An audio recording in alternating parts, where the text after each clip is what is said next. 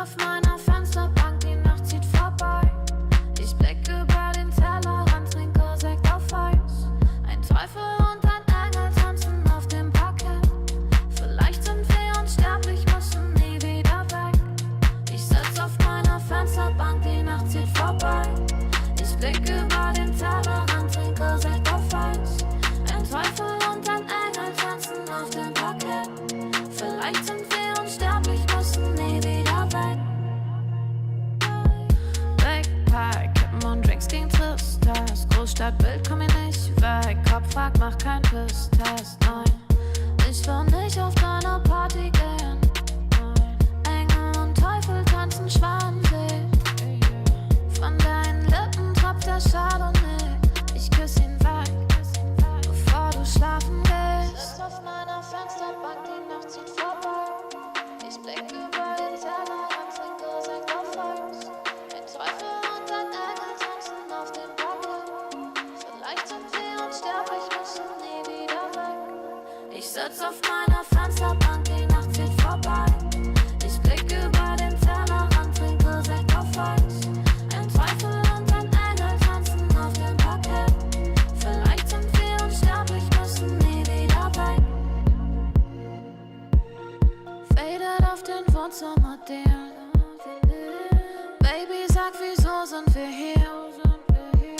Kann sein, dass wir den Boden verlieren. Wir heben ab morgens um 4.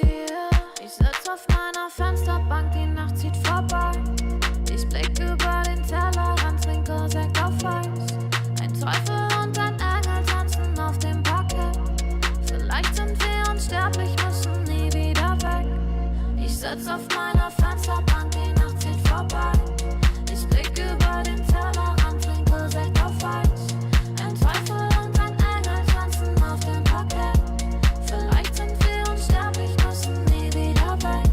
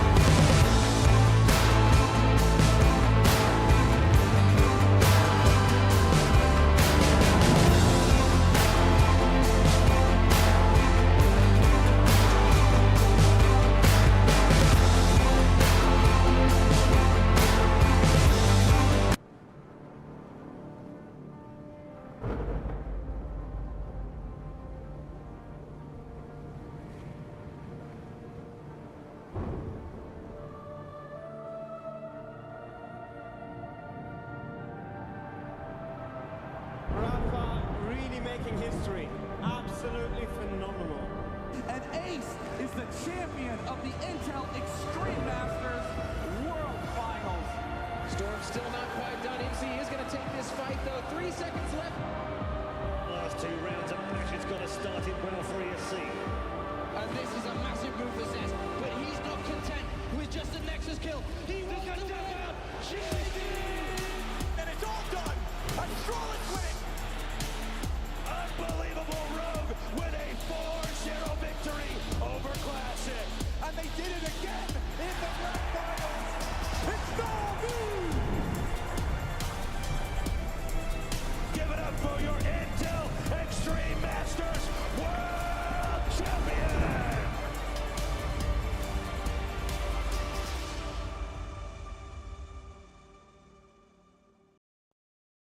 A tournament that means so much to this region right here. It is IEM Rio 2024, and it is the home qualifiers for that very tournament.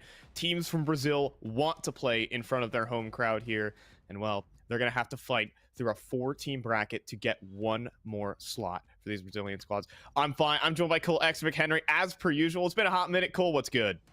Yeah, I mean, it's so good to be back in this region once again. Like you said, this is a massive deal for all 4 of these teams currently rocking in this closed qualifier. To make it to IEM Rio, to get that chance to play in front of the home crowd, it means everything to these guys.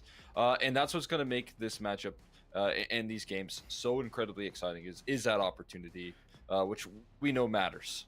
There is a sense of determination, I feel like, for some of these teams. It might just be one of these online qualifiers, and dude, there have been hundreds of them, but this one means so much to the passionate Brazilian fan base, and more importantly, the players, and a couple of legends as well are joining in this closed qualifier too. We can take a look at the teams and see where we are going to be landing when it comes to these matchups for Brazilian squads lining up. Yeah, I mean, as you mentioned here, it's 4 incredible squads looking to lock themselves in a position here. Obviously, you know, we've already got some teams locked, and I think Furia taking one of those invite spots, and then 9Z actually claiming the world ranking spots from their performance at Dallas. You know, I mean, exciting stuff for them, but that does leave, you know, this position, this opportunity up in the air for these remaining teams, and obviously the incredible hunger to lock in that spot here. It's going to be clear, it's going to be evident, and you know, upper side of the bracket is where we will be rocking. Pain Gaming versus Red Canids, a very exciting matchup, but that bottom side as well, 2 powerhouses in the scene that are looking to come off this player break and instantly succeed. Yeah, I mean, coming off of the player break, Imperial are kind of missing a lot of these invites, to be fair. They've kind of slid down the world ranking after a really surprising performance in Copenhagen earlier on this year from the major. They haven't necessarily taken that international success to the house necessarily, so they had to play through the open qualifier. A very brutal affair for one of the star-studded teams here in South America. It hasn't been all perfect for them. Yeah, I mean, that definitely comes as a surprise here. Meanwhile, you're up against an MIBR roster who's kind of in I guess not necessarily the same, but a pretty similar one, where this is definitely a roster that was fielding just constant domestic success, was going on those crazy win streaks off the back of, you know, missing out on making that major that you had just mentioned in Copenhagen. And you know, I think they took their time off and used it very wisely, because off that break of not playing in the major, they came back with so much energy. I think they're going to look to do that again here off this player break.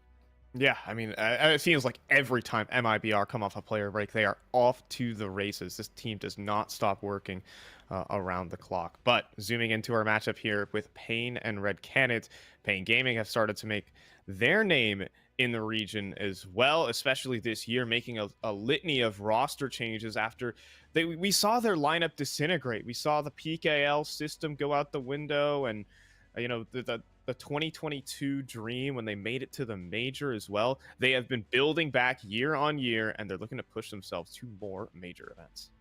Yeah, I mean, they've got some serious opportunities here. Again, still helmed by Big U, who's been, you know, just consistently on everyone's radar in the South American scene. This guy is an absolute stud. He's been doing so much work for this squad, and you know, he's got some help alongside him here. Obviously, again, there's been some small hiccups, I would say, in Payne's year so far, outside of like the major performance that they gathered.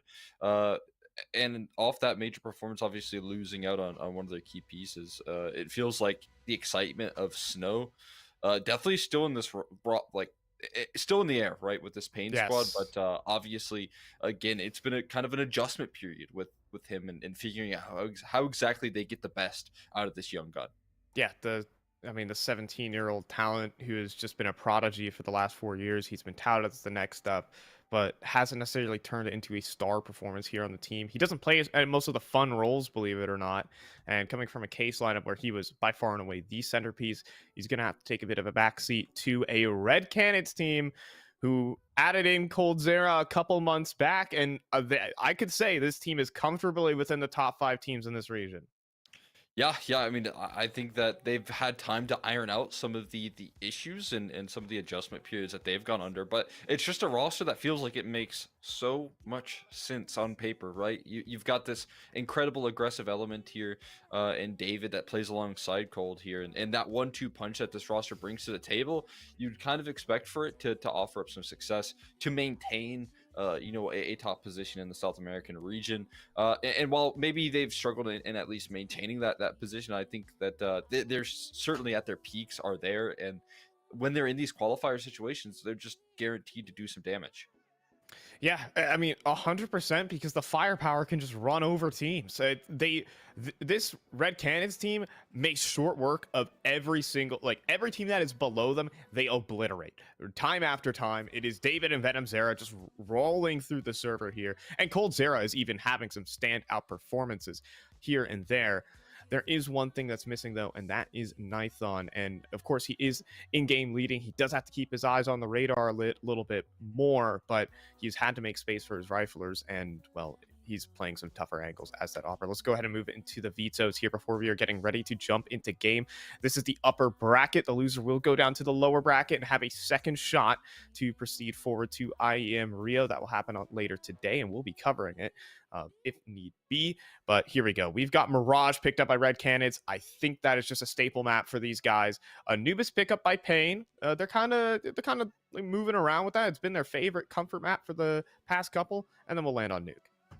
Yeah, I mean, just knowing that Nuke is to come later down the line here for Pain is a big comfort, right? I think that leaving that to a decider is something that they'll look forward to here, and getting the opportunity to pick into Anubis, which I think for me, Red Canids showed some strength on it, but this has been a map where I've just seen some of the, small clashes come through there. So I think there's definitely a good opportunity with these last 2 maps to throw some punches here for Pain, start things off with some success. The issue is that first map, Mirage, in which we just know is such a comfort here for Red Canids. When they get to pick into it here, you've got the individuals that can rise to the occasion. That's where Venom Zera, as much as we like to talk about David, that's where Venom Zera, I think, really rises on that map in particular. So having that luxury here of a bit of a specialist player on that map is always an asset. Yeah, I mean, it's David and Venom Zera. Like, these 2 riflers are going to tear up all of Mirage, and we'll see if those guys over at Pain can handle the incredible firepower that they have to provide. Of course, Big Zera is by far and away one of he's been hyped up for the last couple of years, and he has really delivered with all of his teams. I think there's still a shot, but it is going to be a shootout on Mirage. That is what is really I want to paint the picture as here. It's going to be who can battle over towards mid, who can try and win their duels, and when you have players like David and Venom there, that's going to be difficult for Pain. Yeah, I mean, I'm right there with you. I think that could be a bit of a challenge there. Big U, like you said, I think talking about him and what he has done for the region in terms of his ability to just be this insane fragging in-game leader, still bringing those good T-sides. If you want to compare and contrast that to his counterpart on the other side of things here on Nithon, where we kind of have witnessed a big drop-off in both the op aggression and the consistency in his opping, right? There has definitely been a drop-off since he has been on even like the previous team, like Pain Gaming, when he was on there and doing some of his most exciting work there, right? He was very promising when he was on that roster, but obviously that leadership aspect has taken a big hit, whereas Big U on the other side of things, it just never felt like he had a drop off, almost like he got a boost in performances by putting himself in positions where he can thrive and succeed, and still being able to call from that is truly incredible. Yeah, I mean, Biggie's era. I mean, he kind of calls around himself. I will give him the credit, Right. but he is one who you want to call around. I don't. Yeah. I think he's calling around him because he is the best player on the team. You know, he's on the T side specifically. He's always going to be making these cross map plays, trying to coordinate. Okay, I've got this space. What are the other units going to do? I mean, I'm actually so excited to see him play on Nuke if we need it as that decider map, because that is where he does his best, incredible T side work. And it's very possible that this could be a 2-0 for Red Canids. There's a slim margin there. We'll see what the form is like on the day for all of these individual players. But if we need Nuke, I'm actually favoring Pain a little bit right there. Yeah, I've had the similar take there with the veto process so far. I think there's some good opportunities for Red Canids to capitalize on these opening maps, but once you do get to Duke, that's where Big U really hit his flow state. I think throughout this year so far, it's a map that they've mastered. But obviously, I mean, on the other side of things here, again, like kind of leaning in on what could be potentially the next piece of the puzzle for Pain in figuring out how to unlock this guy is having Snow become more influential on the team. If he's able to, you know, at least get close to what he was able to do. Obviously, when he was on Case, you know, that wasn't a team that obviously they didn't have the most competition. They weren't making it deep into playoff runs. They weren't oftentimes making it into qualifiers, so they weren't consistently testing themselves versus the best teams in South America. And I think that's where maybe Snow still needs some time to develop to get back to his heights. But for me, if they can figure out how to get Snow involved, then Big U has a extra piece on his squad that he could call and could potentially give a lot of resources to, and that is a very promising prospect. Yeah, I mean, Snow for himself has had his roles switch up in this team, I should add. He's not playing all the fun positions that he was able to get on Case. He's had to be making room for stars like Lux specifically. I think Lux is a crazy rifler for what he's able to bring to this team. That's another name that has just really popped up in the last year and a half here in South America as he's joined this Pain Gaming roster. And so he really needs to iron this stuff out, because I should mention, Cole, that this is all in light of the Cologne play-in stage for a variety of these teams. MIBR is going to Cologne. We have Imperial going to Cologne and Pain Gaming. So all of three of these teams in this qualifier are really trying to rev up their season for, well, probably the biggest tournament outside of the major. Yeah, I mean, you're exactly right. This is what they've been preparing for, and this is why I think, you know, these teams haven't really taken that player break to heart, right? They've been probably just grinding throughout it, as we've seen from a lot of South American teams from the player break. The consistency in which they get these reps, it just feels like all of these rosters in South America have been operating on all systems go throughout. For the most part, the entirety of this year, and we have definitely seen the fruits of that labor in that last major performance, right, where they were able to make it into you know, those deep runs and really show some consistency. All that being said, though, we've got good news, as you can tell from our yapping about the South American region. We were delaying in the game, but we should be ready to kick things off. We've got Mirage here for the first map of the day, and it's looking like a B execute to start it off with here. Interestingly enough, Lux has a Molotov and a pair of dualies to play with. Yeah, look at this. Just going to be going in with the jump spots. Silence is actually going to bring in a second rotate here in the form of Vicky Zera. And as the utility begins to dribble on in, an excellently timed Molly is going to split up a variety of players. As, yeah, now the dual Berettas cannot find a kill. It's Vicky Zera back at the site, dancing between the angles. Can he finish off Hardtown? No, Hardtown's got the headshot and the bomb plant here for Red Canids. Opportunity here to play in the post as well. Already punching in those numbers, trying to make his way out, though. It looks like there's a small gap in that market window smoke here, and looking to be abused, but just can't quite find the shots just yet for NQZ. Finally making leg room into this round, but they're running out of time, and they're running out quickly. Yeah, losing Kawas here. We do have a kit on NQZ. You could hit the shots. They could be fast on this. Still possible, but with Venom, Zera, and Hard South, disgusting crossfire. Full house between the two and the pistol for Red Canids. Crispy stuff right there on the post plant. I mean, just not giving them a comfortable duel where they just constantly playing whack-a-mole. Red Cannon's playing with their food on that post plant. Get the job done. We got MP9s in play here for Snow and Kawes, so you're seeing the force buy. In fact, 4 MP9s invested into here. Not a bad idea. see what sort of damage can be delivered here. As we got a couple of players close by and towards this A-hold. And it's going to be a pretty quick execution. Hold on. It can still be lethal.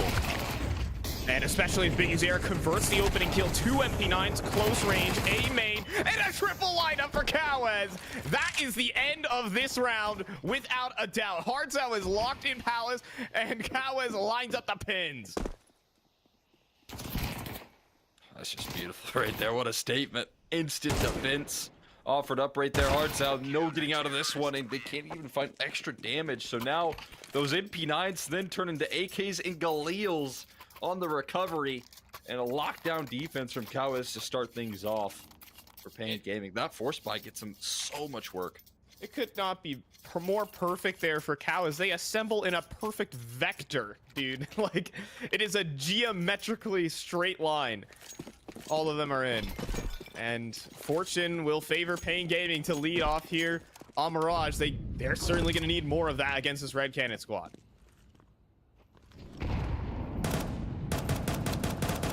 Bigu's got a crazy view model. Whatever it takes to be the best, man. It's been a while since I've casted him. Is that really what he's playing on right now? That's nuts. Can you hate? Can you hate? That's the real question. I can't hate, but like, I can be kind of displeased with the the visual.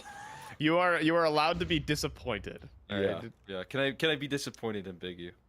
Not really, because he's pretty good, but. Scaling up Casto.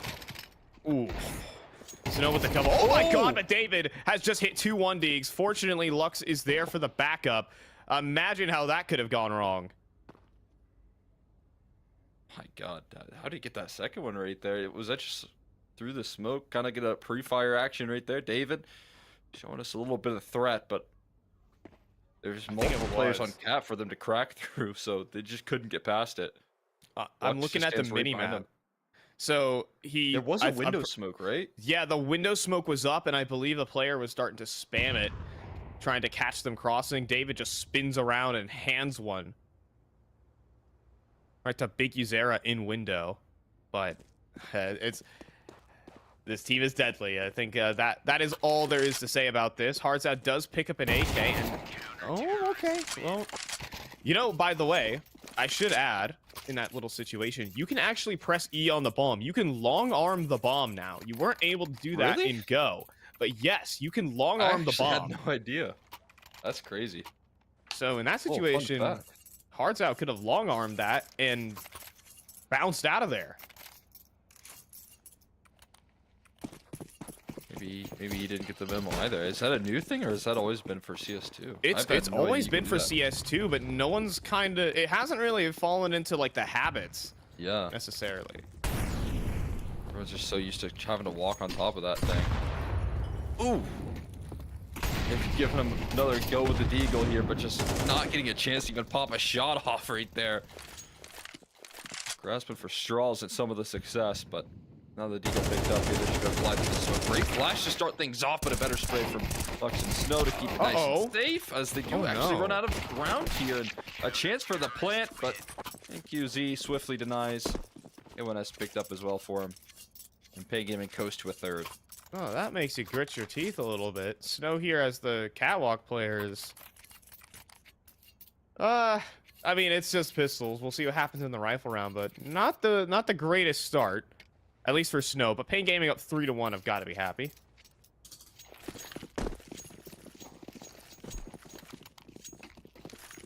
Especially with losing the pistol and just dominantly answering back here. Good utility already being put on display towards middle. And I think he holds onto that mullet for just a little while longer. Meanwhile, his teammates can get into a position where now Cold could be in hot water as 4 or 5 players collapse in on him towards mid. It's just 4 actually. But still, I mean, difficulty getting out of this position with a lot of attention turned. He still has the smoke, though. He never used it on the Molotov, so while they have all that investment, they don't really get as much as they might have hoped. I think that's the value of having Cold on your team right there, right? Yeah. Never panicked. Hold on, but This is ridiculous for Venom Zera. Oh, the bait. It's excellent. From the player up towards top con, spamming the top con smoke. Trying to bait him in, and then Big Zera. What kind of shot was that? Hard's out, gets erased from the server, and then there's 3 for Big Zera. Does he want to add any more? Well, Cold Zera will eventually falter in middle. It's ridiculous stuff here from Big Zera, but I mean, what can we expect? Now, Nython up into the clutch. Surprisingly, it is winnable. Can he reposition? And yes, he can with the top con smoke available. He gets his way out towards default. They're not going to expect this angle. You'd have to think. Nython, he gets himself towards Sandwich. This is so powerful. This is so unexpected. They think he's CT right now. Oh, Nython, he has a huge backstab. He's waiting. He's being patient. And he delivers the reposition. The IQ from Nython will convert the round. I mean, that's what he can get away with right there. A 1v3 when he doesn't have to work and watch his mini-map the entire time. When he's in those clutch situations, you can definitely see he has that ability, that talent. He gets away with it beautifully. Perfect clutch. I mean, takes his timing. Threads that needle. Getting in towards Sandwich. That's the sort of inspiration that the rest of Red Canids need when things start to go wrong. When Big U starts to fire up right there, things can get terrifying, but not going to be the case. Not just yet, at least.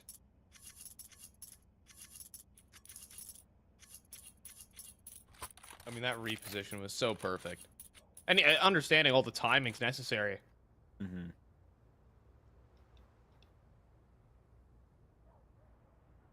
I mean, 1 versus 3. That swings the game in the favor of Red Canids almost. It's going to empty out the pockets here for Pain Gaming in a situation where Pain Gaming could have converted that 3-man standing up 4-1. That would be commanding position for the whole map. And yes, Red Canids are good, but you're seeing Pain Gaming are showing up with some individuals today. I will say that. Like, Big Zera.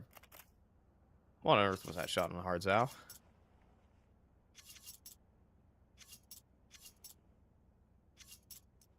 That was pretty. Got a whole bunch of Pain Gaming alumni here in the server. Nython and Hardcell both spending some time there. And then NQZ and David, former teammates, right? So there's a lot of history between these two teams. I mean, NQZ and David kind of both grew up in the same team. That 9Z roster that made the major was one of the youngest of all time. Right there. NQZ was 17 years old when he qualified to the major back in 2022. That was Rio, correct? Alongside. Yes, that was the Rio major. He was the first Brazilian to actually lock into qualification. I do remember that as well, because guess what, Cole? We were there. Wait, how do you remember? Well, that's crazy. Oh goodness. I'm just a big NQZ fan. I might, yeah, just a big NQZ.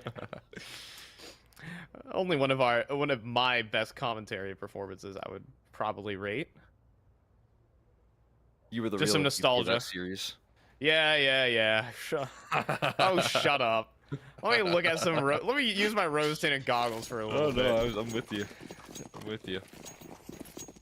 Good times to be had though. Here, another chance at another IEM Rio for some of these teams here. I mean, only one of these teams, I should say, more accurately put. Another off-spawn A call being hit early, hoping to catch him off guard. And it might work here. One player towards Palace Balcon, a great swing from Snow. Catching off the timing, Cowes goes for 1. Man advantage belongs to Pain Gaming, and Snow just needs to make sure there are no lurks out for May. He needs more time for his teammates. Nython, though, does jump top stairs. Lux, though, in the open, will deliver superior weaponry and firepower from Lux. And we'll lock in the round for Pain Gaming. Yeah, I'll tell you what, he put himself in a bit of a scary position, but sure can find his way out of it with those quick adjustments. Nicely done from Lux. And a very good reaction there from Pain Gaming. Just so quick to react. I mean, they've got everyone involved on that A-side defense. They've got their 2 B players in CT spawn in the 2v3. That's always nice to have right there. Part of the asset of this Pain Gaming squad is the conviction. Everyone feels like they're on the same page, and when that is the case, this roster really thrives.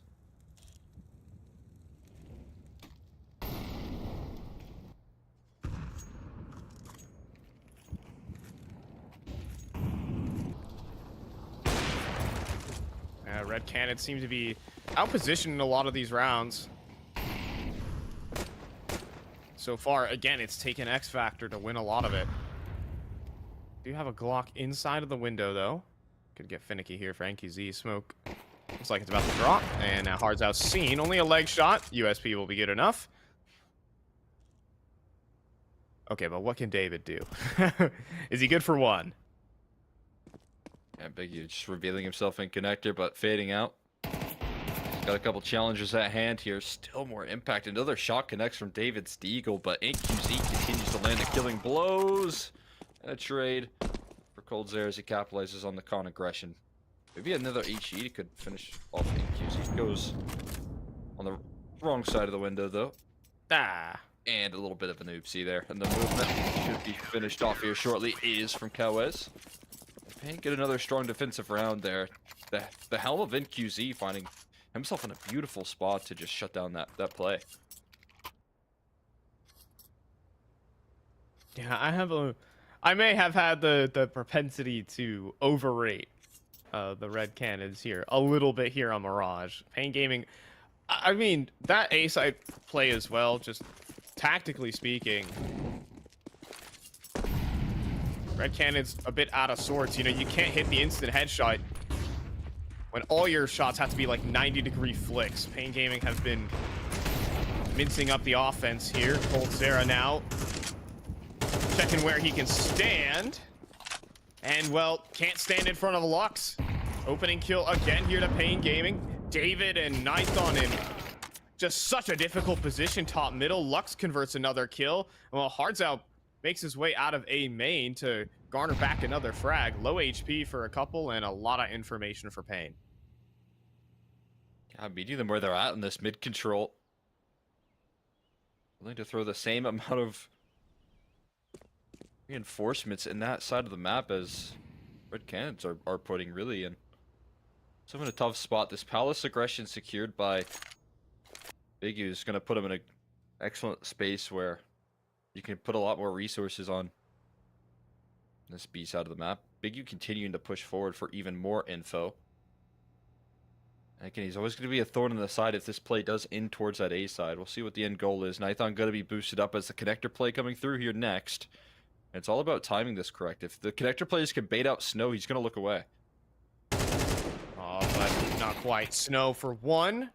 Trades. I wonder if the death cam saw both players, and maybe that is the case. The scramble begins here for Pain Gaming. But the question in their minds, where is Big Uzera? Well, there he is. Denies the bomb plant, and no respect for his former teammate as he swings Hardzao down to 6 HP. Everyone's low. You're right. Everyone wants to be patient. No one wants to be the first one to swing. Hardzao, though, looks like he will give his back over to Lux. HP doesn't matter when you're not looking the right way. That is 6 rounds to Pain Gaming. Beautiful clutch right there, and just even better positioning here from Big U. Everyone understanding how they close out that round. Everyone on the same page. Snow right where he needs to be to do enough damage and get enough information to seal that one. Big U putting some threat on that bomb denial initially, and just so much damage out of him from A main. Some very smart Counter-Strike being brought consistently here by the side of Pain Gaming, putting Red Canids in a tough spot on their map pick. And again, this was where I thought the strengths were going to be initially shown, especially on this T side. So looking towards Venom Zera at any given moment to start activating a couple of these situations. He's been shut down.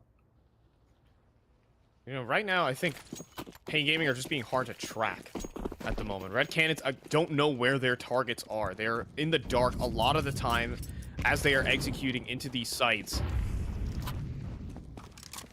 And consistently, they're just getting caught off guard by these mix-ups. Here from Pain Gaming in the mid-round. Full-blown mid-execute coming through a little bit later. Now what is Biggie Zara going to do? He's going to drop the bottom con smoke. Now the cat brick side. Just being so finicky and annoying with this utility right now. Pain Gaming dropped 2 smokes and lock out red Canids. I try to play off these little gaps in the smoke, and look at the way that Lux perfectly threads that needle down. That's a great trade back from David to equalize, but it is so frustrating. The plays have been constantly met by gimmicks from Pain to try and take things back, and again, somewhat successful with the early opening. This time David has a quick reply, and this could open up avenues here towards success on the A side. I love that smoke from Cold Zara. Just information denial, trying to make them guess they're coming up catwalk, while 3 players instead walk up A main. Cold Zara already making a move, full execute coming through, and Gowaz, he does get the information in time. Okay, well, what can Big Zara do? He has Molly Flash, and is just gonna step forward onto the angle here. This retake is on. This is gonna be a bloodbath of a 4-on-4. Big U. Oh, he looks away. No, he turns back in time. He's waiting for the aggression. Big Zara has just got the smarts for it. Hard's out now towards Tetris. Just a real anchor position here to hold on to that bomb defusal. Nades go through a second for Hard's out. Devastating stuff here in the post. And even Big Zara cannot find another. Hard's out locking it down for his squad. Becomes the rock right there in Tetris, man. Not letting them get in towards that retake whatsoever. Denying them access on that bomb site. Beautiful stuff from Hardzao in the closing stages. And like you said, Cold Zara, information denial, that sneakiness towards middle. Again, maybe didn't always have the most success with teams in the past, but this time around, I think he just has the right players to get away with more passive movements like that. He's got teammates alongside him that can find these fiery entries, that can be aggressive, that can take space for him to get away with those sort of movements. And we see it perfectly in the server here. Elevated angle for NQZ, though, could catch him by surprise. Oh, and ooh, it nearly does. Cold Zara jumps across with nades in hand.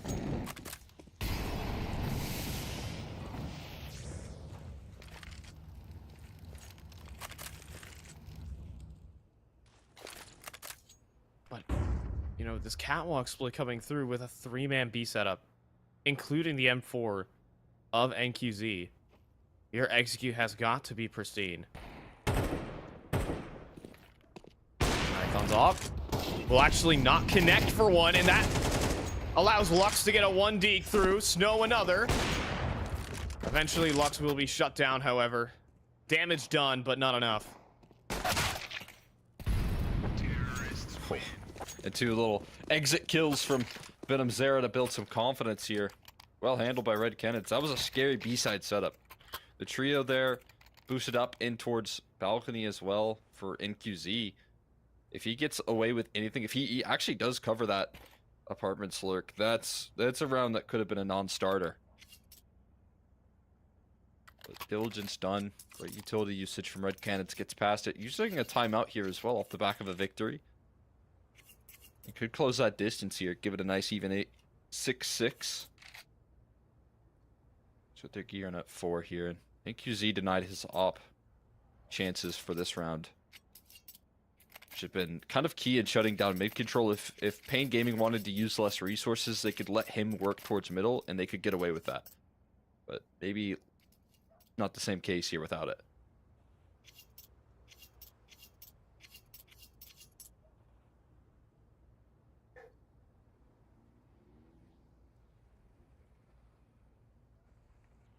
So missing a couple tools here for Pain. And some X Factor working out for Red Canids. Again, that hard sell lockdown at Tetris kind of changing the course of the half here. The side of Red Canids. So many rounds that could have just had Pain Gaming absolutely run away with the map. Now can they hold on? Small advantages here as Hardzout goes for the swing, cannot hit the instant headshot. Sees 2, but there's not much Red Canids can do to react. Not in a position just yet to really spring into action. And already we can see the adjustments landing on the setup from Pain Gaming as they do take that real estate away. A side of the map kind of goes dark, so no longer had that defaulting presence to maintain that space. AQC doesn't need an op to open things up. He's got the rifle just as effective. It looks like they want to converge in towards middle. Snow eager to peek in. Delayed by a smoke. You're trying to actually play off of the gap right there, or create a gap and then take some ground. I saw Donk doing that quite a bit. AQZ now forced to reposition in towards the site proper. They've got a smoke down towards ramp. There's so much space here to reclaim. Oh, Venom Zera, though, makes his move perfectly as well. A double kill to salvage this one. Bomb is still down in the open, though. Front and bottom connector, but Snow will make a reposition instead, and that allows them to collect the bomb. Flashbang in towards CT as well. Lux is actually going to go for the fight and find Cold Zera out of that one. It's now 1 versus 1. 2 prodigies on both sides, but Owi, let's go over the plant a little bit there. Now Snow, he gets to take the elevated angle. Stepping up, Snow sees it but cannot convert.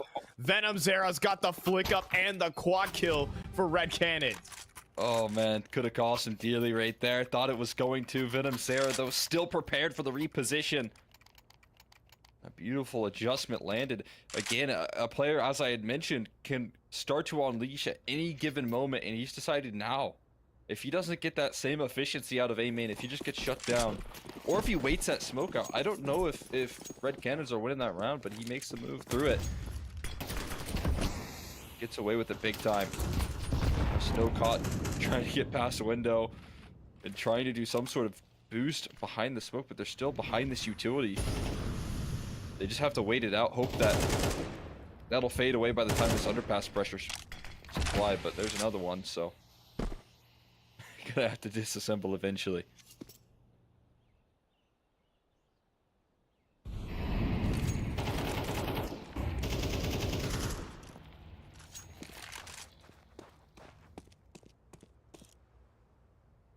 You know, Cole, I feel like Pain have played the better half of Counter-Strike, but as we commonly say when we cast Red Canids, they've just got the X Factor. They turn it into a shootout. And then they win.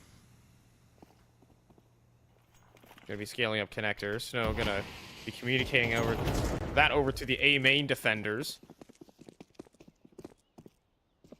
And Snow, I think he's gonna try and make a move. With NQZ finding hards out as well. Now Snow will actually inch his way through the smoke, get a back turned as well. Little moves being made. Snow's gonna make up for his mistakes there and find a double kill where he should have gotten nothing. David now swings a sight. Oh, it's David and Venom Zera still alive here. Cool. A terrifying duo awaiting Pain Gaming. Can they handle this? I get the numbers punch in. That's step 1. Finally able to accomplish that much here, but the rest of the roster converging in on them, and now it's just David with his back against the wall. Wait a second, shooting him before he even peeks. But it's going to be finished off by Kawes. He's overwhelmed quickly, and the defuse should come through. So Pain at least here, towards the tail end of the half, claiming a lead. We'll see if they can keep it up here after a short break.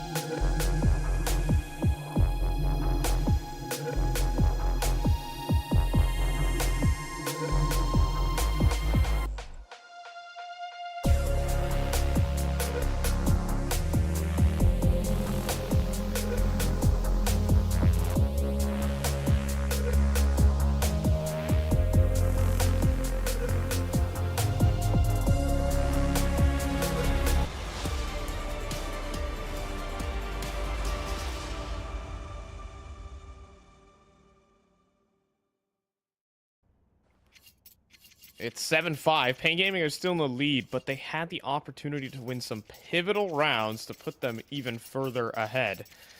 All Red Canids, they're still in this game, and they could be even more so with the pistol. 5 Cole Extra McHenry, and double dual Berettas for David and Hearts out. Yeah, I mean, definitely missing out on some clutches so far here for Pain Gaming, but maintaining a lead despite that fact is pretty impressive.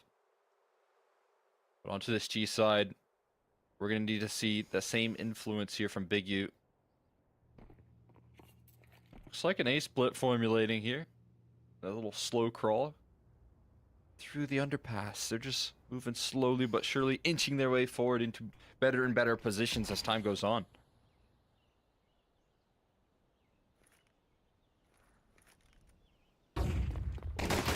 David's going to swing forward and clear out the first 1 versus 1. Isolating these duels for David. And now just awkward scenes across the map as trying to push in through the A side. It's actually Ninthon who's found 2 here from this jungle position. Super impactful. NQZ with 1 headshot, but it seems like that's all. David's position too powerful. And Pain Gaming not as explosive as they needed to be here on the pistol. Red Canids are going to inch back into this game. Yeah, losing a lot of those momentums, losing a lot of aggression once you lose that Palace player, right? That's one less prong that you can attack from. Puts the weight on everyone else's shoulders. So David, great bit of proactivity, but in QZ, running his low HP bars here, they're just not giving him a duel. They're not giving him an inch into this round. And yeah, 4 swing in at one moment. Never a chance to isolate those fights, and Red Canids going to strike back here, looking to equalize pretty quickly, it feels like.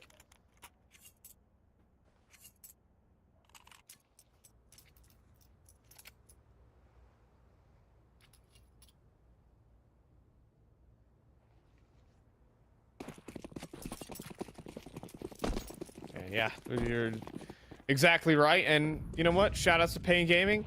They're going to make this round quick. They're going to go 4 players up into Palace.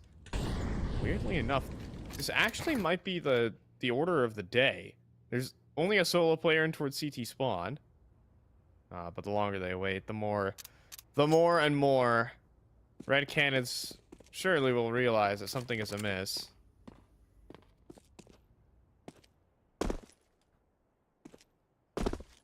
Pain hear these jump spots. I should add. And as David pushes top middle, that's going to spring things into action. They've got to go. And with the bomb plant? Not today. Couldn't get away with it. Couldn't QB sneak that one in. Flawless on the anti-eco for Red Canids. Tough stuff there. Nice try. The bomb plant. No luck, though. Too stabilized. And that's exactly how you want to handle business if you're Red Canids.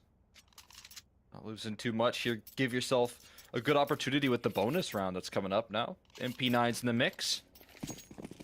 AK's on the other side of things here. See if Pain Gaming can use that to their advantage now. Fast out middle. Ooh, a little bit of vision before Big U gives him a chance to fire away. He is still kicking, but walking wounded for sure. 1/3 of his HP standing. And after that initial mid gambit, he kind of, and I understand this, but feels the need to fade away.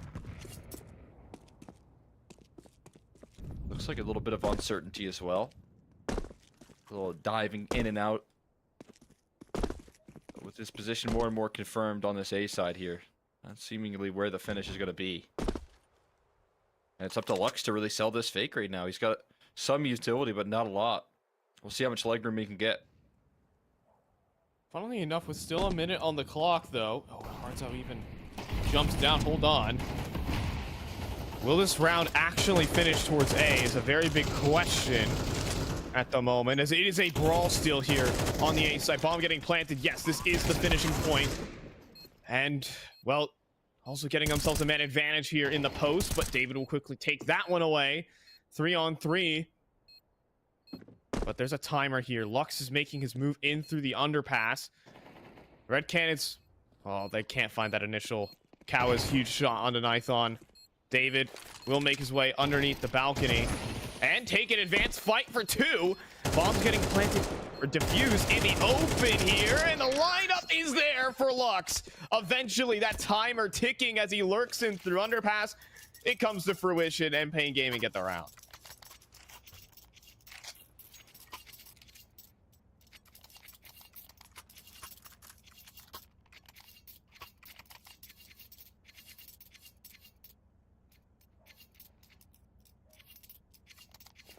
Man,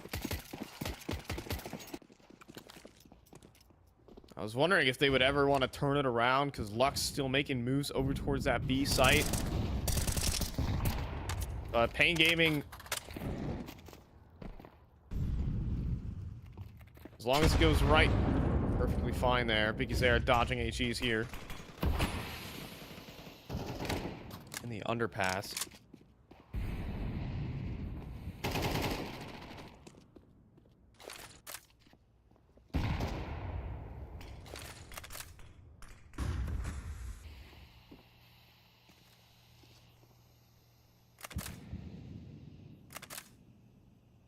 So, mid control here for Pain. Like this position from Cole, but he dives out of it. Should have maintaining that position in the window room. Has to now go for a long rotation here. Lux also taking deep sight lines in towards window. Splitting up the attention of Nithon. Either way, though, there's a lot of eyes, and as Lux inches his way forward, his job becomes very difficult getting past these two. All a game of timing here, which he might have just nailed. Oh my goodness. Is he gonna get a pick? Oh, and he does. He gets the pick onto Cold Zera. Nithon does quickly trade that one out, but now the pressure's on. There's another player about to arrive up towards top connector, but then David pushes past the smoke, collects 2, and will lock in the round with a quick triple. This guy. I mean, hey, it's instant redemption for his maybe small gap, a breakdown in a communication. It did still feel like Red Canids had an idea that that was a possibility, but, you know, lose out on 2 players with a fantastic spot of connector and in that window boost. But David's also in a position where he's much more equipped to handle that A execution. So, you know, there's gives and there's takes there with that play, and he'll definitely take.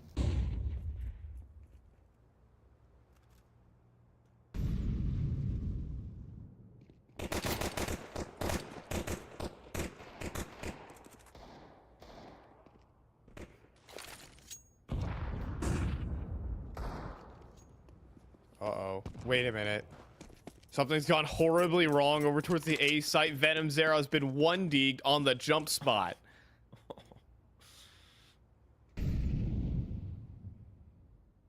Biggie said, go A, go kill, to himself. You know that's going to spread that defense. Then, unfortunately, not a gun recoverable. And with 4 Glocks that stand beside Big U, he's going to need to do a whole lot more than just 1 Deeg. Might need 2 or 3 of them.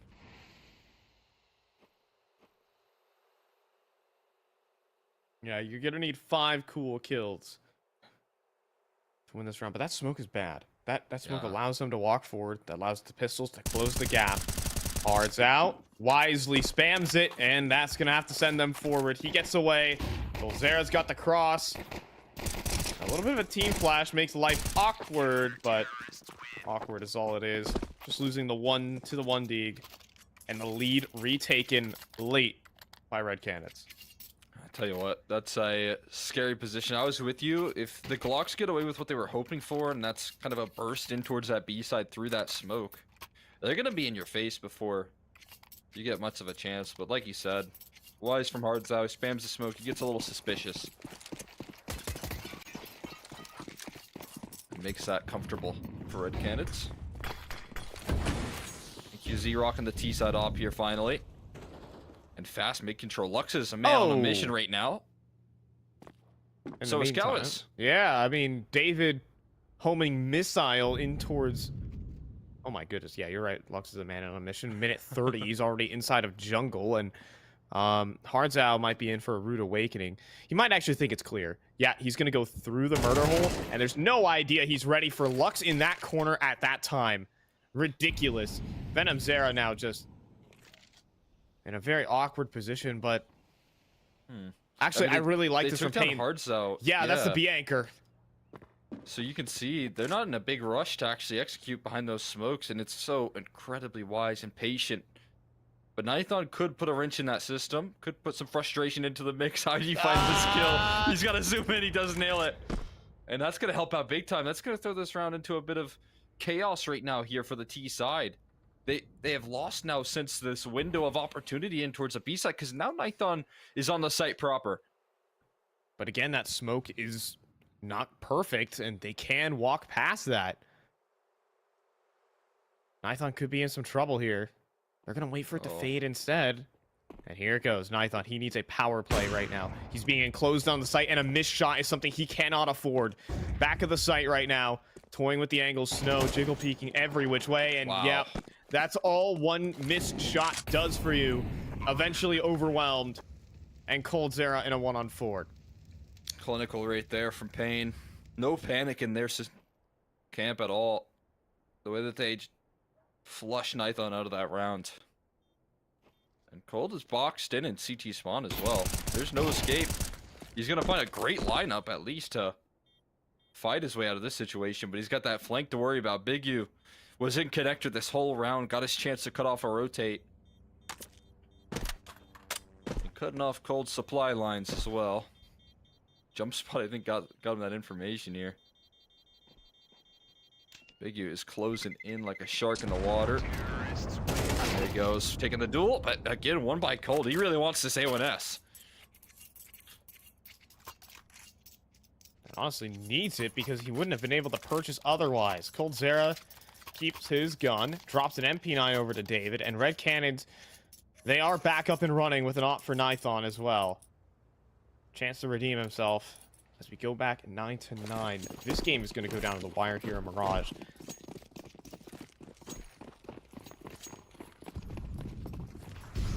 Just the moves that Payne Gaming are making. At the start of these rounds, bold Counter-Strike, but it is paying off. 3-man B-star for Red Canids, a big surprise. Gonna start scrambling.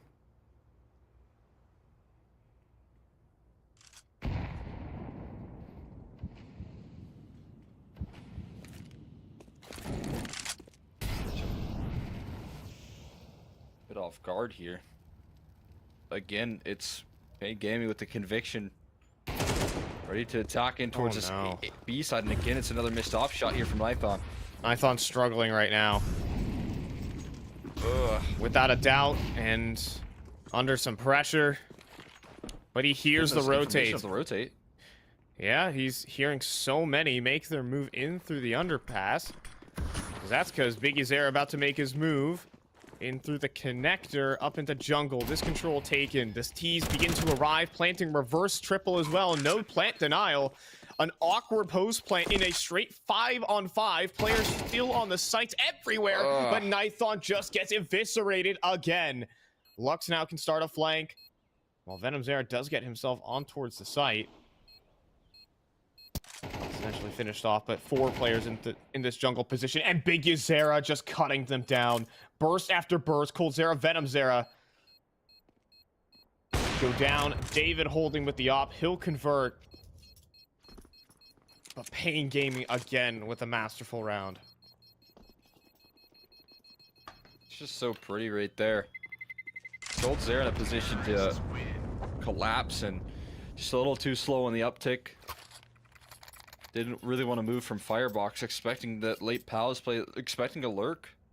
Probably just expecting Big U to try and catch him off guard there. Instead, Big U's cutting off rotations from jungle. They've got a great reposition and a 5v5 post plant. No one's on the site proper. They're all playing for that bomb and getting themselves into much more comfortable positions in connector and jungle. This parts of the map that they know they have control of. There's just no second guessing here, really, on this side of Payne Gaming so far.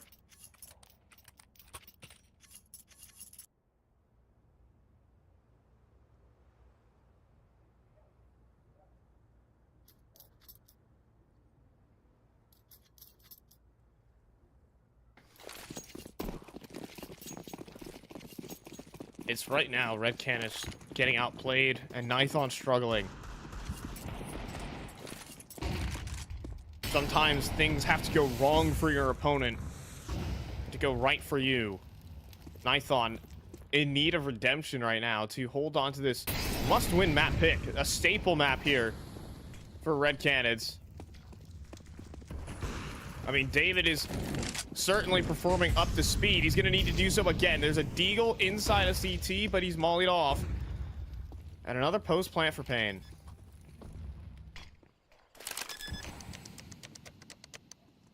For this, you probably just want to have some damage done by the pistols. Or have your A1S lead the charge into an immediate headshot. Cowis sets the tone for how this retake is going to go. And 3 follow suit. My goodness. 3, actually. This would be the third as David now wants to tussle with him. And, oh, yeah, finally does win. A victory there. A1S to recover and get out of dodge with. This is Pain Gaming inching their way forward to the finish line. Terrorists win. And they are just dancing around the off of Nithon. I don't know how they do it, but he's hardly had a clear shot at a target. This round, he's just smoked out permanently. The previous one, they just ran away from his bomb site. I mean, Pain Gaming are just slipping through. Every part of the defense, getting space that Red Canids aren't prepared for. Working around with it.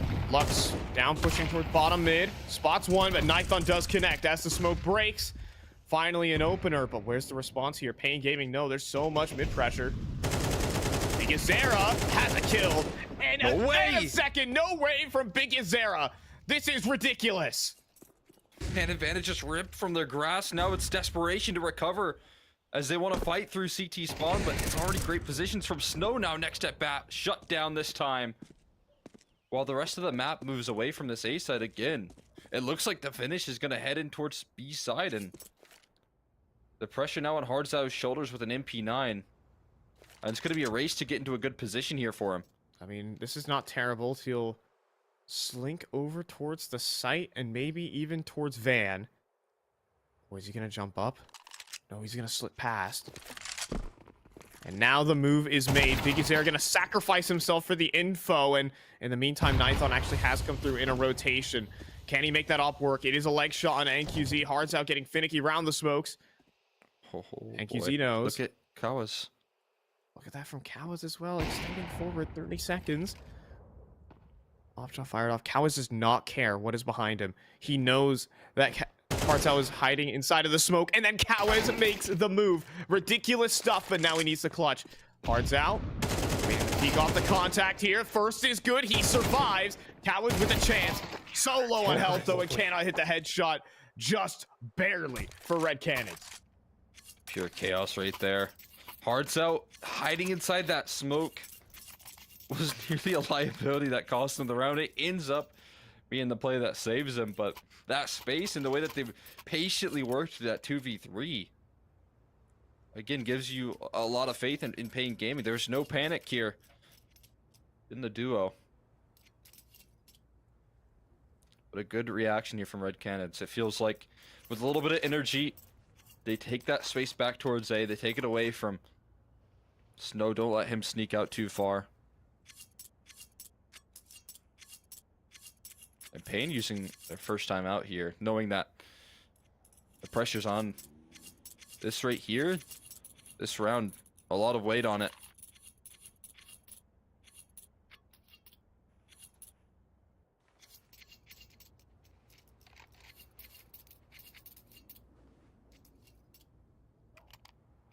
Pain Gaming, in my opinion, Cole, have lost all the pivotal rounds in this series. The ones that would just cement huge leads and huge advantages.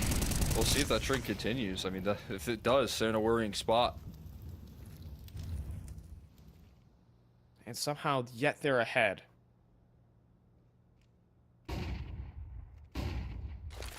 Now, Big Azera, he's up to no good again. He's up to no good. David has no idea. What? He survives, because it's David, of course. Got a guardian angel watching over his shoulders in a big shutdown of a big player here. And Big U. Venom Zera get involved on this A-side hole, but they have a man advantage. They don't need to get super aggressive here. Oh my goodness. And then Venom Zera pops through. Looks. Does find one. Lurk in middle. But David, oh my goodness. 24 and 14. Ooh, Nate, it doesn't. David is 3 just HP. immortal. He is just immortal, Cole. I'm sorry. Still kicking, man. How is he still alive? And gonna fade away eventually towards a more B-centric defense. Hold on, though. They've got A aggression here. They might have just perfectly timed this, but the patience. It's not over. Cold's in a perfect spot. Oh, is he gonna reveal his hand is the question. NQZ. He's gonna slip down the ladder. Cold Zera with no idea. The flank's taking mid control. They still have 2 players on B, so this is the only possible gap that they could have created here, and they've exploited it perfectly. And now they actually have insanely good post plants here. NQZ posted up with an op, and Lux inside of jungle. He will have to make a move himself, however. And, well, now he'll reveal his position. What can NQZ do from CT spawn is the question. He does nail Cold Zera. He needs another. They're closing in. They're rapidly closing the distance. NQZ needs another kill out of this one. And, well, he'll go for one, but be quickly traded by who else but the 3 HP David to equalize at 11. He might just pull him through the finish line with a play like that, man. Caught completely off guard with utility out, and he takes a headshot, but it doesn't put him down. And Biggie missing that one opportunity, that small little window that he had, and then watching David shut down the rest of his team has to be so infuriating. And as you mentioned, that's that consistency here. These big swing rounds have gone to the way of Red Canids. It's keeping them alive in this map so far. And it might not just keep them alive, they might be able to thrive here and get their way to 12 first. They're trusting in Snow with a hero rifle, at least for now. Not a lot of investment behind this. It's half buys around this hero rifle. This is the faith that they put into this prodigy, as you mentioned.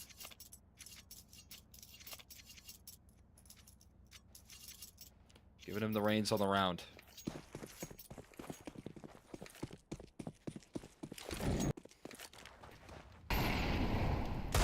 What are they going to do without a single grenade, though? It's 3 players down underpass. They're going right into a mid setup. I say it's a setup. It's really only 1 player holding towards underpass. I regret to inform Pain Gaming, though. It is David Deus. He does go for 1, though. And, oh, the HE. Yeah. We'll get NQZ towards the end. Man advantage here for Red Canids. NQZ falls to that HE. Ape it down as well. The AK is recovered. Just keeping their distance so well here. Nicely done. Good bait out there. Oh, no. Zera caught with utility in hand and a 3v3 and an equalizer found by Lux. Hold on. And he has the bomb. He is carrying that through. Venom Zera also revealing his hand towards CT spawn. They can just make the assumption, and I think they will, that he's only inside of CT, and they're just going to go for the plant. Pain Gaming in with the read. Not a single grenade purchased at the start of this round. They have a post plant. They have 2 players without armor here, but they have a post plan at the very least. Can they shut down this round? They're going to all fly through CT. Big Azera with a power position here. Top of Tetris, looking to see if anyone jumps up. And that he does, but Nithon has got the headshot. Defuse, though, it needs to be out in the open. Lux, he's going to swing. He's going to find the headshot. He's going to get him off it. Someone else has got to press E on that bomb, and Lux is going to start cutting them all down. Pain Gaming have done it without a single grenade and stolen guns. Just 1 AK invested there from Snow in that last round. A couple of entries, a couple of surprises there for Red Canids, and a disaster state for their economy on their map pick. It's going to be pistol upgrades. It's going to be Deagles and A1S in the hands of their hero and David. But we saw what just happens if he falls early. It can be disaster. What on the brinks? What a round. Lux playing that to perfection. Again, continuing his performance. Finding those big kills. Big U baiting them out there. Catching cold zero of all the players on the server off guard.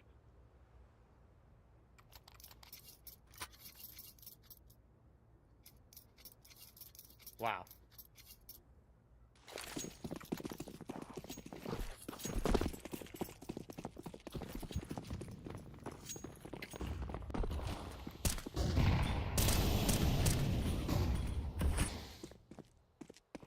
That's all I can say. It's just wow.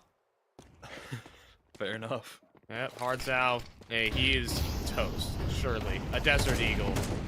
And nothing much more to fight with, the but decoy. What? The decoy actually sold it. Are you kidding? Oh, wow.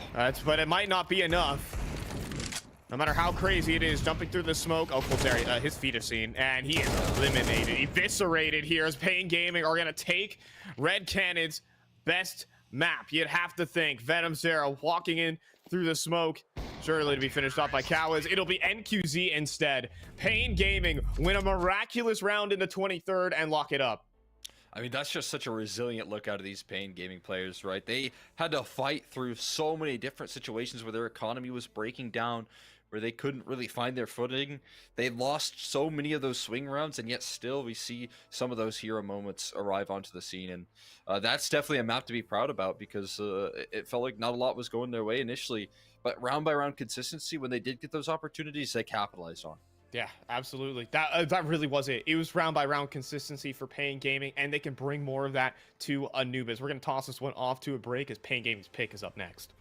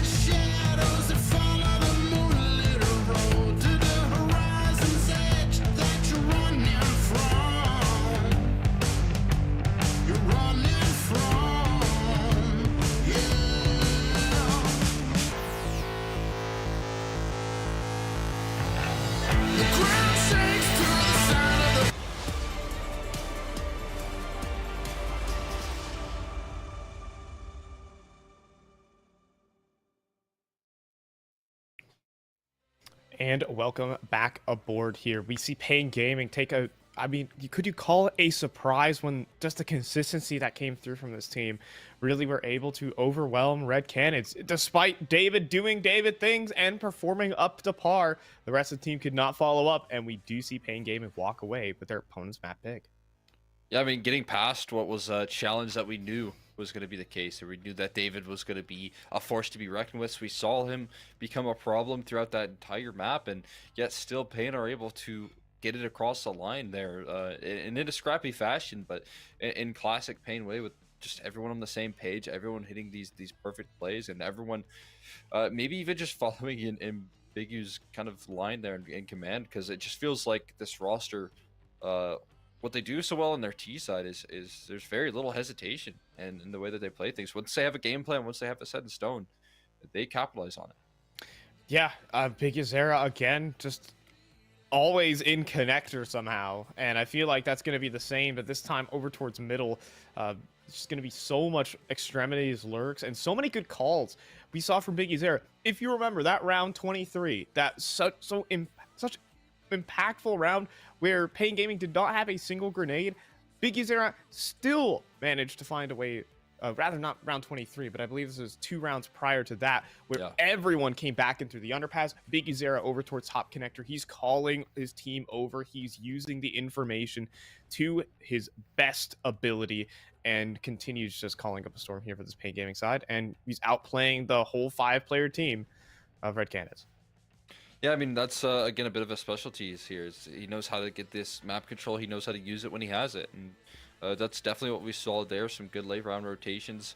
On the CT side, it was those very early rotations that got them a lot of space and a lot of successful defenses. And again, when you talk about a map like what's coming up here next and kind of leaning in on what Anubis has to offer, you are dealing with the same exact win conditions here. It's all about getting those early rotations. It's about finding control, especially on that CT side, in which I imagine they'll be starting off in, given that they picked this map.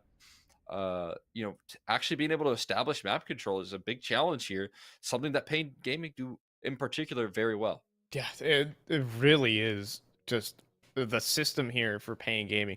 I think Red Canids are a far more aggressive team, far more off the leash, kind of saying, hey, we're going to make this split decision now, and kind of playing more instinctual Counter-Strike, while Pain Gaming have a flowchart. Pain Gaming have the notes next to them to work through them. Honestly, Pain Gaming play class Counter-Strike. I remember here when they were competing in North America, that is one of the biggest applauds that many of the teams here in North America had to say, especially squads like Team Liquid. I'm pretty sure Liege said this, that they're one of the best teams to play because they play a style of Counter-Strike. They play logical CS, and they're still able to outplay you even though, they're supposed to be playing logically. So really smart stuff.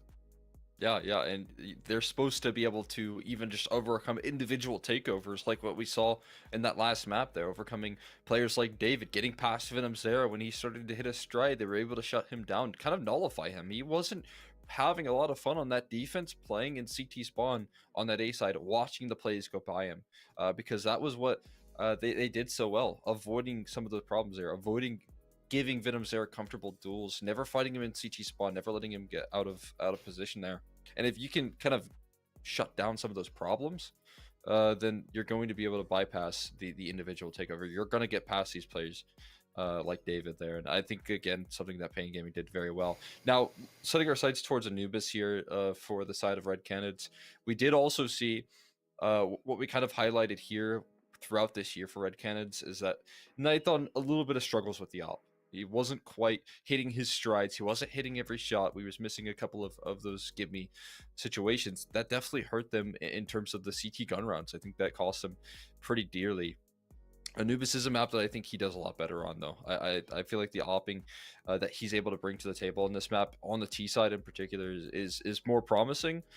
And if he puts himself in the positions like he was in that last map and starts to connect, it could be a different story here for Red Canids. Yeah, Nighthon was on the struggle bus a little bit, but it's not like you can easily plug and play a different opper of that kind as well. It's just you need someone to lead the team. If not, it's going to be probably Cold Sarah taking the knee and having to be more attentive to the mini map. I kind of understood a little bit of it when I started playing League again, and I had to micromanage everybody, and I'm supposed to be the guy on the team, but you're looking at your mini map, you're constantly seeing where players are, what needs to be done, and then suddenly you now have to hit really difficult op flicks as well for Nithod. So you just got to give over the reins. I did Yeah. that this season, and now I'm back to just brain off, shooting people, playing League or ESEA League and Open, Yeah. which has been a bit of a ball. So if you are interested, I think this season already starting, but always a chance to get into season 51 there. Yeah. So a little ESEA League plug. But we knew how good Nithon actually is as an operator. He is extremely capable. Yeah. I remember when he was back on Paint Gaming, he'd just run around. He would just run around and kill everybody when he was over here in North America. After Safe left for Pain, rather not for Pain, but rather for Furia. Paint Gaming were out there trying a variety of different oppers. And Nithon was one of them, and he played exceptionally well. But this is a different team and a different playing environment, and he does need to step up though, and does need to deliver. Op IGLs, I think, typically come under the most flack because you can't take the best gun in the game and do poorly with it. Exactly, and it's even more challenging, I think, in CS2 right now to succeed and play at those highs. Right, if you're so focused on different things, that's just that much more of an advantage that your opposition could wield. That being said, though, we should be able to hop on into the action. We're ready to kick off map number 2 on Anubis here. We'll see if Red Canids can start to find their footing. It is actually Red Canids starting on that CT side. They've chosen to start here, though. Huh. So interesting to see that. Yeah, you don't see that too often anymore.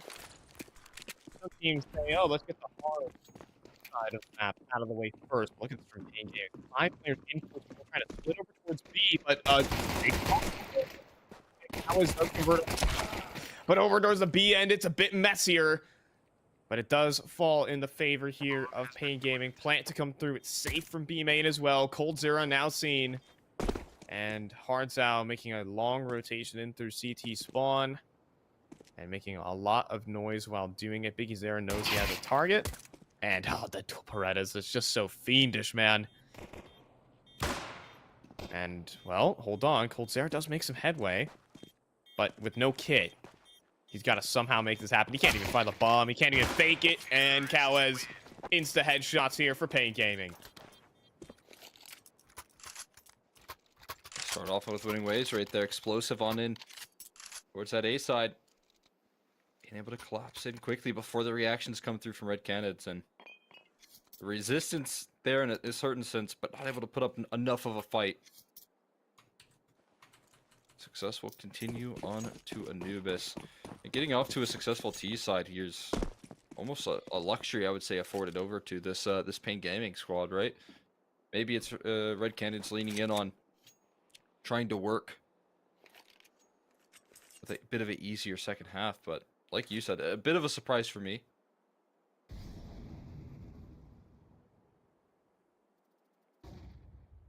Especially after a pretty successful T side in that last map as well. Yeah.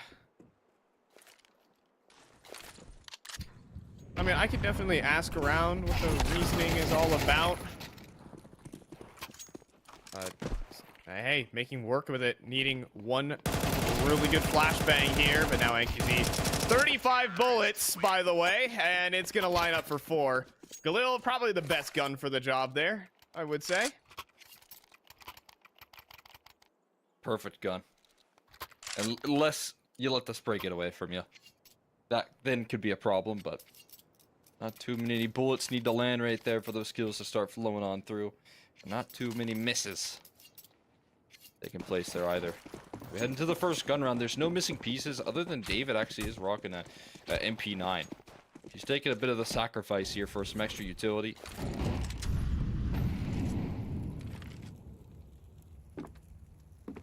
That Starlight got them so much. That last map. It's going to start off Anubis here. Only an MP9.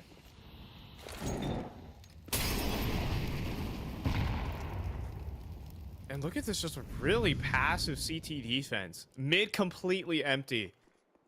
If they want to split a bomb site, Pain Gaming can, and they will.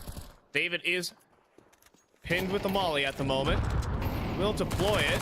Big Zera forced off, and hey, the little setup does work proper, but Kawa is in position, and Nithon with his knife out. Not spotted there by David critically. And now he's going to try and make a move into the smoke. He's going to try. The walls are closing in here on the A site. They've got to try and push forward, but they're pushing into multiple different players. But now they start to look away as the smoke fades. Or do they? 2 for 1 here. Snow gets the entries, and Red Canids on the opposite side of the map. All the time to set up into these post plants here. And he's going to toss over that bomb. Let a slow HP bar. Lock in the bomb plant as he takes even more map control here. Positioning himself well. Yeah, see if Cold is aware of it. No, it's just an instant clothesline. Yep. That is the nature of that off angle. It favors Lux every single duel. Venom Zera, though. Oh, ooh. 6 shot. Now Snow. Where is he? In the mind of Venom Zera. Well, now he has to be over towards A main. Fake on the defuse. Snow, will he bite down on it? The answer is no. And wow. He even hears the footsteps. Snow has gained it in the corner and still lands the headshot. Devastating for Red Canids. That's the icing on the cake right there for Snow. A headshot to cap it off. And a Pain Gaming 3rd round up against the clutch in the 2v2, handling it so well. Punishing that re-aggression around the smoke. That's something to smile about if you're on Pain. As the T-side continues to succeed, MP9's reinvested into here once again, looking for a bit of a half-buy for Red Canids.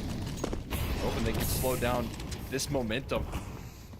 They're just getting barrage of utility already placed their way. There's no safe place to stand on this B bomb site. My God, is it brutal.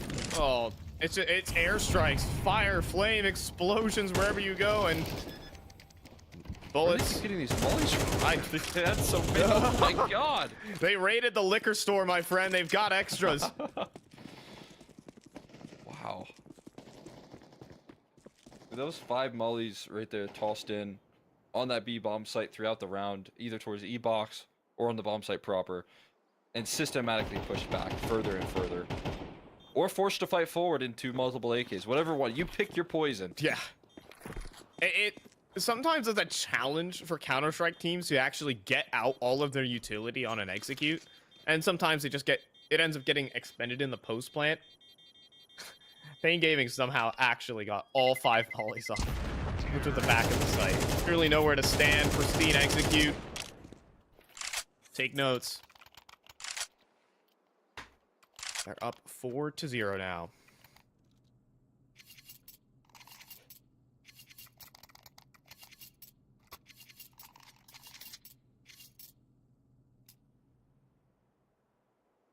It's a great way to handle those MP9s, those half-buys when they're thrown at you. Keep your distance. Fight as a unit. See if they can replicate that here. Early molly tossed in towards this B side early. On with an op shot. It does connect, but I mean, he's locked in. No, he can't survive. Escape. What? Oh no. Wait, did he just... He's just standing still. To smoke it, right? Okay, no, he's definitely disconnected, right? Yeah, have to think. Oh, he's back. He might have tapped out on that. That's also true. Hit the Windows key. I mean, sure. Somehow Nithon survived that ordeal. Wow. Oh, David might not be as lucky, though. He's making moves. Smoke getting close to fading. Is he going to make the drop? If he makes a drop, he's dead. And he will. And Big Zera is going to get an easy kill. That is a frag back that I don't think Red Canids can afford. There's so much emphasis on this B side, though, for now. But as mid, not necessarily stay that way. But you're looking to sell a distraction on this B side, and he's doing a fantastic job as no one has budged at all. And there's only an MP9 that's already been spotted. Hardsow's seen now. Yeah, and they know he's on the site. Hardsow gonna try and tuck away. Lux will probably die for this. Or will he now reveal? Now Hardsow does get a dink off, but outside of that, extremely dead. Low HP here on Red Canids and Cold Zera down. This is not doable. Red Canids have to save.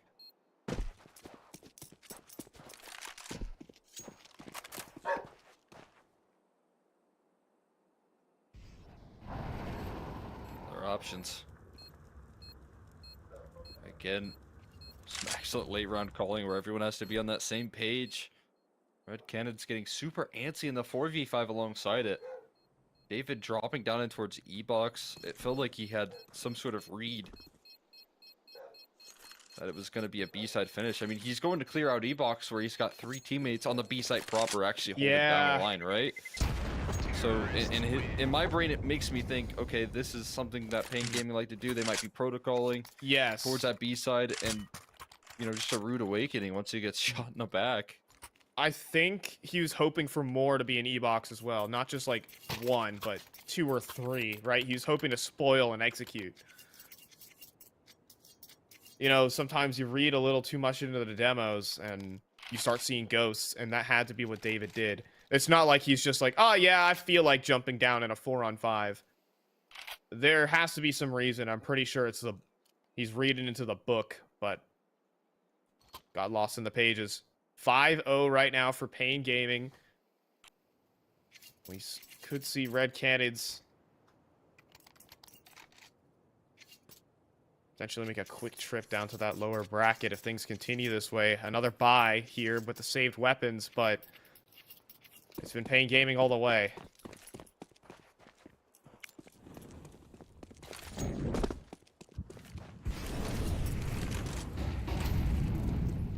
Keep that up there as well. Early utility being tossed in. Zera, oh boy, has to make the great escape. As the op covering his back, is able to get out of dodge. And this early round chaos is going to leave some opening opportunities. They're going to look to capitalize. They're going to look to crunch in on this A side. Ooh, and Hearts out, jiggle peeking. It's David instead, but eats the flashbang. Hearts out, trying to hold on to the backlane. Says massive kill onto Lux. If he goes down, the site becomes unretakeable. Now Red Canids are in with a chance. Bomb has been planted. Look at the alert here. Gowes gets cleared out, but he's still finding the kills on the inbound. He's cutting off the rotates. No chance to even try and retake here for 2. They're still trying with the remaining here. Nithon and Hearts out looking to save the day, but they are in a sandwich. They are just utterly ruined. Cowas will eventually get picked apart. But with NQZ, his op is just going to be so powerful. Watching Heaven locked in, sees the barrel. And there's just no escape for Nithon as Biggie Zera will just clean up the rest of the round. Oh, it's devastating here. Red Canids can't take this. Oh boy. Pain Gaming just stampeding their way on towards that A site. And then Cowas, again, such an excellent thorn in their side. They try and even clear him out. I mean, it feels like they know where he's gonna be, and they still can't quite flush him out of the position, man. Just playing too strong. Now on the individual front, Pain Gaming are winning. Now on the X Factor, in the clutches, they're winning. Which wasn't necessarily a luxury that they had a Mirage. But they are certainly fielding that here on Anubis, and that's not gonna make things any lighter there. David missing that smoke, as he's already playing a pretty passive setup on middle.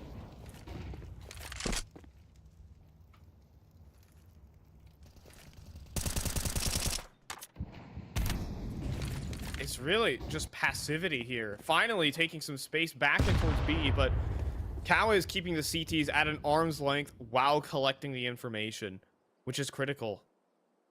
Now you can see Big Zera's up to no good again in middle. And, ooh, he saw a shoulder. He saw a shoulder. He's going to swing out. David sees his shoulder as well, though. It is a standoff here. Big Zera going to try and play his life as they close in upon him, and he will not get anything more.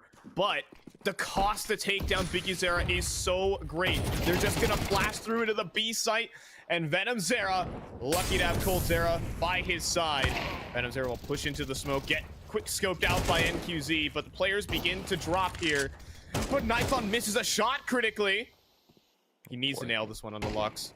He needs to. It is so risky. He cannot miss here. Well, now he's bought time for rotations. And that's enough. Won't pull the trigger. And the rest of his team will. Red Canids with the first. Nython just solved dopping right there. Just never shoot at the jiggle. If you don't shoot, you can't miss. True. Just had to sit there and then keep his op posted up, like he said, buying time for the flank.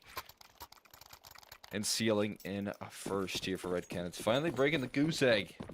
Getting on the board. But pressure's not going to be stopped here from Pain Gaming. It's right back into the saddle here for them. With another big investment.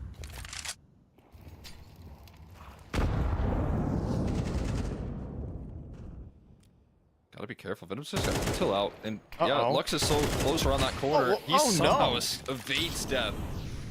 But just barely. Oh my goodness. That was... Oh, and then Lux... What? Did he just run through the... He just ran through the E-box. Oh my god. And he just took down Nython. Well, that's a desk slammer. That's infuriating. Oh my god, poor Nython zoomed in, probably watching B main, just whistling about. And surprise, surprise, it's disruption on the B side setup already.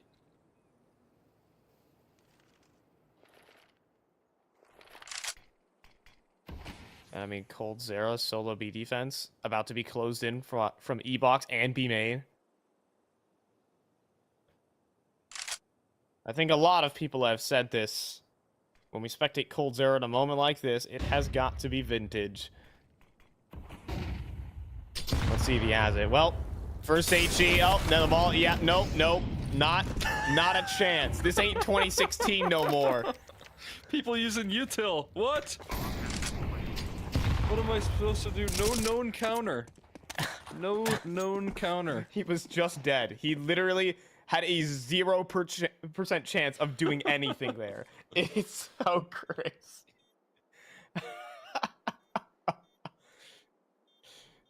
Oh man.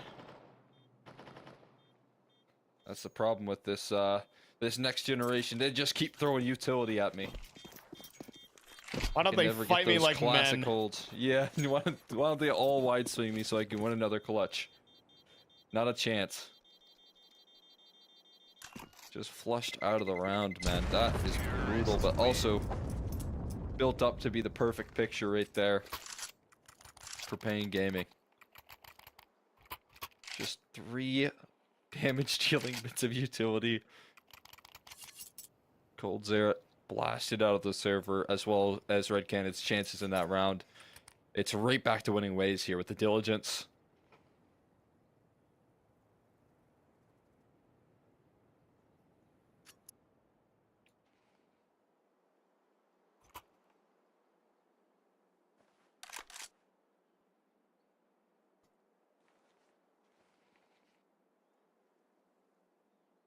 Man, I don't. Nython has not had a fun time this game. I mean, did he disconnect inside of that smoke? I don't know.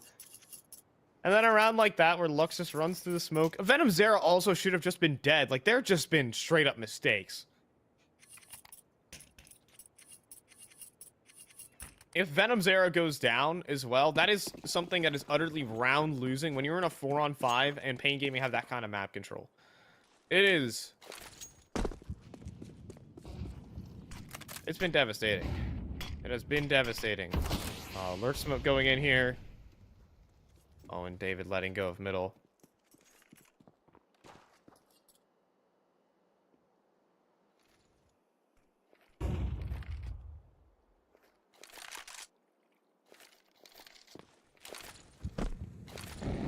Feels like a pretty quick A off spawn call here. Moving in, and this time Nython in a position where he can succeed and finds an instant opening duel. And they're met with a lot of counter utility. Yeah, counter utility is good. Hard's out as well. And NQZ couldn't connect his. And there you go. 3-man A stack is actually going to work out here. Pain Gaming just hit the wrong bomb site. And that'll be a freebie here for Red Canids.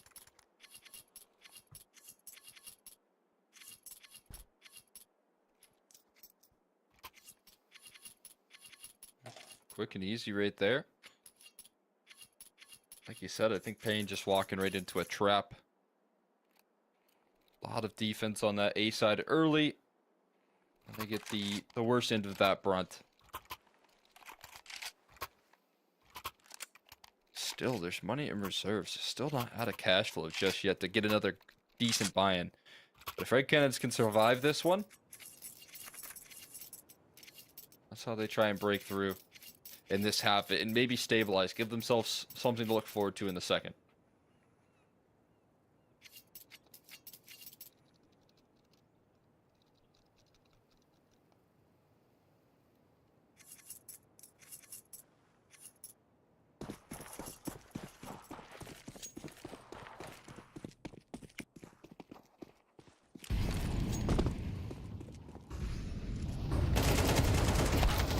Well, swinging forward there.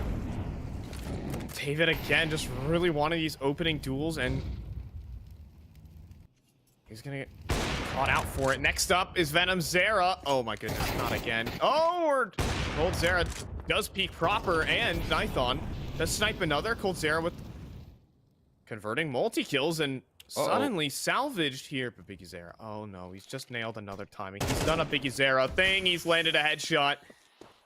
And now, he could hunt Cold Zera if he feels like it. Smoke deployed. And Cold Zera does swing. Just swings and pre-fires, and it works.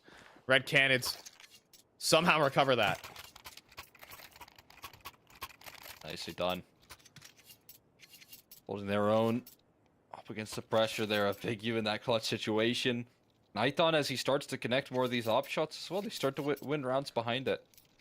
In extra influence on the round, making sure that they can't take too much space on the side of this Pain Gaming squad. And helps out a lot alongside David, just even figuring out a way to go 1-for-1 when he was caught in the open like that. Excellent stuff. Piggy looking for another one of those Magic Deagle shots. He's got 6 HP. He's going to toss someone over to NQZ. I thought he was keeping it for a little bit, but he was just trying to get up away from the HEs here and away from this deadly duo. Nithon building up some good confidence here as he fires away with this op and takes a headshot for his troubles, but well handled there between the duo. And from down 7-1, big round straight here for Red Canids down the stretch. And it's honestly, you blink and you miss it, and Red Canids are kind of back in the game. Pain Gaming, we're just dominating every front. But then some mistakes in the mid-round from Pain, some multi-kills from Cold Zera, as he makes himself at home at top of the team.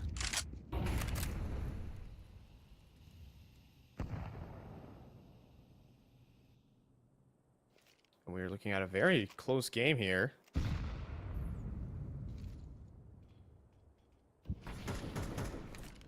And what can Pain provide here?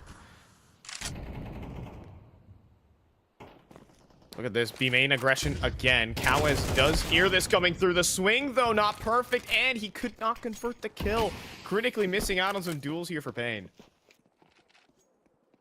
Yeah, the Zero duo on Red Canids is the one that's able to shut things down. Both those players getting almost caught aggressing towards that B side, but still holding their line. Another big advantage here for Red Canids. Can it capitalize on it? 5v3. A couple low HP bars is what you got to lean on here if you're Pain, as they want to continue to challenge this B-bomb site here. They got to get past Nithon, who has started to connect a lot more consistently alongside the duo Venom Zera. Smoke dribbling in. Venom Zera gonna play in front towards Pizza, but Nithon does let go of the line. It's Venom Zera, though. Oh my goodness. He's sharp. And he's shooting just Snow. Fake on the plant. Oh, and games the smoke. He just realized that Cold Zera left him, but could not spin around in time. Cold Zera. Excellent round and excellent halftime performance as Red Canids bounce back to 7-5.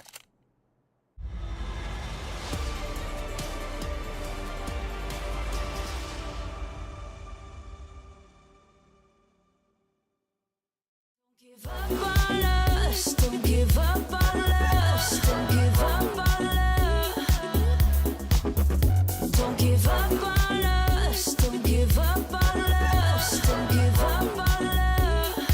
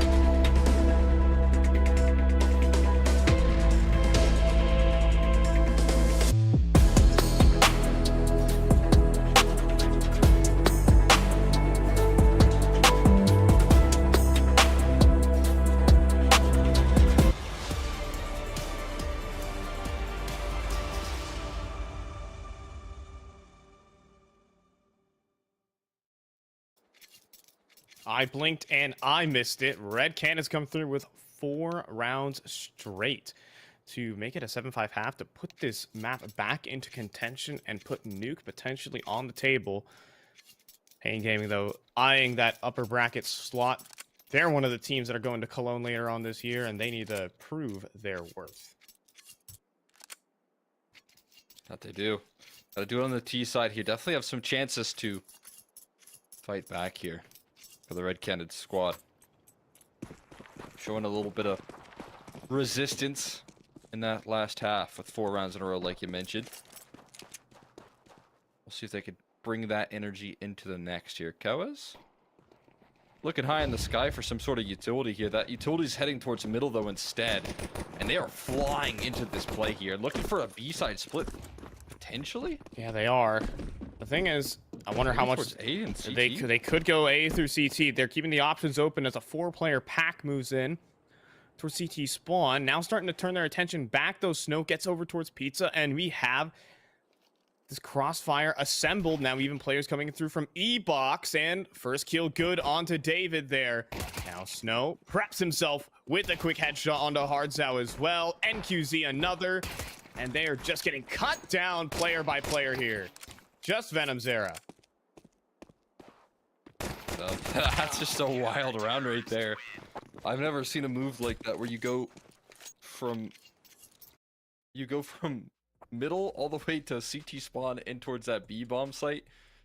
It felt like they were just a little bit offbeat on the timings there as well. If there was a little more aggression out of the main player, maybe there was a chance to capitalize on Snow. It all just came down to that small detail, minute timings, and weren't perfect, but I see the vision. I see the game plan there from Red Canids. It just gets shut down so dominantly. It looks a bit scary from, you know, Pain Gaming's point of view, with handling that with ease. And, Yeah, I will say for me, yeah. I would just say like the rotations were really fast as well, just coming through from E-Box. Also NQZ just nailing shots as well, staying precise. Like everything kind of went right there. Because when you push in through that angle, you just have a lot to clear. You're basically retaking a site all of a sudden, and instead of kind of giving yourself multiple angles from approach. Yeah, it's not like a lurk where they don't know you're coming through. It is, yeah, that's 4 players in CT spawn. Yeah. Right. It's an interesting bit of innovation there. I see some good signs from it, just not quite this round here. And they definitely needed that one. Just again, now it's both pistols to the wayside here on this map, and a lot of resistance to chew through here. Doing a very similar eco to what Payne do. I hate the FAMAS sometimes. My FAMAS does that. He has the cool skin on it. I forget the name. That like chrome blue FAMAS. I think it's kind of criminal how cool some of these FAMAS skins are. As of recent. What was it? Golden one, isn't there? Yeah, the golden one, the commemoration, and then there was the. I'm trying to remember it, but it's the one with all the eyes on it. I can't help you there. This one's pretty cool though. I like the top bar that has his stickers. There you go. Yeah, that also. That's a cool craft. Yeah, it's. I'm pretty sure. Whatever. I'll hold the discussion for later. Walk up mid here for the Glocks. A1S struggling for some targets, and NQC falls, and the Desert Eagle will not do. That A1S gonna try and be scrambled, but can't get it in time. One gun dropped there for Red Canids, as Payne Gaming are 4 away from pushing forward in the qualifier.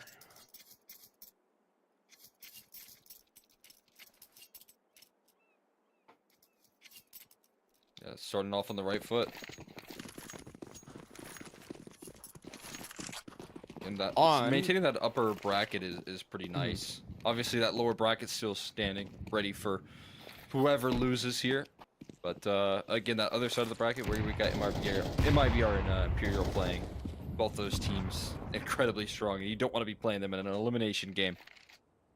Yeah, and I will add to that, it is looking like it's going to be Imperial heading to that upper bracket currently. As I'm reading, it's 11-7. See if that continues. But for now, Cold Zera. Oh, okay, double entry. Red Canids are still very much keeping their upper bracket chances alive with that ridiculous sequence. 1 HP for Cold.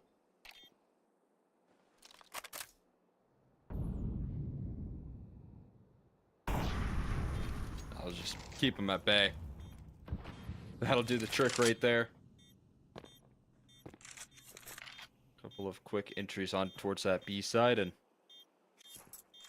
already a safe call from Payne Gaming. It's the first gun round, shows some fierce competition, and Cold Zera at the helm of that. A good start for his T side here, being more of an active player in the round as well. Terrorists win.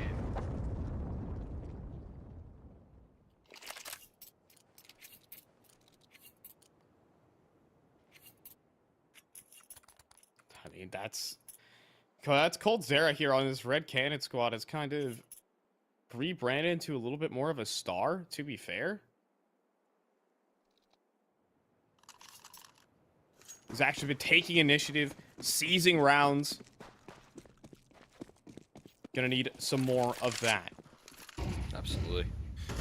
That's been interesting. I mean, on the other side of things here, I feel like Venom Zera becoming more, or I guess like less hyper aggressive as well. Just taking just a bit of a slowdown in that sense here. Canids though, this is a fierce position to find yourself in the early round. It's so much ground just covered by him alone. We'll see how diligent they are in the clear here. Cold. Surely not, right? Put to the task. Flub the flash as well. And multiple spotted towards middle. Canids does deliver one, and a quick trade from Biggest there. Wow. The round is over. The round, it actually just ended immediately. Multiple players in middle just swing. Backs are turned. And it's 10-6 all of a sudden. Oh my god. What a dominant round right there, man. Beautiful stuff from Canids, starting it off early, getting himself in the winning position, and trying to regain map control for Red Canids is impossible when they have that deep line. It's just not possible, is it? Canids already disrupting them. I don't know how he nailed that timing as well. He understood he had a timing, which is ridiculous as well. This team, something else. But Lux just gets handled by Hardzao. MP9 through the smoke, first bulleted. Making a lot of noise in the water. And that will earn them 2 grenades for their troubles. Are they going to flash through this? Lurk smoke. Looks like it's on the way. Not looking to quite challenge that. Our red Canids. Now they will make the move. And Cowes will find Venom Zera. It's an isolated kill. There is no refrag.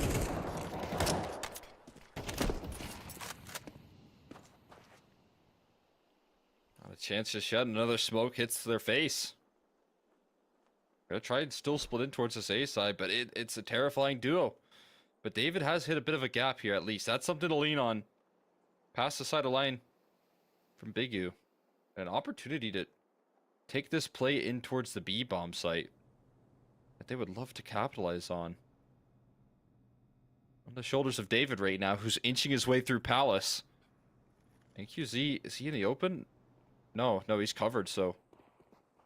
Now the CT is on the outside looking in on this B bomb site. They switch spaces. And planting safe away from B main. Oh, but Nithon not playing necessarily the same. And moving around here, Snow will go down quickly, but that was just a bait. And QZ still gets a sight line. It's actually just seemed to walk forward and nearly line up 2. That was almost the way back in. But not to be. This is going to be a save out of pain. Red Canids keeping it close. I mean, maybe a little bit more initiative out of the rest of that CT side, and there could have been a retake potential, but Cowes and Big U never 100% in on that retake. So that double flank ends up having no fruit, and David's space creation right there, that target set towards the B bomb site. Splitting that gap is what does the trick for Red Canids right there.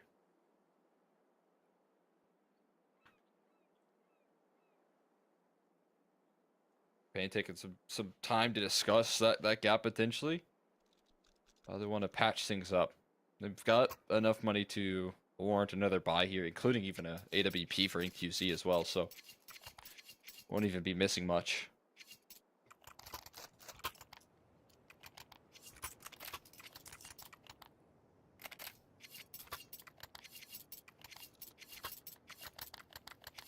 In fact, they're almost coming through with a better buy than the previous. Op out for NQZ. And now what do Pain Gaming have cooked up to win this round? 3B start. NQZ at home over towards E-Box. Well, Big Zera sweeps out middle.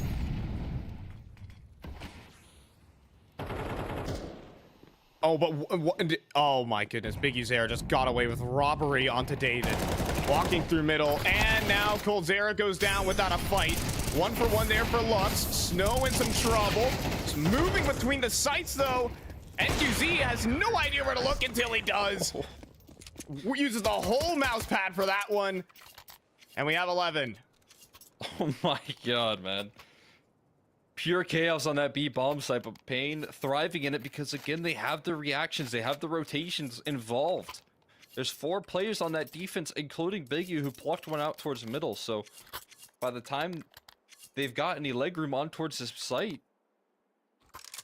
there's already extra help arriving on the scene for Pain Gaming. That's what we've said, that they've been doing well throughout this series, what they do well in the past, and continuing to lean on that to thrive in this series right now. And last time out used for Red Canids. Not a lot more time left to discuss here.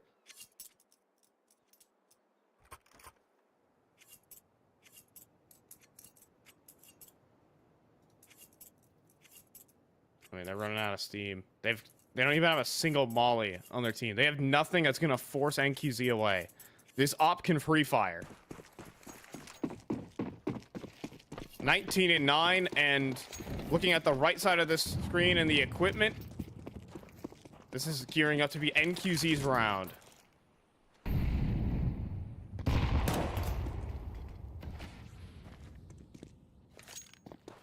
But if they hit that B bomb site, They could avoid that problem entirely.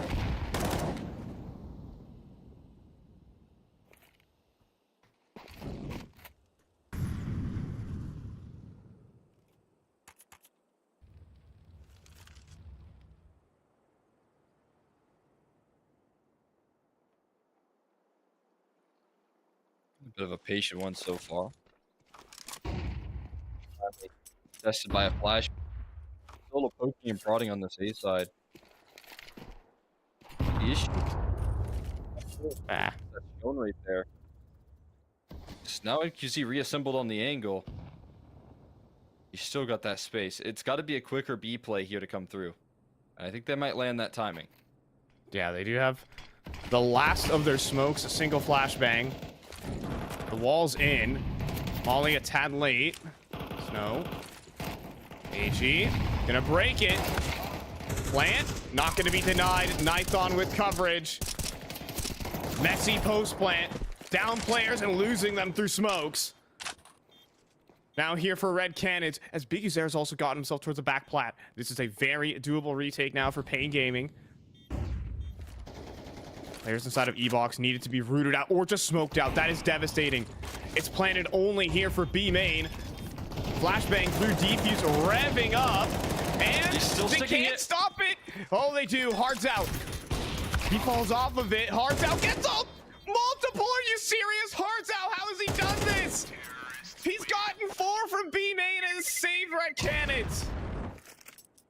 That's a massive lifeline right there. Hard's out spraying them all down. Finally starts to get those connections. I thought that Pain Gaming were going to get that defuse off, and then Hard's out sprays down 3 just in time. And that's a lifeline Red Canids needed. Full economy break for Pain Gaming. Gotta call this one a save, and there's chances to inch their way back into this matchup.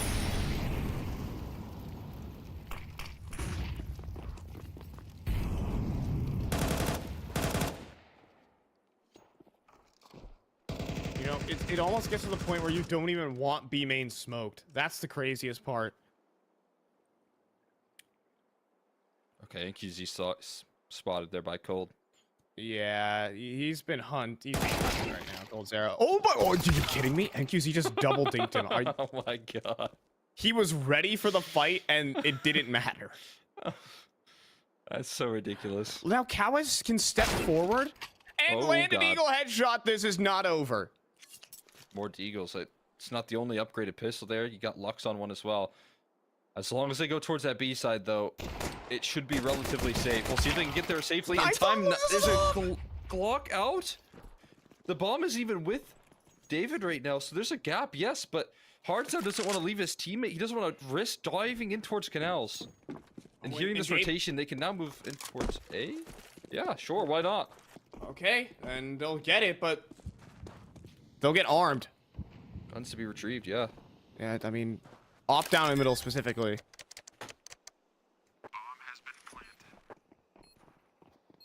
Let's see it. Let's see what they can do here in the 4v2. Footsteps made. They know they're in the back lines here. There's a chance Snow can swing. Biggie Zera comes through with the trade. That's the vision. Oh, but Kawa is getting his teammates some space back in. And the op does not find any success, or does it?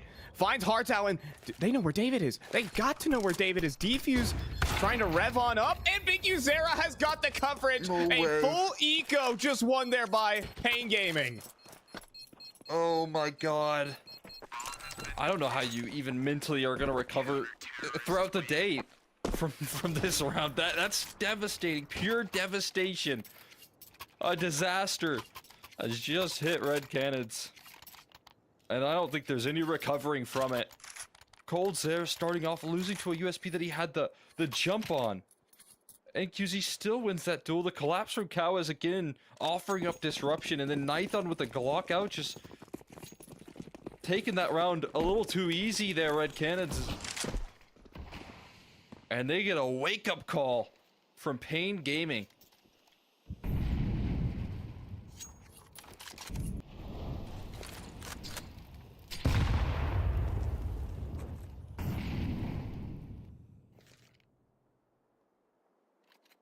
Well, Last gasp.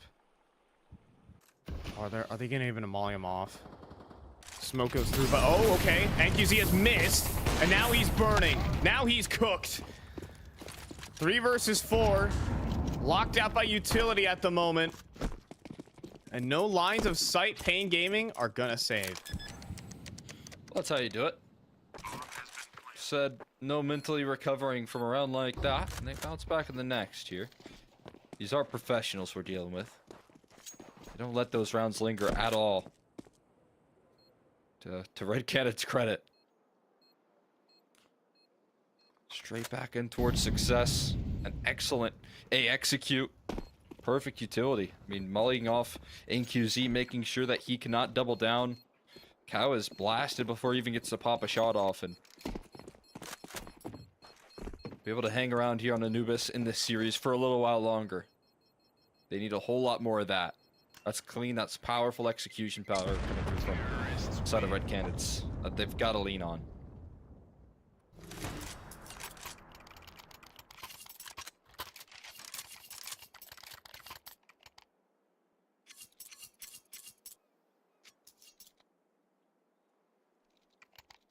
I mean, it really is that one missed op shot from NQZ. You find that initial entry.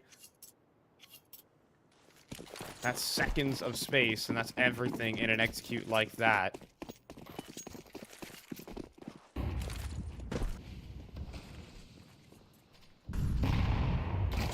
And, oh boy.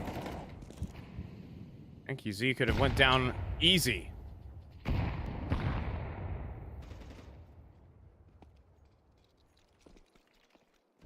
Instead, op still posted. This time, though, we have an off angle. Flashbang through Luxus and turn it in time. Or rather, Cowas. And lost opening pick. Again. Trying to find their footing here on this.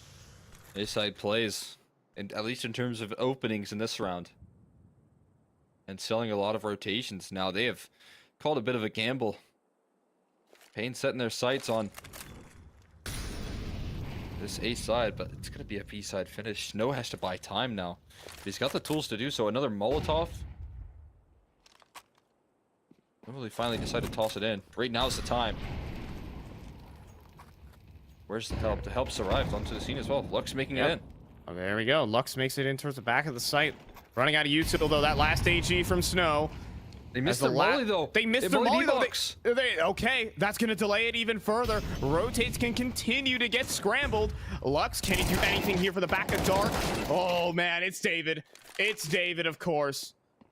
And NQZ wishes he was not as far flanked as he is. Cards out.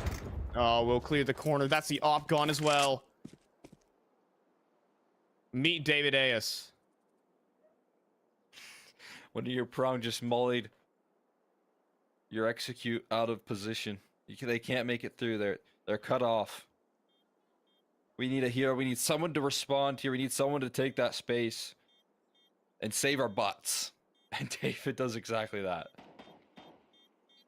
2 entries when he had no help from E-Box coming anytime soon. What a fantastic play. And what a way to stay alive here. For Red Canids still kicking. Up dust here on Anubis.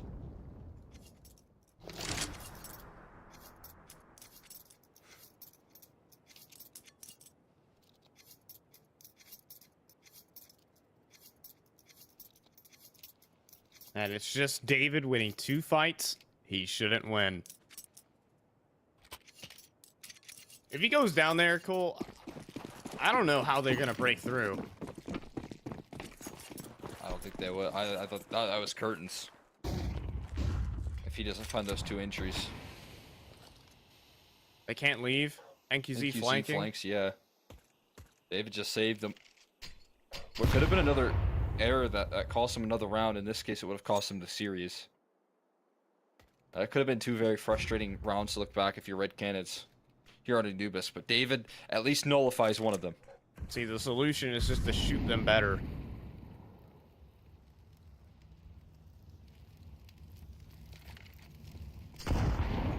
Big as era up to no good. I love the bait and switch their nade to the smoke and then swing the doors. Big Azera just playing mind games right now. But now, well, he's gonna need not be in his own head. He's gonna have to be in his opponent's right here with the AK. Big Azera posted up and nearly doubles, helped up by NQZ. A man advantage for Pain Gaming again on an eco.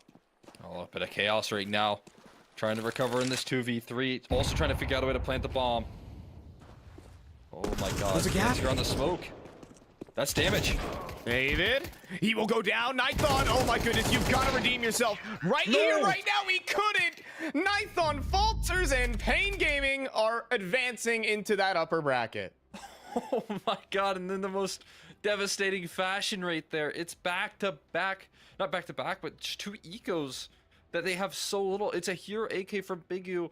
The rest had P250s, USPs alongside it. The other one was just a couple Deagles upgraded. And it's 2 of those and a half that come crashing down on Red Canids that take away all the win in their sails.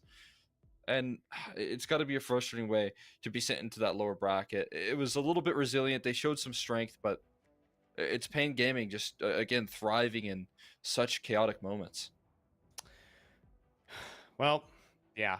It's disappointing really here. Nithon not quite delivering up to standards this entire series, I think. There's a lot of mistakes being made there by Red Canids, and while individual ability carried them in so many situations, they're going to have to see themselves down to the lower bracket. We're going to toss this one off to a bit of an extended break, though, as we are going to be taking away the lower bracket matchup. It's going to be between Red Canids and MIBR. Don't miss it.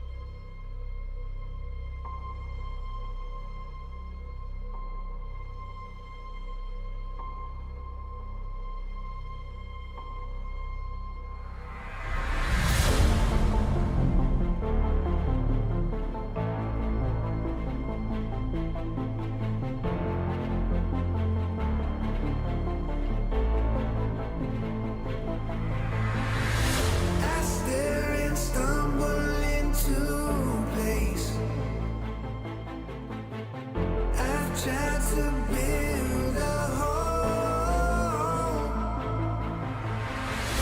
I feel this world coming over me. The pressure makes me fall.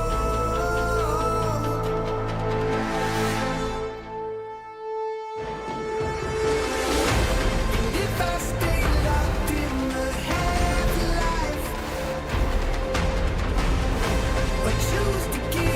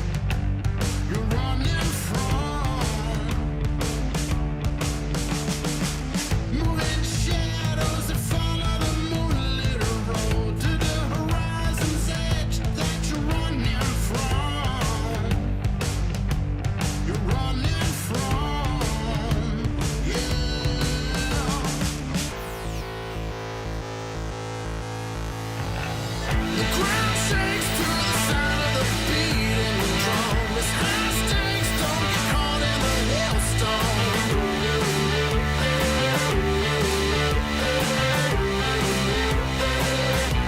We're coming for you. The storm breaks, but we keep it moving on. So ride the wave, we're the kings of a new dawn.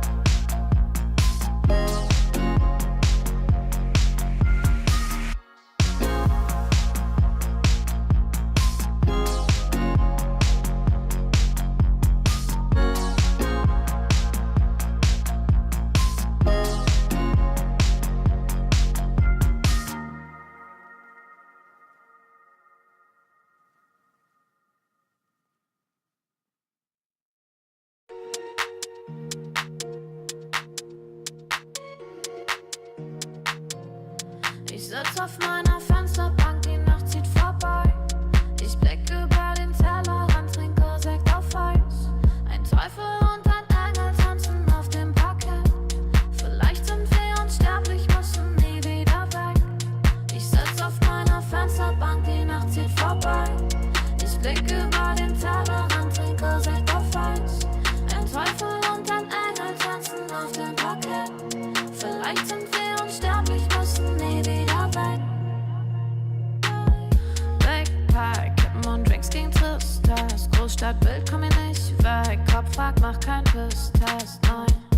Ich will nicht auf deine Party gehen. Engel und Teufel tanzen Schwanensee. Von deinen Lippen tropft der Chardonnay. Ich küss ihn weg, bevor du schlafen gehst. Sitz auf meiner Fensterbank, die Nacht zieht vorbei. Ich blick über den Tellerrand, trinke Sekt auf Eis. Ein Teufel und ein Engel tanzen auf dem Parkett. Vielleicht sind wir unsterblich, müssen nie wieder weg. Ich sitz auf meiner Fensterbank, die Nacht zieht vorbei. Ich blick über den Tellerrand, trinke Sekt auf Eis. Ein Teufel und ein Engel tanzen auf dem Parkett. Vielleicht sind wir unsterblich, müssen nie wieder weg. Faded auf den Wohnzimmerdielen. Baby, sag, wieso sind wir hier? Kann sein, dass wir den Boden verlieren. Wir heben ab morgens um 4. Ich sitz auf meiner Fensterbank, die Nacht zieht vorbei. Ich blick über den Tellerrand, trinke Sekt auf Eis. Ein Teufel und ein Engel tanzen auf dem Parkett. Vielleicht sind wir unsterblich, müssen nie wieder weg. Ich sitz auf meiner Fensterbank, die Nacht zieht vorbei. Ich blick über den Tellerrand, trinke Sekt auf Eis. Ein Teufel und ein Engel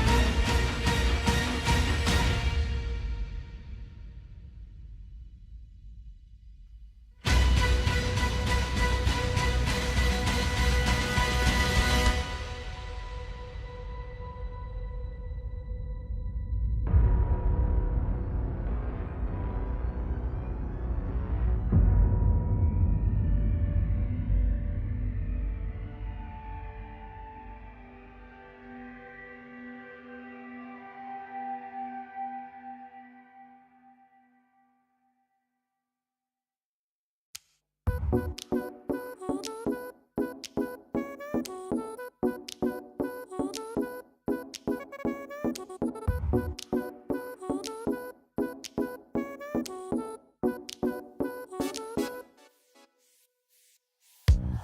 can't explain. I can't explain it. I go insane when we get naked. Hold me down, never let me go. Take me in, I want you to show. Hold me down, never let me go. Take me in, I want you to show me love.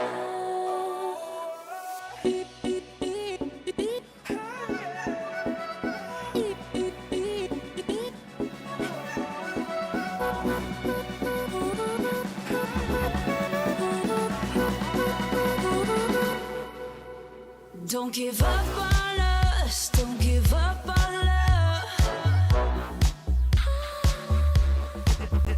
Don't give up on us, don't give up on love.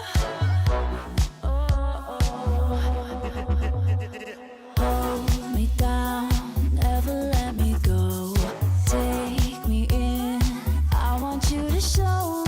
Hold me down, never let me go. Take me in, I want you to show me love.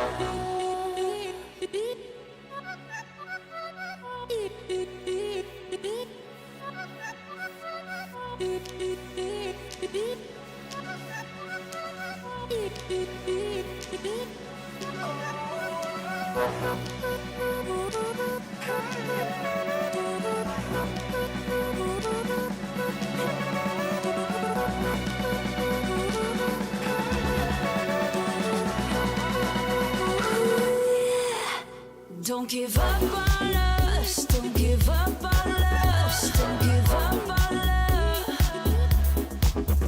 Don't give up on us, don't give up on us, don't give up on love. Hold me down, never let me go. Take me in, I want you to show. Hold me down, never let me go. Take me in, I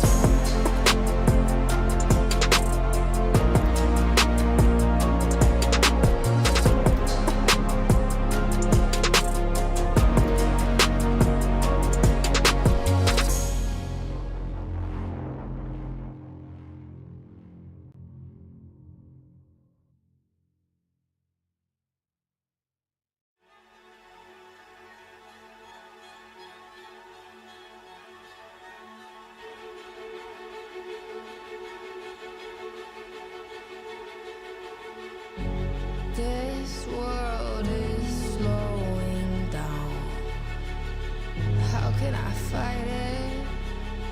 How can I listen when there's no sound? Oh, the wolves are out. Yes, the wolves are out.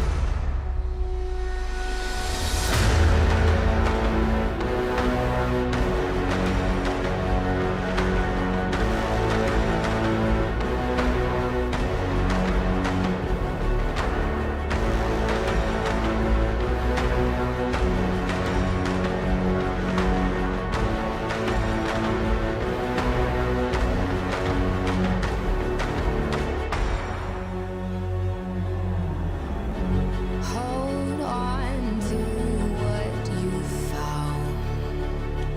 Days are deceiving. My head is spinning round. Oh, I hear you now. Yes, the wolves are out. Inside of our reality. Satellites singing serenade. Send out a signal, please remember me. Send out a signal, promise me free.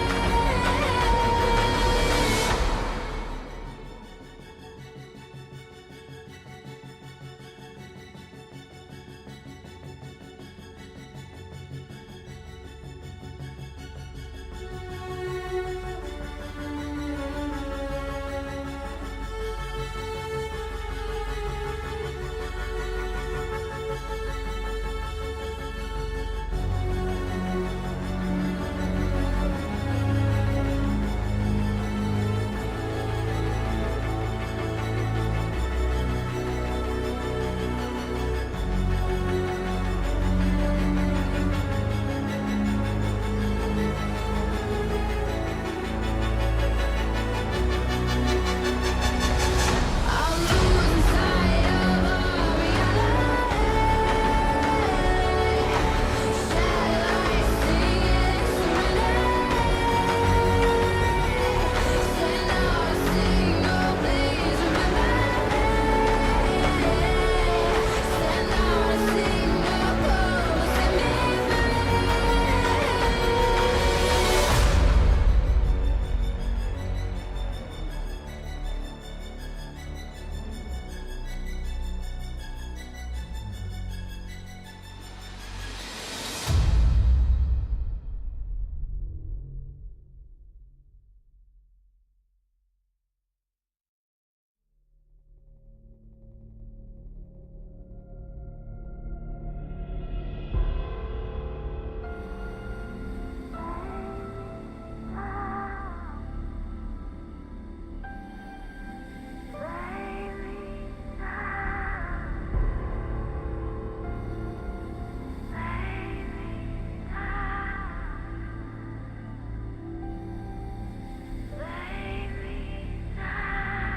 Look into my face. Tell me now why you want to wait. Running out of words you wanna say. I've been looking for you, looking for you, looking for you.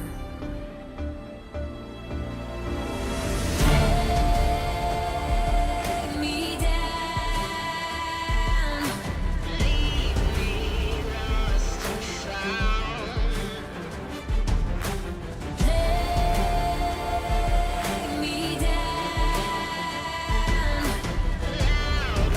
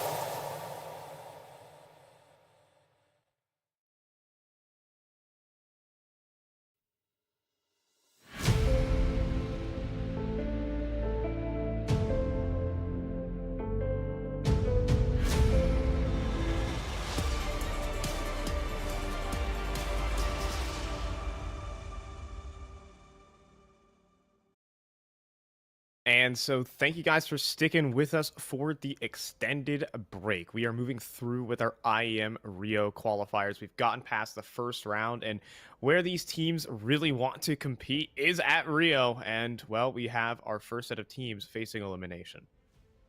Yeah, I'm right there with you. That's where they want to be, obviously, but not in the lower bracket. That's not where they want to be. They want to be chugging their way on through.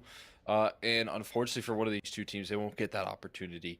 At least they won't get that chance to continue to fight forward here. Obviously, Red Canids, falling short right there to the likes of Pain Gaming. But alongside that, what maybe comes as a little bit more of a surprise there is that MIBR also getting kind of swept aside by Imperial. But again, only one of these two teams can move forward. Yeah, some difficult maps there for MIBR as they fell 2-0 down to Imperial. We can kind of check in with the matchups that we have right now as we are climbing on in, moving through this tournament. So, yeah, would you call that a surprise that MIBR fall to Imperial? That's the big question. Yeah, it's a good question too. I think right now when you're dealing with the top teams in South America, any roster is capable of beating any other roster, right? I think that's the case with this entire bracket right now. And obviously Imperial off the back of, this season making a couple of, I would say pretty exciting changes here. Oh, yeah. What was a big move, right? Picking up the likes of Try and bringing them into the squad is a big deal here. It shows that they're looking for that motivation. They're looking for that energy into this roster. And it seems like they're reaping the rewards of that so far. Meanwhile, in that lower bracket, it's oftentimes the case that you can pick up a lot of steam. This is where, a lot of these teams have been able to thrive. If you talk about like 9Z and their Dallas run, it started in the lower bracket of the playoffs or or close qualifiers rather. But they had to start in the same position that both Red Canids and MIBR find themselves in. And while it can be scary here, obviously you can pick up as you move forward. Yeah, as we're going to go ahead and zoom on in here because Imperial, they're off in towards that upper bracket. We're taking the lowers. We're taking the elimination game. Red Canids has some stumbles, but it's MIBR who fell to the wake of Imperial. Obviously, Imperial making that change, bringing on Try. But this MIBR team, are they falling off, would you say? They were dominating international competition earlier on this year. There's a lot of hype behind them, but they have been not quite delivering on that front. I just think it's a little bit disappointing that they haven't been able to translate that into some more international success, right? That's the big key that this roster kind of wanted to get away with. They wanted to be able to thrive off the back of their regional dominance, kind of owning a lot of these qualifier spots in South America, and then transition that into success elsewhere. And I feel like they've missed that second box there. And that's a big problem. And now they come back into their own scene and they're facing bumps in the road. And I think that's where a lot of the talk of is this team in the same spot as they once were? And I think now it's definitely not the case. And especially if they continue to struggle here, if they take a loss to Red Canids right now, that would be a huge disappointment for them. I think there could be some worries here. This MIBR team has been assembled for a year now. And, since they brought on Drop and Safe, time flies, which is crazy. And they need to start posting up results. They can't be losing regionally. That is the biggest thing for this MIBR team. They need to be securing these spots at international events. They are made in Brazil. They need to be the best in Brazil. Let's go ahead and bring ourselves to the veto and see where we're going to land here. Red Canids looking for that Mirage, and they're going to get it. And we're going to replay some of the same maps here that we were against Pain. Yeah, but I'm looking forward to seeing how things finish up there. If it does require a third map, it's going to be a fun watch on Vertigo there as a decider. I think there's a lot of potential, but meanwhile, you do look at the opening stages of this game here. You've got an excellent opportunity to kick off on a map that MIBR just aren't able to field that comfort on, aren't able to field that success. It's both been a problem, you talking about it like regionally, but also right now it's been a problem versus some of the lesser competition. Loss versus Bounty Hunters recently, losses versus 9Z, and that's big problems right now. That's going to be a perfect opportunity for Red Canids to get away from the woes of their previous series and some of the mistakes that we were seeing towards the tail end and get right back on track here. I am interested, though. MIBR's first map of Mirage since the player break was literally versus Imperial today. And there's definitely some improvements. A 13-10 is not a terrible loss. I think they just fell behind too far because they lost that second half pistol, and they went down 10-4. There is some real chances here for MIBR to stay competitive here on a map like Mirage, but look, let's not get it wrong. This is the ace map for Red Canids. They couldn't pick it up versus Pain. They had some X Factor. Pain played exceptional. Now they're going to have to take down one of the best in Brazil. Can Red Canids keep it up? Get to find out that very quickly. Looking forward to seeing if Red Canids can keep that energy. And like you said, this MIBR roster in the same sort of identification as you are, it feels like. I think in the back of their minds, they know that they aren't hitting the same highs that they were post-major, post-Copenhagen, that they didn't quite qualify, but where they came back into it and were firing on all cylinders. So getting back to that form is definitely the goal, and especially with this qualifier here, meeting all the more importance of the chance to play in front of a home crowd for this squad.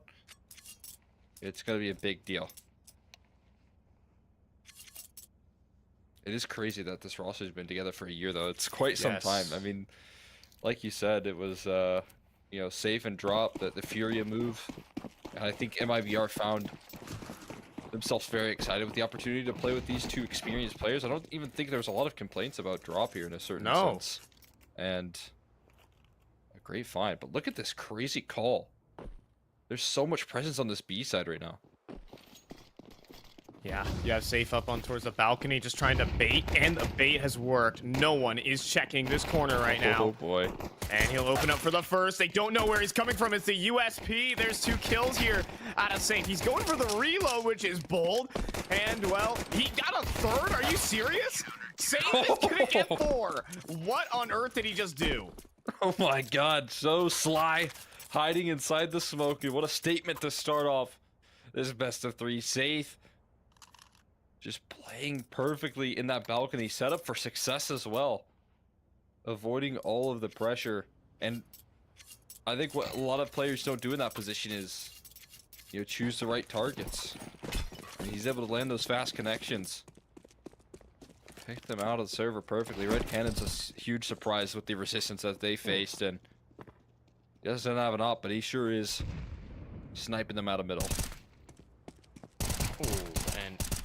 Sonny. Oh, okay. This is a hell of a way to warm up. Unfortunately, he'll go down towards the end, but 2 nice eco kills.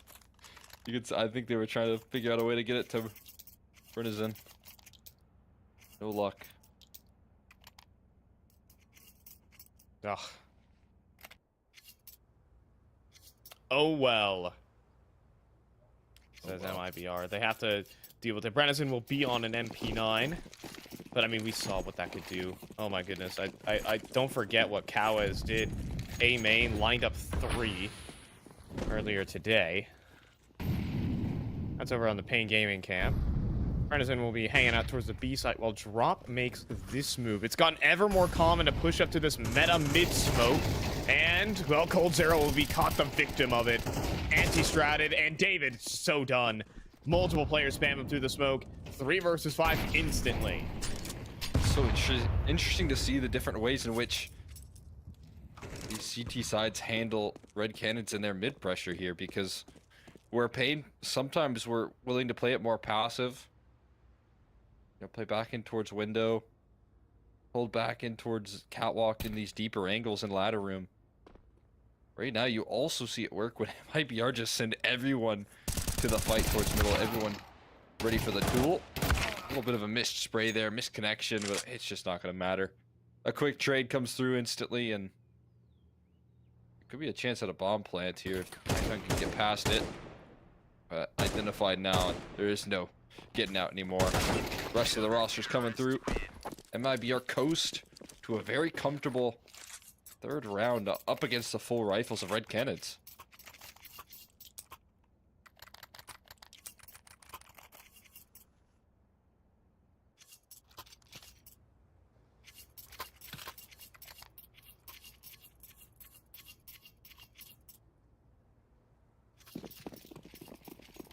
Alrighty.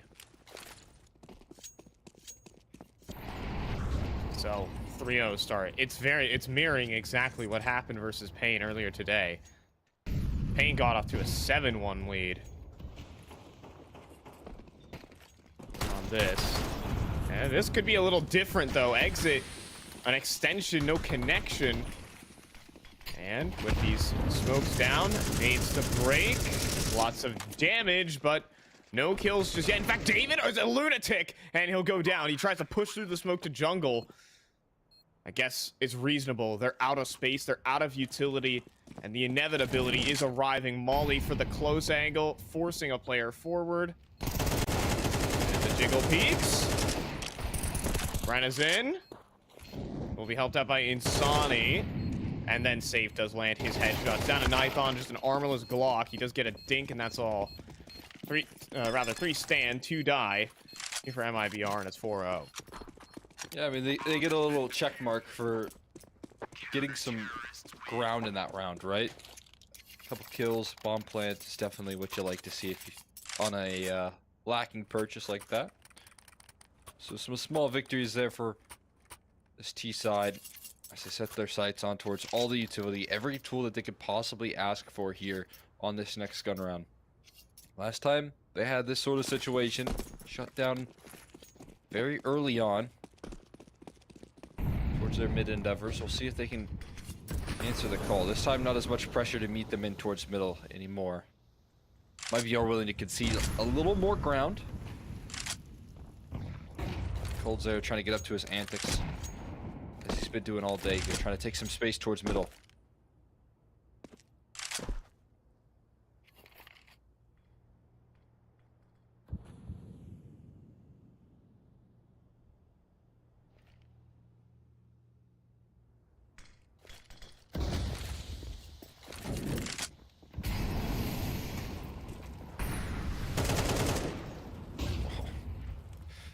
Excellent utility right there. Venom Sarah. Yeah. He is owned in. Locks Insani down. Knocks him out of the round. Getting a little fancy. Exit. Oh, disgusting Wally. Forced down, but not checking it for David. Exit still fighting and lives. Has to get a reload off. He will not be allowed that, but traded quickly there by Drop. The cursed Glock here for Nithon, I swear. 2 versus 2, and then Venom Zera next to fall with a double swing coming in, and it's Cold Zera, and he can't convert the kill. 1 versus 2. Nate'll take a chunk out of him as well.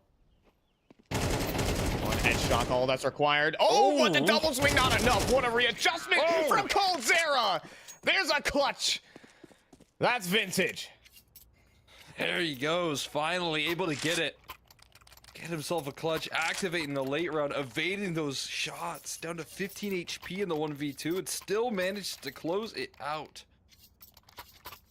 Incredible clutch from Cold Zera. That's something that they desperately needed. As you said, that cursed Glock, if that cost Red Canids another round, it would have been infuriating, but Cold Zera redeems it. Gives him a little life here. Everyone towards middle once again. Cold Zera this time to lead the charge as opposed to close around. Yeah, Drop blinded. And almost converted. Insani. It's crazy that Safe was actually the victim of that. Insani still standing, fighting. Lots of damage but no kills. Brenizin trying to find a place to stand. Sees the shoulder, goes for the pre-fire. Fighting for his life now out of ammunition. Then David has got him locked in surely, and he does. Exit too far away, and there you go. Red Canids, second round. Suffocating round. Trying to fight for that mid control. Multiple players inside connector, meeting them at that catwalk presence. But Red Canids show that there's strength in numbers and send that spam right on back in impressive fashion. That's usually where those catwalk executes can go wrong. When 3 players are running up cat, it's a pretty short choke point to just spam through connector. But Red Canids return the favor. Find their entries, find their openings. David does not let Brenizin get away with any of those heroics on the B side. That was the last line of defense and just kind of choked him out there.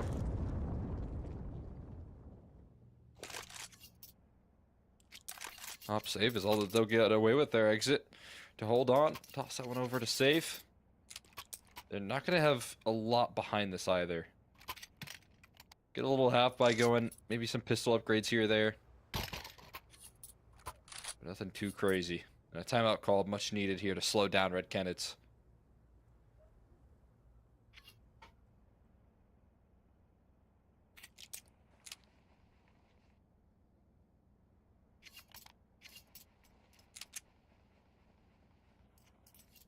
Safe does get himself an AWP, so there's that at a minimum.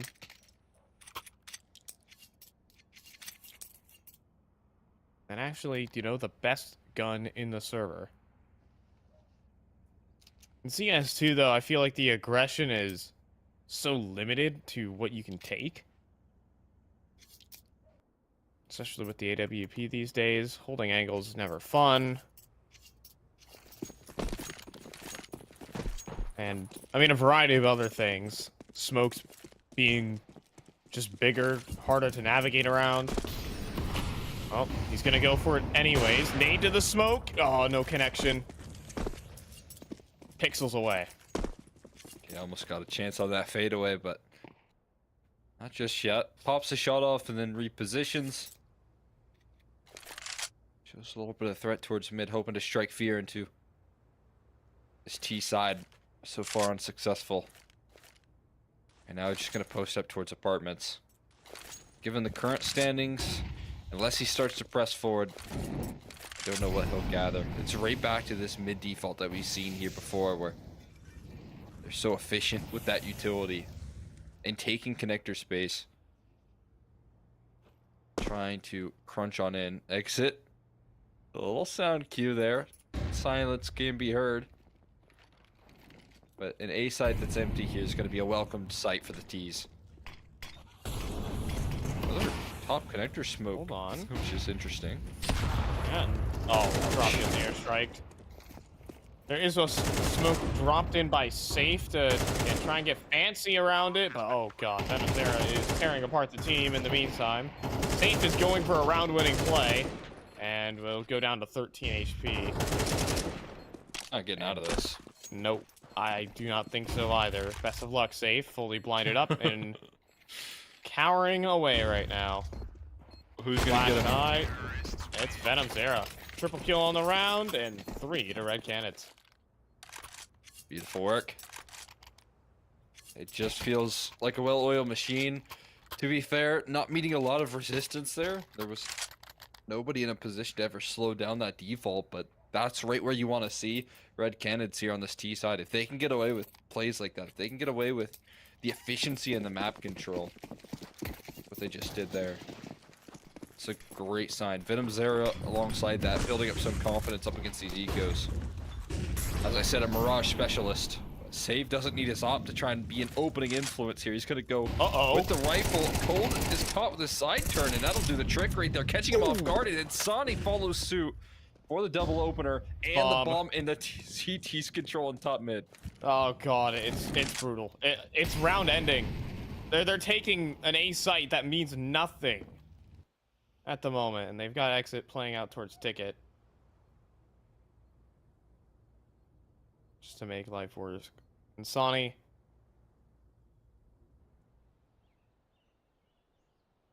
Gonna be holding from TV room. David is gonna walk into spawn and not clear his corner properly. That's where exit swings forward with the headshot. Venomzera up at bat next. An interesting angle that Insani will dismiss, and it's just leaving Hardzao. It's done. That round was just 100% won by MIBR. Yeah, didn't quite have the preparation of that mid push. Didn't expect it at all. You can see Red Canids almost demanding respect in that round by saying, hey, there's no way they're going to push up middle. And then the shock in their system once they get 2 players right in their face. They had zero anticipation of that possibility. Maybe reading into the tendencies of MIBR. But again, there's been some adjustments. There's been some mini improvements on this team's Mirage, as you mentioned here. They've been working on it, ironing out those flaws. and trying to get a win off the back of that player break. Yeah. I think it's something that they're kind of coming into the break, or off of it rather, with that idea that we do actually want to play Mirage more in our series. Just feels like a hole in your veto that you can't get away with. Yeah. That's a problem in South American region. You're going to have a problem.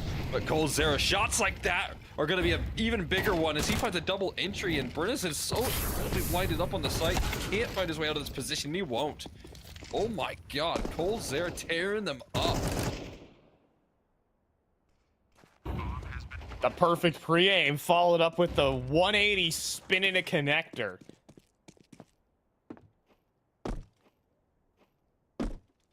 Yeah, Safe just... I mean, you know, with the ping and everything, I'm sure Safe didn't even see him. Like... It is nice to play on 5 ping.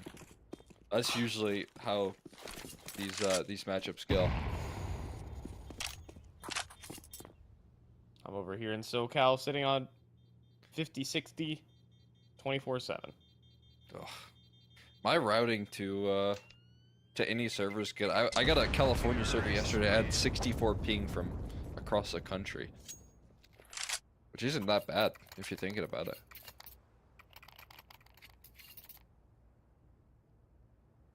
Lucky you. I know. And then whenever I get my East Coast servers, it's 5. It's so nice. You're on LAN, dude. It's... I'm playing matchmaking on LAN. You don't even need to go to those Philadelphia's. Yeah, just queue up from home.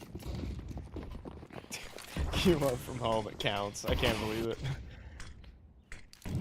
Every matchmaking game is just a more LAN experience for me.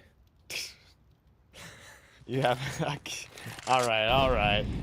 Talk your talk. Into the A side, execute, exit. Ooh, I like it. He's getting fancy with it. Until he's found. Hardzao said, something's amiss. No one's shooting me. There's a smoke up. Why don't I shoot that instead? I don't feel like the kill. Oh, Coldzera. Oh, Coldzera. Oh my god. Insani in some serious trouble. And, yeah. He'll catch the grenade. Red Canids are starting to bounce back with some fiery entries. That was some generational entry pathing from Hardzao. The only gap right there that they kind of identified, maybe they was playing retake from CT, although you'd expect someone to jump spot or something. And you would have some idea of to where Exit was playing, right? Mm. But Hardzao just 180s and spams the smoke on the balcony through the wood and just collects a kill. That sort of presence of mind right there is incredible. You don't see that every day. Red Canids have come up with some creative ways so far today to take some space and map control. And that's definitely one of them. A little palace pop on a full gun round. Where they fly through the smoke. That's serious risk taking, but it rewards them big time.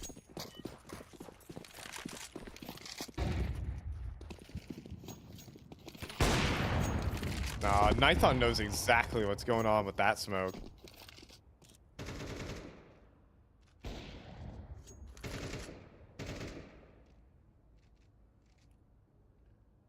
I don't need to apologize. Familiar with your game. I had someone say that to me in my MM game, and I followed up with that exact response as well. Years of commentating with you, Cole, I've stolen all your phrases. I'm becoming, you know, they say that, like, you're the average of the 5 people you hang around the most. I'm just the average of the 1 person I'm around the most, and it might be Cole Extra McHenry. Let's go. Happy to be that one. Happy to be the one. You pick up some pretty good lingo. I mean, hope you guys do as well. Cole's got the sauce. Jumping out A main. Oh, okay. All right, that worked, I guess. Somebody was hitting the hops out A main. I think it was Venom Zera. Shooting people is overrated. Practicing your B hops. Well, if there's any round to do it, it's that. Yeah, just start. I mean, it's like playing on the pistol rounds where you have your Glock, your first Glock by armor, and just jumping backwards. I tried that sometimes in my matchmaking games, and my teammates just miss, and I die. You know what I mean? It's like you gotta hit the shots if you go for that play. And fortunately, Red Canids, they did hit everything. Got some pretty good aimers standing behind him. David, certainly one of those good aimers.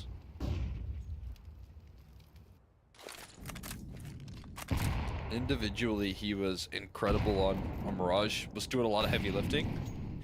The kind of weight distributed throughout the rest of the squad. Cold Zera started it off, right, with that big clutch.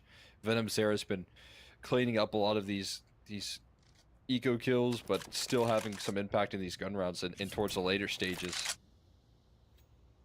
Ithon's even had some op openers, so it just feels like everyone, Red Canids, fielding some impact.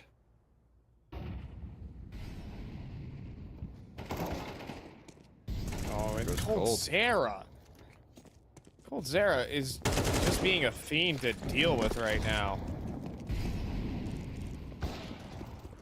Oh, but hold on. Safe just running out a shot through the smoke and then drop lined up two.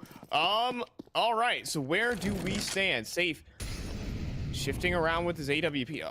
Right now, MIBR look absolutely lost. They don't know where to go. Venom's there gonna flash in towards spawn. Blind himself in the process. Oh. And will just be allowed to cross back default. Swinging in a headshot. He knows where the next one is as well. That's the opper. Now the rifle here for drop. He crosses over in towards stairs, and then Venom Zera's got it. A 1 versus 3, a dagger right there as Red Canids are up 7-5.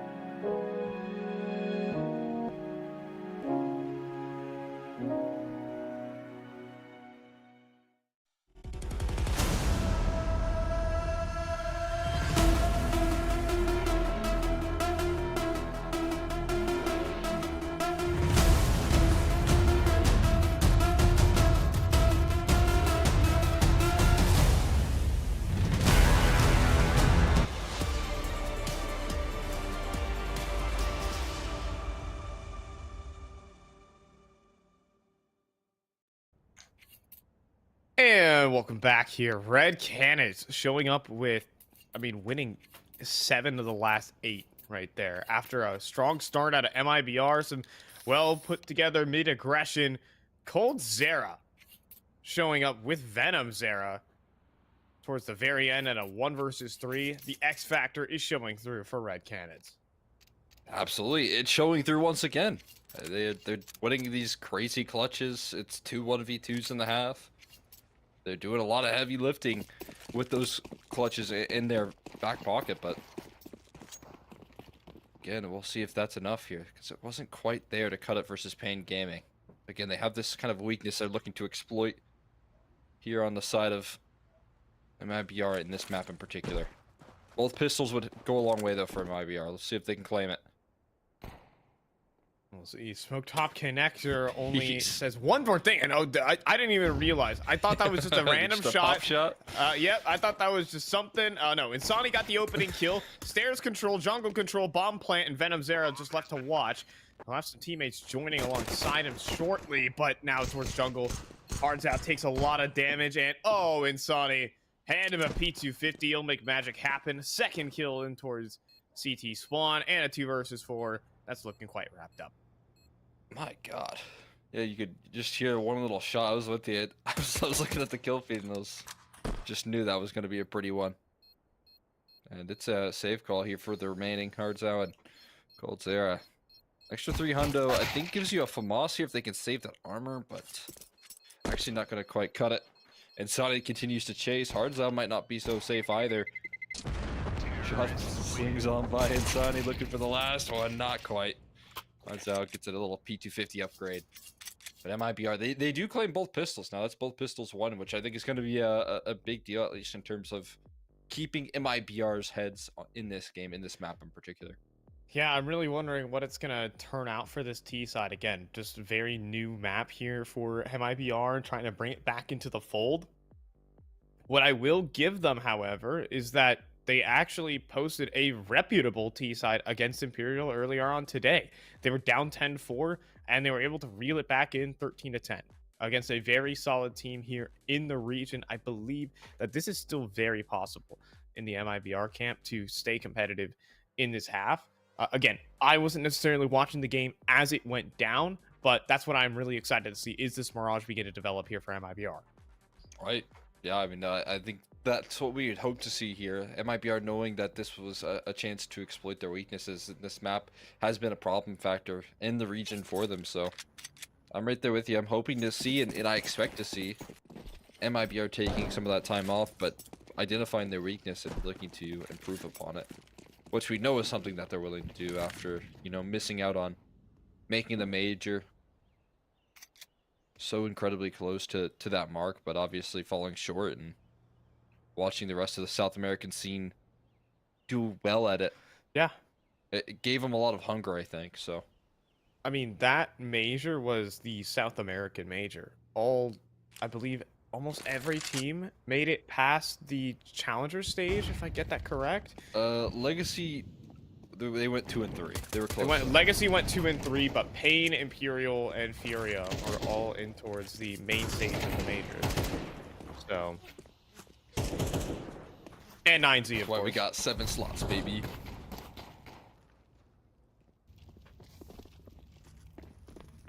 South American scene doing a lot to give the Americas more slots. Shout out to how well they did there. Shout out Brazil for the one time. Nah, not for the one time, all time.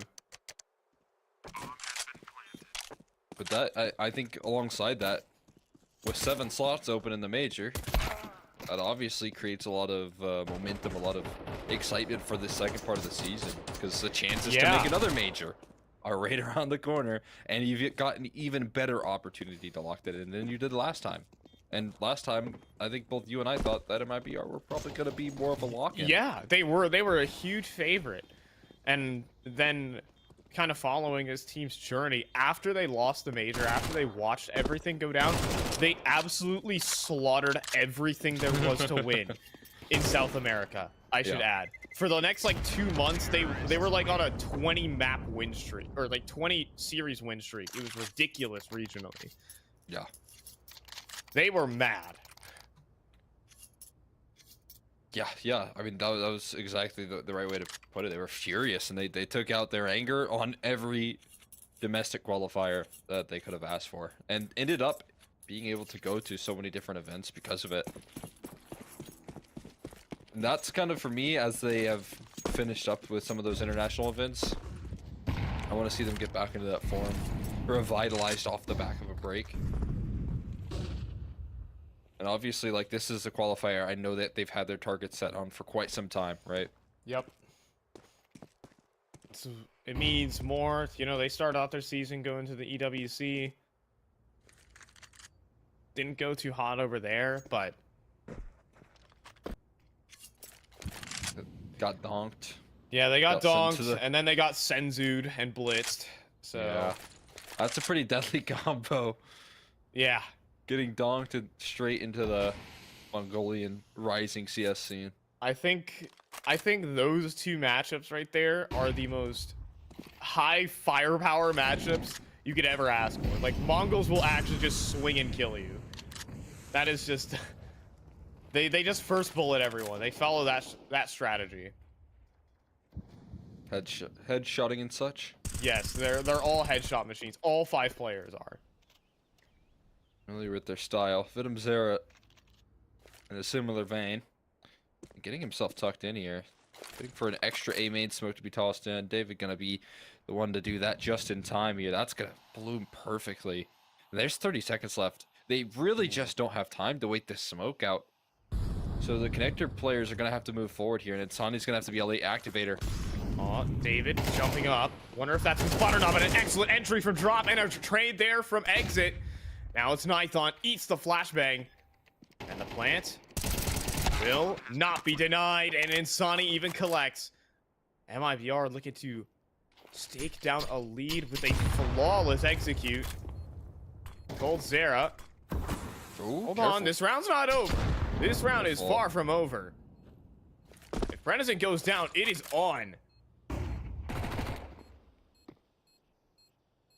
I think Colzer is now boxed in, unfortunately for him. Gotta fight his way out of this one. Brenison to put him to bed. Insani wrapping all the way through spawn. He thought that round was over. He knew it was over. Chasing down that kill all the way around town. And MIBR reclaim a lead. They do it with style. I thought it was a very challenging round at hand there. Vidum Zero repositioning perfectly, getting close towards that smoke, but Drop with the entry pathing. Again, being one of this team's, you know, rising players in this squad. He's been very sacrificial in terms of space creation, but can also find those shots. He can find those entries, and we see a fully put on display right there. Oh, David, though. Oh, Deagle. I think, honestly, it was on the head, but just that little RNG with the spread of the first bullet accuracy saved an MIBR player. What we got to do to cope with a Deagle shot that doesn't go right when David's wielding the Deagle. Yeah, I know, right? Unfortunately, it's challenging elsewhere. There's Colzera still up in ladder. Does play his hand. However, Venom Zera is down at A, and I think that's just going to escort the rest in to this A site and plant. I did want to talk about something that is just a hilarious stat out of the Mongols. 3 of their players have over a 62% headshot rate. Just to kind of put that team into perspective of just how ridiculous their firepower is. It's nuts. They just run around and headshot you. Like that. That's pretty crazy, though. Yeah, Mizzino. Makes a lot of sense. 65% headshot percentage. Senzu, 62.7%. And Techno, also 62%. And Blitz is somehow chilling out there with 47%. I swear he hits more, though. Scream's watching that, some of these, like, up-and-comers. Like, he's watching Bit get into the scene, and he's kind of just like, I gotta be what's that. going on? What happened? Look, even Twist these days isn't even that crazy of a headshot machine. Still above 60%, which is Scream numbers, but... Okay. Thon. That one's a interesting HE right there. Okay. Only blows open one side of the smoke. Not a bad idea, but they gotta get into position. Look at the space again from Drop, who's got himself into lethal territory here. Zinsani takes care of the player in CT spawn. I mean, they're already locked out of this round. Oh, and the spam did not connect on the drop in the corner. Get out if you can. If you can. Oh, I mean, this is brutal from MIBR. They are tearing apart Red Canids right now. Out of position is the right word for that round. But then all the follow-up kills are something else. These gun rounds have just flown by too. It's so quickly decided right there. MIBR, and again at the helm of Drop's map control, what he takes is so incredibly valuable. And Sonny capitalizes off that, just isolates and chops up a quick duel because he's got a very favorable fight ahead of him. He doesn't have to worry about the entirety of jungle stairs. He just has to focus in on one fight ahead of him, and that's the duel up against him in CT spawn, and just blast Venom Zera out of the round. He doesn't get a chance to even shoot his gun. And so while Drop takes that ground, Insani can fire behind him, and if you give Insani those favorable duels, if you let him get comfortable in his next fight, that's why everyone's really hyping up this guy. He's worth the hype. I mean, if we're talking about headshot machines, once upon a time he was cruising.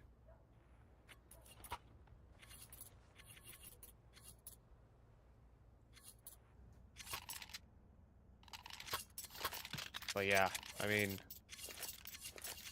MIBR just getting a lot of space. They're taking favorable fights. Right now, Red Canids are playing in very cramped positions. Not a lot of angles. Like, in a lot of situations, they kind of have to squeeze water from stone. They have to work so hard to get a duel that they want. And, not to be there for Cold Sarah, but there's a gap in that smoke. Save. In trouble. Will survive. Courtesy of the weaponry there. Interesting to see that big of a gap right there. Best window smoke that kind of goes awry. Safe, at least still kicking, but does lose a lot of his health. Runs out, put to the task of holding off this B side. His teammate's getting pressured on. He's already lost his teammate. Still holding the line with that CZ, deadly. HE's though. I don't know how he gets out of this one. Yeah, where's the HE's going? Not towards the back of the site, but with Nython missing. And David, he gets 2 dinks out of that MP9. Look how much value he got, but it might not be enough to win this. Hardzao is still standing. And wait, he's allowed to get. We got over towards bench. The freeze here. Just needs one headshot on to Drop. Maybe another. Maybe 2 headshots, but the other player's so incredibly low. Could try and even out the odds. So now I have to re-clear angles. Oh, this is so awkward. This is one of the weirdest mid-rounds I've ever seen. Everyone is silent. No one is moving. Oh, but now Hardzao gets found. CZ, not the weapon for the job, and I think it should settle here. Or will it? Venom Zera, first shot. The safe does connect. Imagine Venom Zera, that's a body shot on a safe. It's a 1v1 and not another 1v3 for this guy. Yeah, I mean, that's a quick reminder of how they were winning a lot of those rounds in big clutches. Giving them 7 on that T side. They have not been able to mount a single defensive round so far, though. They're running out of time to do just that. Feels like MIBR just stringing these momentum-based calls together here. Last time around, last gun round, a very fast A-side play in which Drop was able to claim that space. Well, guess who's left on a bit of an island again for a short window of time here. Gonna get some extra support, though. Nython is coming back in recovery. But even more pressure put on Venom Zera's shoulders once more. Not all that unfamiliar of a scene here. And they've committed to the mid setup here, and it's just not going to be the target here for MIBR. It is just Venom Zera. And a molly with his name on it. Maybe a flash? No. Instead, he'll swing for one, but that's not enough. Nithon's op shot, though, might just be. Flash Molly. Crossing over in towards jungle. Ooh. They're gonna go past the smoke. Brennison getting wild with it. And on the fadeaway, Coldzera does an extra chunk of damage. This retake gearing up to be largely CT spawn centric. And it's going to be concessions of control elsewhere here. Jungle kind of given over. It's going to be up to David to fight back for it. Oh, and David does. And the op shot from Nithon, solid. Exit. Is he cut out for this? They might think he's over towards connector. I'm not going to lie. Making the long range position. But... Oh, he finds a headshot! Wait a minute! Wait a minute! Is there time there for Coldzera? I think there surely is. It's close, but... Goodness. Yeah, they started running around there like the round was secured, and that's when your heart starts to sink. It looked like the spam was off, but a stray hits his head. Almost. A miracle there for MIBR. Nice attempt. But Red Canids hold on. And again, a lot of focus towards middle, very little given to VenomZero on that A side. He is constantly put to the task of defending this side, and he doesn't have a lot of resources to do it. Support just doesn't really feel there when he's playing up against this. That's to the credit of MIBR's game plan, but also Red Canids really focused in on this middle side of things. It's like they've got an idea, but it's just not hitting.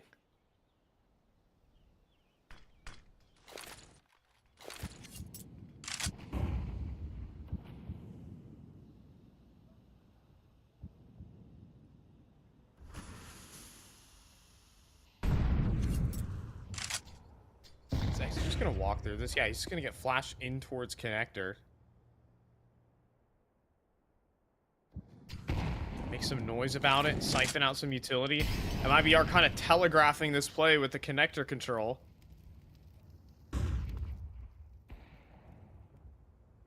And Nithon had a chance.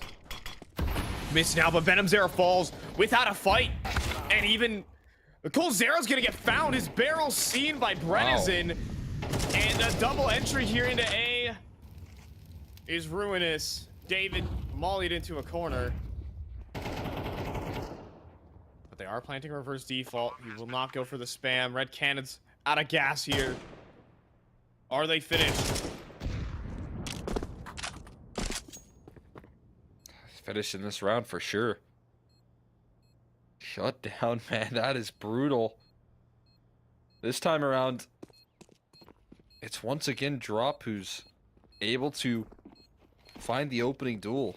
Not just taking space this time, but landing kills behind it. And it's the same old problem. I feel like this A side left a little bit weakened. This time it has the numbers at the very least, but they're super separate. You can see one player in the CT spawn with Coldzera on the op. One player playing close in the smoke. Tough to coordinate your efforts there between the duo. Another timeout called, but this defense has crumbled time and time again. I don't know if they've been able to land a single solution outside of, again, getting a couple of good retakes there, getting some good opportunities. And watching David throughout that round as well. Watching him just be looking outside of the smoke. Watching the gray screen the entire round as the rest of his roster gets executed on A. It has to be frustrating for him, but MIBR keep getting away with it.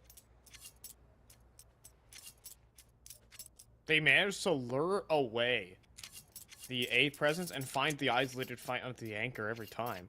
Somehow, Coldzera is not there to support VenomZero.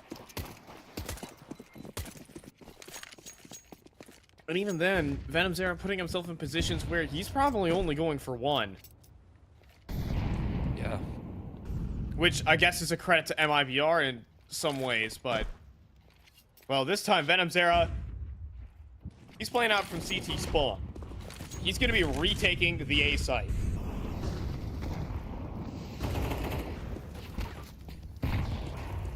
I mean, constantly pressured. It's the adjustment that they have to go for. You can't hold that bomb site alone. It has to be that retake situation here. Good utility to put some pressure onto them. We'll see how much denial they can do in terms of denying the bomb plant. It's a 1-for-1 this time. And again, it's valuable real estate taken. All the space taken here from Drop as well. This is one of my favorite things to do when you have this connector smoke up. Nython is fried. There's no way he wins. His barrel will be seen around every single corner, and he's going to get first bulleted. Bombs in jungle. Wait a minute. Are they going to go to B? What is happening here? Drop. The freeze. What is going on here? What is happening? How do you get through this round? David's on the flank. He's got him boxed in at least towards A main. But the bomb could just route through CT in some form or fashion. And maybe that barrel spotted? No, not quite. Okay. No way Nython makes a move through this smoke. That'd be madness. And well, it might not be anymore. Now that he has, oh no. Drop turns back, hands out a headshot, 2 kills, right in for MIBR. They just won on arguably their worst map. That's what prep during the player break does.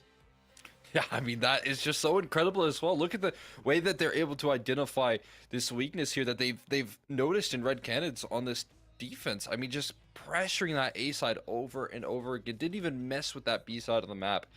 I don't think a single time did they hit that B side because they were so invested in abusing this control towards A. Every single time Red Canids tried to land an adjustment, they just couldn't quite land the punches. And as you said, this is what, again, some preparation, this is what some work in the offseason does for MIBR. I just think they're so good at coming off of these breaks, firing on all cylinders, and that's exactly what we saw right there. That's what you need to make it into some of these qualifiers here. They're a map up. Red Canids a map down again, and they're moving into Anubis. Red Canids are having just a replay of whatever happened today. This time, maybe a little bit worse. We'll be back after a break. Anubis up next.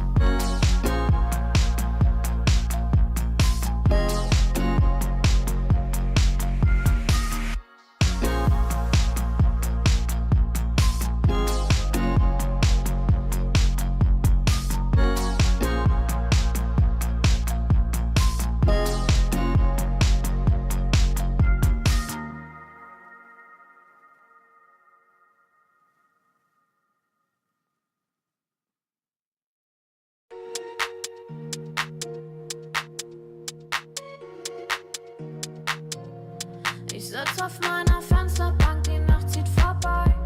Ich blick über den Tellerrand, trinke Sekt auf Eis.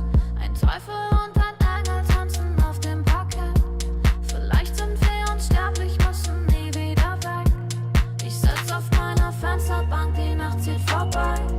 Ich blick über den Tellerrand, trinke Sekt auf Eis. Ein Teufel und ein Engel tanzen auf dem Parkett. Vielleicht sind wir unsterblich, müssen nie wieder weg. Backpack, Kippen und Drinks gegen Tristas. Großstadtbild, komm ich nicht weg. Kopf fragt, mach kein Pisstest, nein.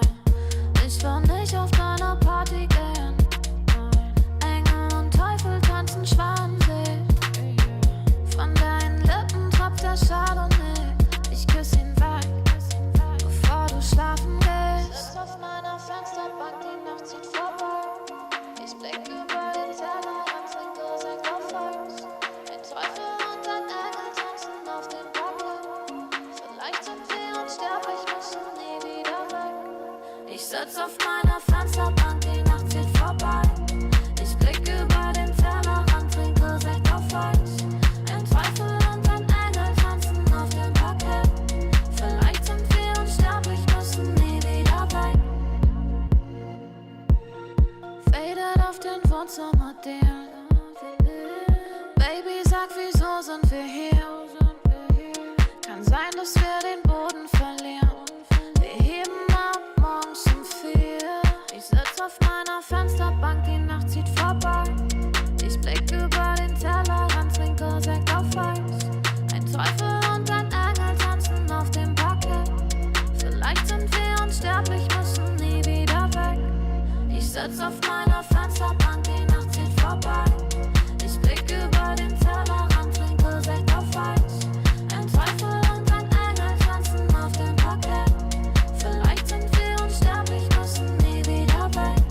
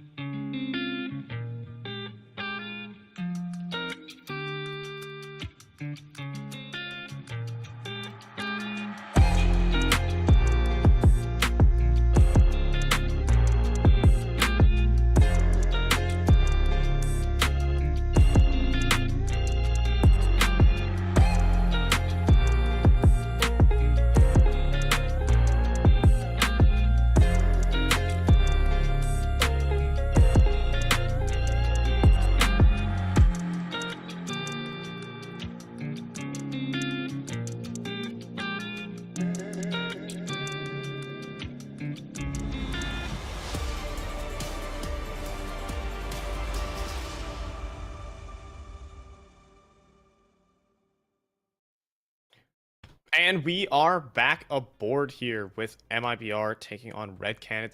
Cold Zera taking on, I guess, a former organization, if you want to put it that way. I mean, this player just has so much history, but right now is kind of on the wrong side of it here as he's playing here on Red Canids and is struggling to take down Made in Brazil to qualify to Rio. To have one of the most legendary players in the game not be there is quite a disappointment.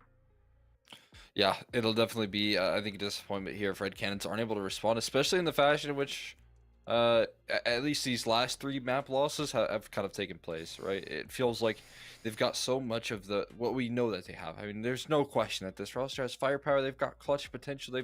They feel like the full package. They just need to package that into some early rounds, some good starts, and that feels like what they are missing the most right now is figuring out ways to identify success, figuring out ways to adapt even. That CT side of Mirage, it just felt like they were trying the same old. Let's put 3 players towards middle. Let's see Venom Zera on A, and let's see if he can hold this time around. And the answer was no, every time. And so, again, small details here that Red Canids need to clean up that are costing them big time in this qualifier. Yeah, I mean, in the first series, it was just Nithon, and he was just missing. There were just mistakes happening. And now Venom Zero, as we're talking about, multiple rounds, he's just getting caught out in A main. Caught out as your A anchor. And even only getting one and done is even not enough. in these situations. And that T side from MIBR, all their executes, it felt like Red Canids were out of position on A every time because they're so focused on dealing with mid. They're locked out with smokes. There's no space to be taken. It's MIBR who have all the running room. Yeah, I mean, what's interesting as well is MIBR didn't even really challenge a mid like that often. There was a couple of rounds here or there, but it wasn't a common occurrence that they would take that mid control with that much resources. So it just felt like Red Canids came in with the idea and they didn't want to really change from that point in time. We'll see if that happens on Anubis again, where it was a little bit rocky for them. This, like you said, a mirror image in the vetoes for these first two maps from what they played up against just earlier versus Pain, where I think some frustration definitely lingering from that series as well, where the chances to come back were kind of shut down by a couple of key losses, a couple of ecos. I mean, they lost to an eco to lose the series as well. And those sort of results can't be replicated either. They've got to be coming through in their full form. We've got to start seeing Nithon connect on some of these op shots. It's absolutely necessary if they want to have a chance at bouncing back in this series. Yeah, and that map, that 13-8, I should mention, was off the back of 2 clutches as well. Cold Zera with the 1 versus 3, Venom Zera with the 1 versus 3. Like, there is so many. Like, the X factor is there for Red Canids. They've got to mirror the consistency of these teams that are consistently performing at the international level. They've got the players to do it. They just need to execute. Absolutely. I'm right there with you. They've got the time as well, right? More experience with this roster here, but more fights given to Safe. A duel that he'll happily continue to take versus Cold Zera. Didn't want to shy away from that fight, but sticks around for too long and finds out.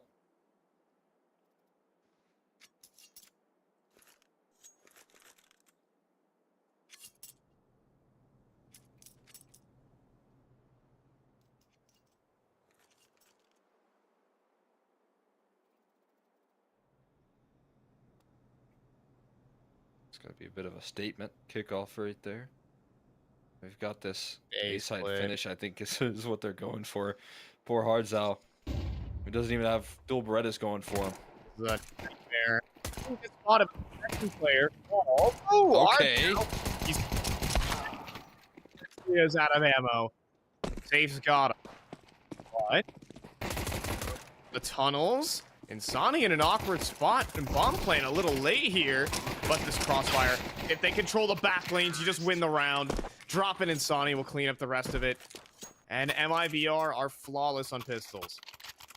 That's another big point right there. Both pistols on Mirage get them a lot of leg room. It got them that early momentum on that T side.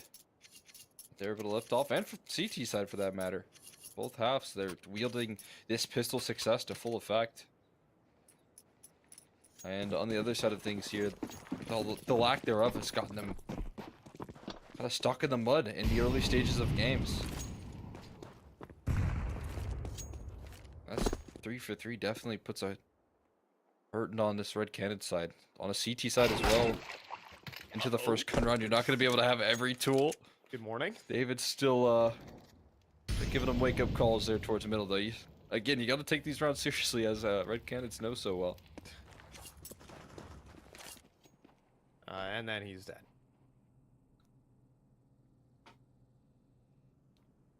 Yep, because David will do a David thing.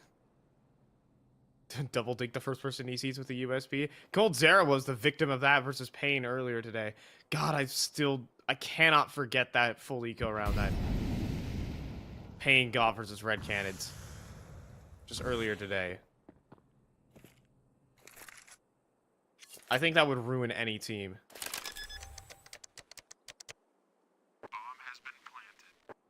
Exit's gonna take the all of B site. He's in CT spawn right now. The rest of the forces are arriving through canals for Red Canids, and the flank develops from drop. Doesn't want to lose this AK,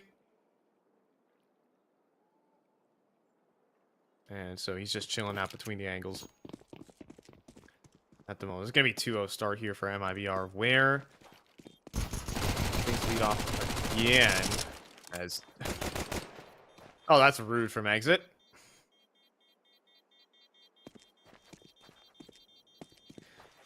You know, it is interesting to see that Red Canids elect to start CT side again on this map. The general meta and consensus is that you just start on the favored side. Anubis is widely considered a T-sided map. I think it's not just considered, I think it just is. Yeah, I heard today that it was like 55%? Yes, 55%. T-sided? I'm looking at it right now. Yep, 55% T-sided. So, You start. yeah, it is interesting both times here. You just start off on the favored side because, you know, you can just win a pistol round and then win the game type of deal. You just want to get ahead as fast as possible.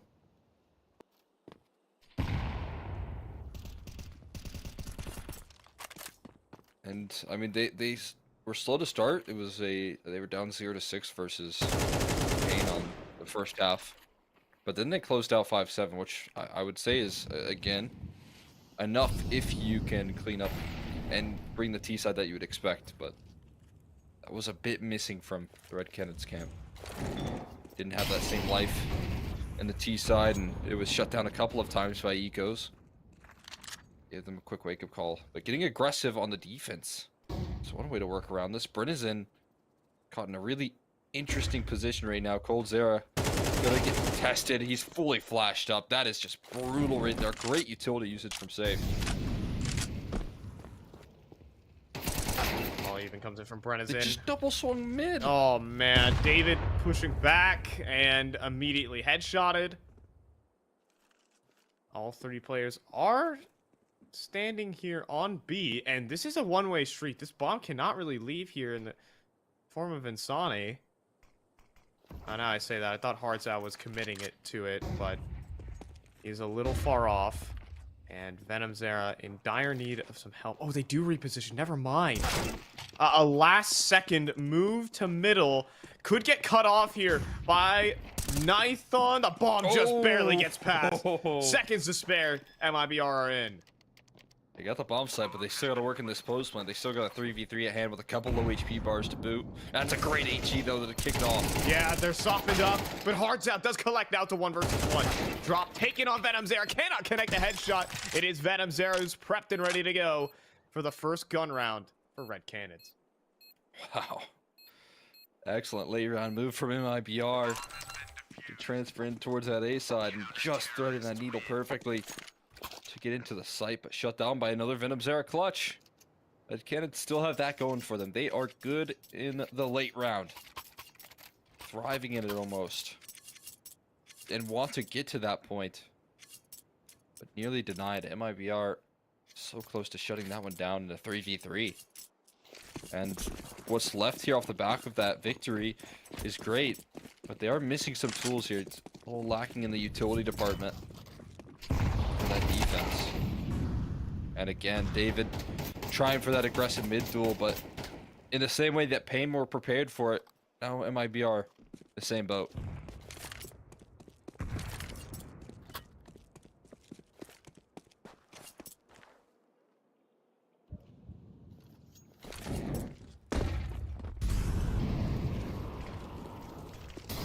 So a free A side execute comes through here for MIBR. I mean, again, just perfect positioning. Walking into an empty A site. Path of least resistance taken in so many of these rounds from MIBR. And also, you know, I'm gonna say it. Now, David played well in the previous series versus Pain. But I think he was found out towards middle from the Pain side. David always trying to get up to those antics, you know? Yeah, and the fact that MIBR left him with no duels to take, I think put him in a very uncomfortable spot. You know what I mean? Like, if he's not able to swing into a fight, job becomes incredibly difficult for him. Like you said, I'm right there with you. Was super found out. It was interesting to spectate him in some of those rounds when the A executes were taking place, and he was just left kind of scratching his head. Wanted to, and I'm sure wished that he could be more involved, but was never one of those players that could be. And That's new territory for him almost. Yeah, well, it's not even just like, it's his positioning. That's the biggest thing. Like, he is a player who does want to be active, does get involved. In fact, he forces a lot of his fights.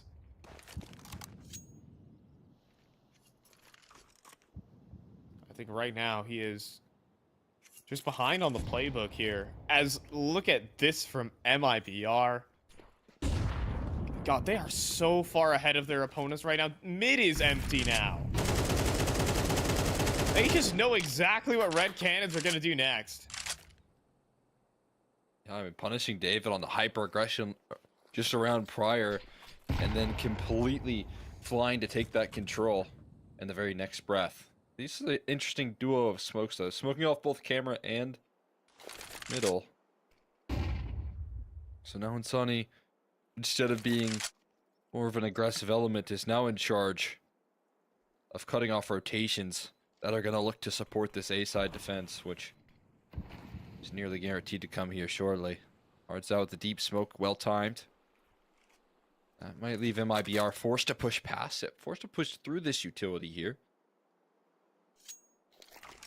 Either way, I don't think this setup is going to budge from Red Canids. They're fully committed on this 2-3. And the thing is, though, look at the belts of the utility that MIBR have to throw. That molly, it's well placed, actually. It doesn't matter. It's Drop who just runs past it in towards A main and finds the instant entry. Nikon does have some backs turned, but can't double up when it was necessary. And Insani is cutting up middle right now. Oh, he just destroys both. It's over. They constantly threat that mid control. Look at how far the rotations are away from supporting that side of the map. And Sunny with the early mid presence. Cold Sarah, he's able to clean up that spray. But it just left Red Canids stagnant in their defense. There was no way they could move out of that position. Cold Sarah not able to save his gun either. It's just so perfectly played. They had to live on that A-hold, otherwise it was going to be a post plant, and they were going to have to get through Insani. And you can see what Insani does when they're rotating into him. He is just cutting them off before the supply lines can come through.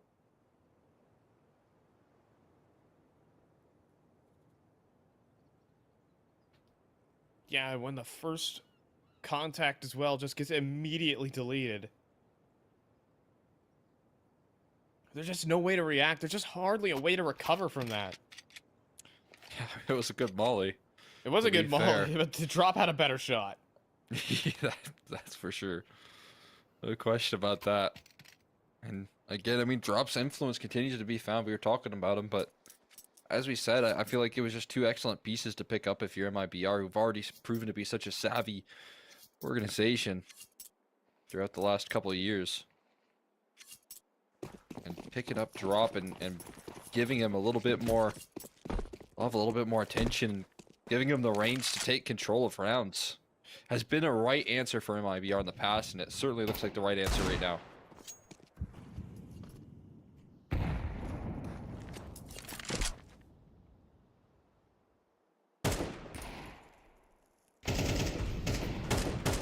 Sonny and Anubis. This is another specialty map for him as well. Absolutely. He's a beast on this map. I mean, turns into a different element.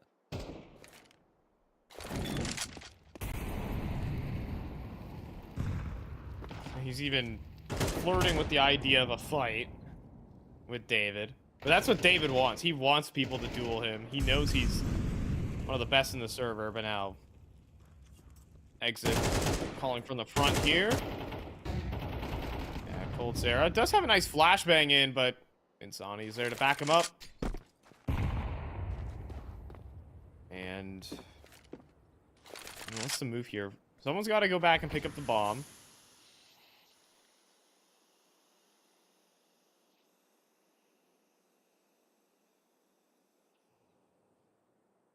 Bomb's a bit removed as well. But if they finish towards that A side, Hearts out and a CC got to be in charge of most of the positions right there. And Hearts out getting spotted on a jiggle.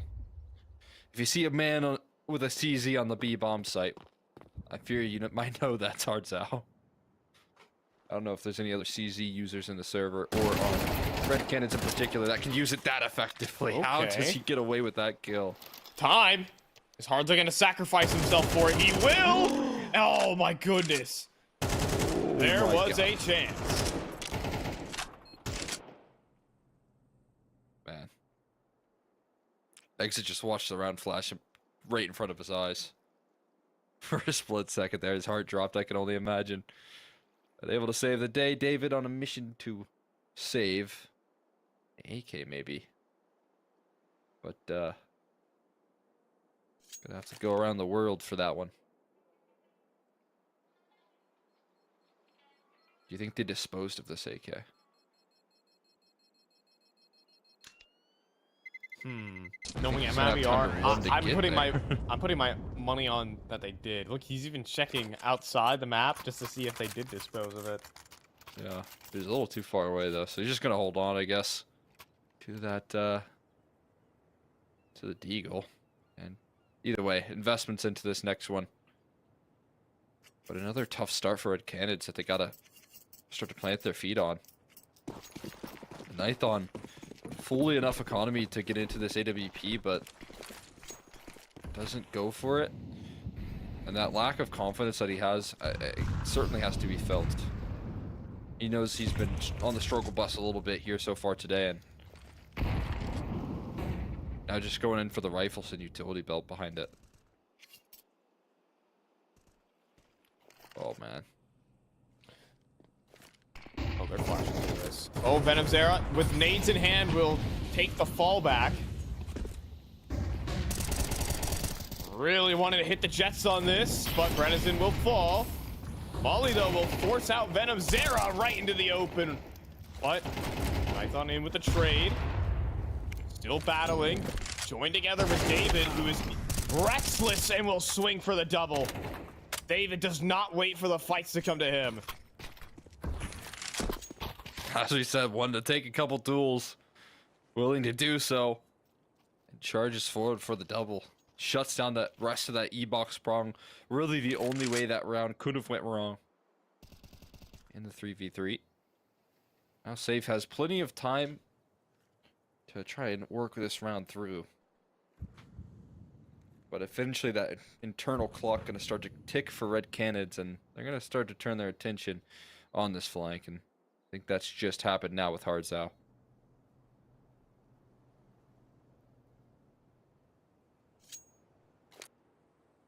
Yeah. Wait. Hold on. Okay, now Hardzao starting to think about CT spawn. He's just going to get this kill, I think, is all, though. 10 seconds. Hi there. And rip a gun away and leave. Refuses to elaborate.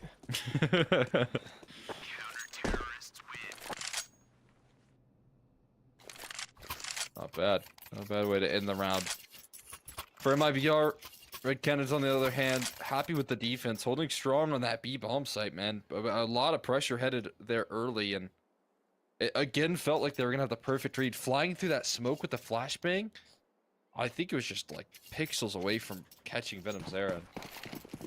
Almost got caught in a panic. A little fast E-box smoke there for Safe. Looking to set the tone early towards this B side. A little lurk smoke here as well. Gearing up for a pretty fast B side pop right now. They look to engulf this B side in flames because they got a lot of resistance around that corner. We'll have to see if they can do a Pain Gaming-esque execute. Right side completely mollied off, but the re-smoke comes through, and that will lock him behind. But look what it's done. It's tied down 3v players, and MIBR have 4 in mid. Rude awakening is an understatement here for these A-site players. They're past E-box, though. And I don't think anyone spotted this. Nython, he's going to be surprised here. Does lock down a kill at least, but there's one more on the corner. And it's Insani that starts to just break apart this B defense through Temple. They've got to know that coldzera plays here. Exit is still in middle as well. Oh, but hold on. Pulling pins in the open. Bomb dropped. coldzera seen. And now calling in for some backup, but the MP9's good enough. Brennison now 1 versus 1. Knows where Hardzao is. Any mind games here today? Okay, Molly. Gonna give him security to at least lock in the plant here. Hardsau just has to go straight through Temple. Oh, and Bredesen is going to make his way in towards E-Box. A play that's straight up 1 versus 1. I think Hardsau can make a guess where his opponent shall be, and he has a molly. This is massive. Molly plus smoke. Oh, but he's delayed it a little. He's taking his sweet time, and then Bredesen just swings. He does not wait. And it's 6 rounds to MIBR. What a play right there. That early threatening of a B-side execute is terrifying, man. They get a lurk smoke right on the outside of B main. They've got a player throwing close utility as well. So you understand that Red Canids are focusing 100% on the main threat, which is what they think is that B-side play. But MIBR was all smoke and mirrors. And the real play just comes through Temple, which is a complete shock, a complete surprise. They're the Red Canids. What a call to pull out there. And again, it just feels like MIBR maintaining their pace and keeping themselves 1 step ahead of this defense throughout the entirety of their T sides on both maps now.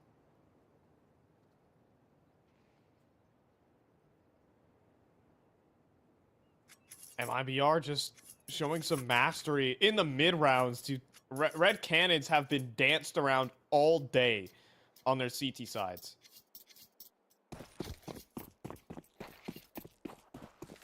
It's actually beautiful to watch, just how these rounds play out. This MIBR squad's trying to be tier 1 material. They're trying to show that they belong at IEM Rio. See if they can continue. Obviously, like you said, IEM Rio material. But at this point, you can't make any mistakes any further with this lower bracket. Already sent there by Imperial. Now the real deal starts for this point forward. Handling business up against the half-buy of sorts. A single Nithon kill with that FAMAS. Venom Zero's here with the Deagle, though. We'll see if he can work any magic with this weapon. We know he's keen for it. Position, though. Utility's so good.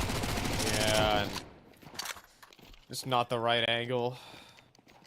Hardsau, his textbook CZ. He is through. And will not make a footstep on the way.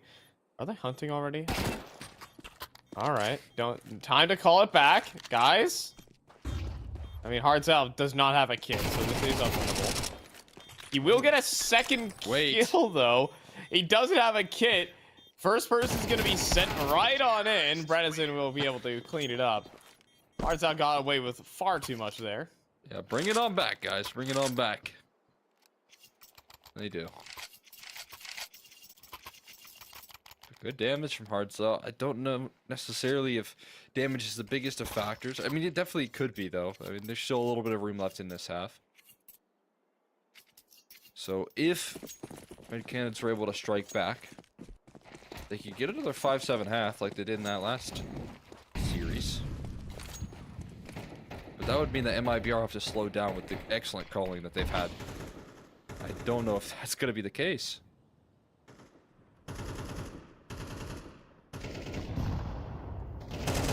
Oh, in the meantime, okay, it's over towards A main right now. Hardsau going for a play around the smoke. Drop says absolutely not. And Red Can is trying to switch up the tempo. First time we've actually seen like challenges towards A main. And MIBR just have their finger on the pulse, man. They just know exactly your next move. Oh, I mean, it's got to feel so frustrating to play this team. If you're on the side of Red Canids, it's continuation of Mirage and the success that was fielded there. And it's all of this utility dispensed in towards A main with around 50 seconds left. That's going to put a real hurting on them in the later rounds. Fortunately, David able to keep that Molotov for now. And in this man deficit, it seems like they're Trying to pull more forces towards this A side here. Kind of getting a gamble call rolling up. See how that pans out for them here. It's the right one.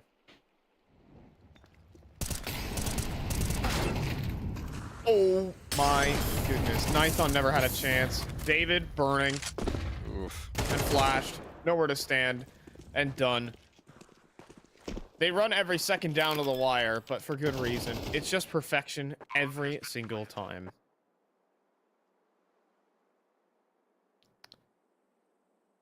If you're going to play that well, I mean, you can afford to use a little bit of that clock. That flash is on that A side, suffocating. Instantly finding the entry onto Nython.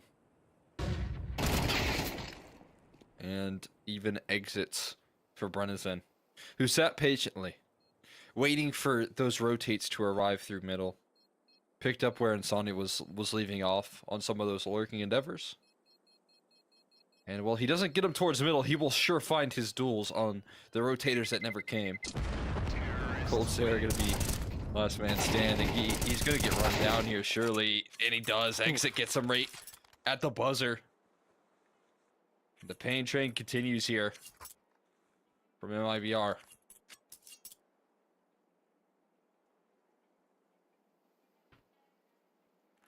Just outplaying every single round. It is evident who the better team is here in the server. And while Red Canids have some incredibly solid players, they got David, they got Venom Zera, Cold Zera's even playing well these days. Teams win Counter-Strike games, not players. True. Sorry, I had Tell you to what, spit some wisdom on the you had close to spit qualifier some cast. bars. You had to. It's necessary. You know what else wins games? It's good T sides and good calling. Yep. A good leader. And right now, MIBR rewarded with that much here so far. They have called circles around their opposition so far. It has been a work of art on this T side.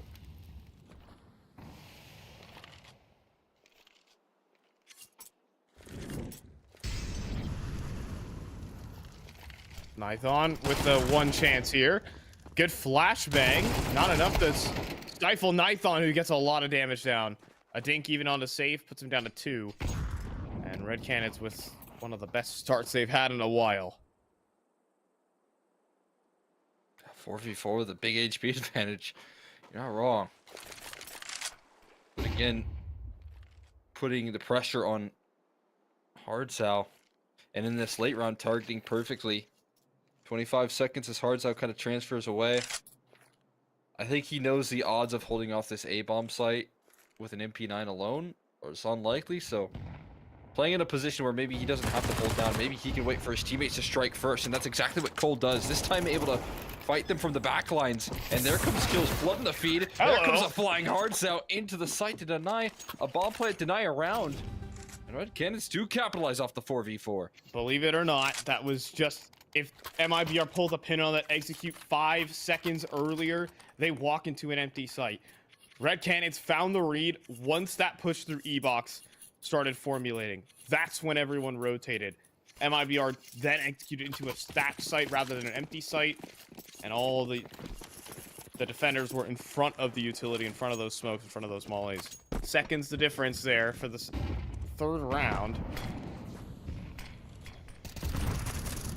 Red There to Canids. make those big plays, right? I mean, that's perfectly timed aggression, shutting down some of that extra utility.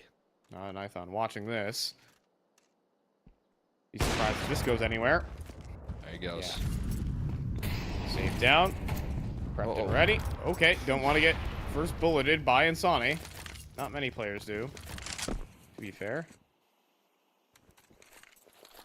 I don't think anyone really wants that. Everyone wants to avoid that, but Sonny just so eager to give it a go. David, he's just the master of catching people with the utility out right now, and he's going to chase through the Molotov. He knew that was the winning play, and he'll take his timing with full advantage. Now, this B site pressure, all the more so here. Drop in charge of keeping them away from this B main side. Yeah, drop. Trying to force him off in the meantime. Oh, he gets the kill on a Cold Zera jumping up. Oh, that's devastating. As Eggs is going to go ahead and plant the bomb. 2-on-3. Nython. Late rotate. And Hard's out coming in through E-Box. How has this gone wrong? It was looking so good. Isolated fights against worse off weaponry. And now into the driver's seat. Exit, forced to reposition, but the molly actually misses. He has a lot more room to work with, and then, oh, Nython misses the shot. Exit, 15 HP headshot, and then Insani delivers a 9-3 T-side here for MIBR.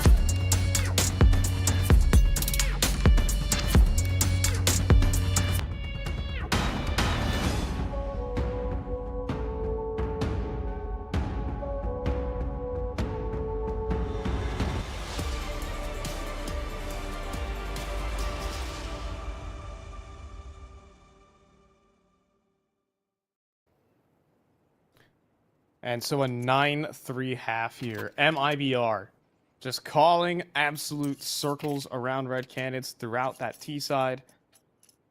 And now, well, they are just 4 rounds away from moving on and securing a blowout victory versus this Cold Zera and company. So, safe. Front side of B main will falter to a double kill from Venom Zera. One more backside here, and Venom Zera's got a triple entry. That's the individuals you want to see out of Red Canids. Exactly what the doctor ordered right there. Triple entry from Venom Zera. 3 headshots quick with the Glock. And it's not really looking like MIBR have much insight into this one. Maybe a couple exits for exit. Smoke, though, hints at him going aggressive. There isn't a lot to lose. They do have armor, though, so we'll see what they can make of it with the dual Berettas. Not a lot, just gold. We'll quickly put this one down. And again, it's up to Insani to get him some bread on the way out. Get him some more ADR, but that's about it. Okay. Red Canids with their first pistol of this series. Will that be enough to propel them back in? Wonder what MIBR gonna bring to the table here. I doubt it'll be much. With Insomni holding onto his armor, you bet he upgrades that USP. Get a little Famos. With the flash. With the flash? Flash, hold the Famos? No Famos? Crazy. The greatest, you know, it's like the pen is mightier than the sword type thing. How about the piece of utility is mightier than the weapon? All right, get your money up, not your funny up. All right. Sure. We'll see how good this flash is. Is it a flash to end all flashes? It's the Moaf, the mother of all flashes. One flash to rule them all. Challenging the Dartling gun of Venom Zera here. What's the Dartling gun? I mean, I know what a Dartling gun is. You're making the balloons reference. It's okay, good. But like, where does this come from? What's the? I guess the max. Because of Moab. Moab's. Oh, I see what you mean. That's cool. I guess we'll go with the balloons reference for there. The Moab being the mother of all balloons, of course. Yeah. Okay, I didn't see what you're working with there, but I respect your game. I got it crafted. Yeah. Yeah. Whenever I get to sneak in a cheeky balloons reference, I love to do so. Yeah, personally, I use the plane pretty often. I do the Spectre upgrade where it turns everything into. Yeah, okay, I'll hold this discussion for a later date. No balloons meta talk on my Counter-Strike. Yeah. podcast. Fair enough. I was taking notes though. Oh, that's extra money there for Breno. It's a lot of damage too. This is a pretty brutal USP round. And then Sonny had the armor all the while, so he's holding onto an AK and armor. Instead of rocking into a first gun round with okay. That'll do. Escape it, evade it. All right. But instead of heading into this first gun round with what would be severely lacking utility, I think I got everything they could really ask for. Cash in reserve and a couple AKs to boot here for MIBR. I'd say that's a big victory in the defeat of last round.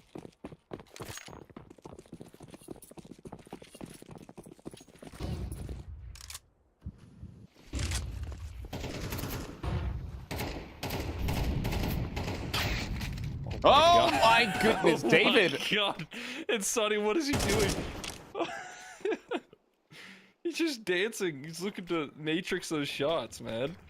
He was watching them whiz by. Just watching those bullets. He kept on testing fate, and eventually David was gonna hand one out. Wow.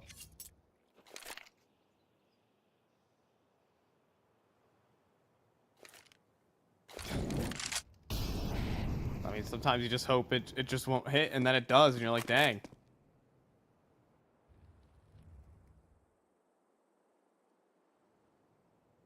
I think Breno might be in some trouble here. Molly has his name on it. From Venom Zera.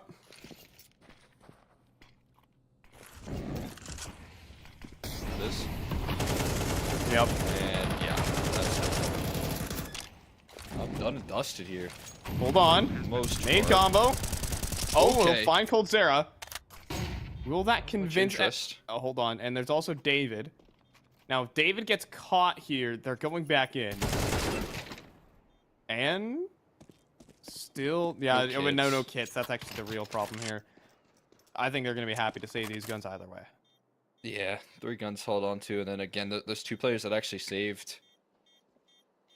Just 2, last round rather, are actually the ones that fell, so they'll actually be golden for an investment in the next. But this is a very quick activation of Red Canids on this T side.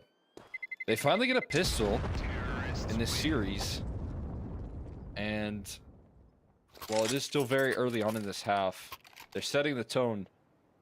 They're setting it nicely here for this T side. Giving him a quick couple of entries. Diligence on that B side, execute, even with the man advantage. Looking buttoned up here to start a recovery mission.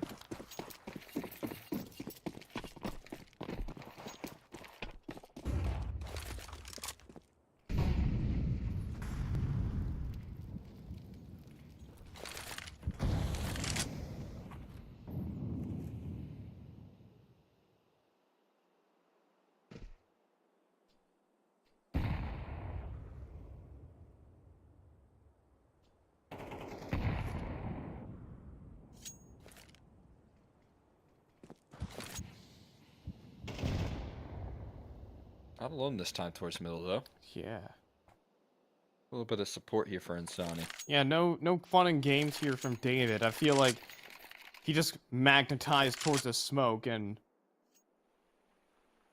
What is it, like the masculine urge to walk through the smoke? Yeah. I've got that severely. Oh, well. Not walking through the smoke, but as it fades, it's David. Who else? To score the entry onto Insani. And it's gearing up to be the A split. Exit on the off angle. Oh, perfect wow. flashbang as well. Exit blinded up. Safe. Does he have anything more? No. Nython with his op shot bump plant save again. Red Canids are not done with Anubis. My God. Again, this looks clean here, clinical. And Insani now getting a taste of his own medicine towards the middle. He was having his field day on the T side. And gets a reminder of a big reason as to why this map could feel so defensive. Or so T-sided, rather. Especially when David's finding openers in a consistent fashion. Drop does hit one on the fadeaway. But not going to mean too much. Just going to keep their guns safe and sound for now.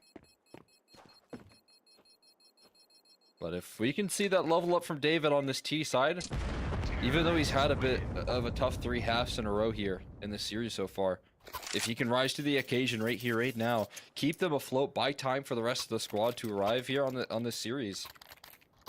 That's what they need, and Vertigo would be waiting in the wings here. They're only 2 rounds of difference now. All these saved guns haven't gone very far for MIBR.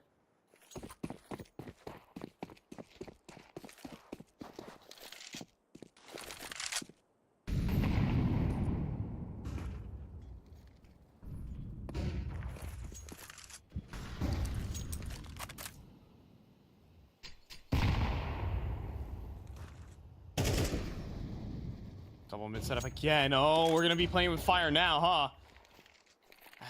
Looking for a lucky merge on mid. Oh, but Nython's ready. He takes his gun out, scopes up to the smoke. And surely he's ready for another.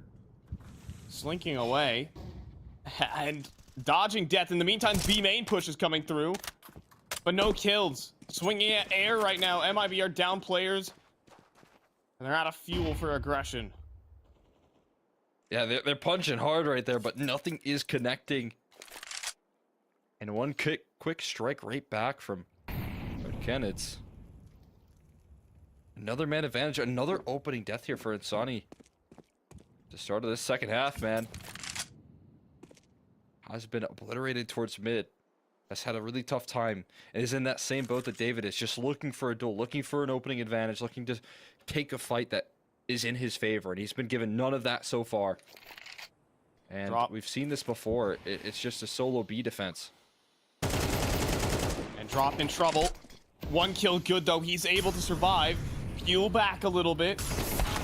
Maybe. Oh, but he steps into the molly. Oh, boy. And that calls it curtains on this. Red Canids have brought the game to back within 1.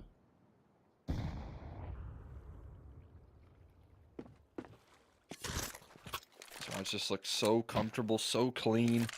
Op is not going to be saved either.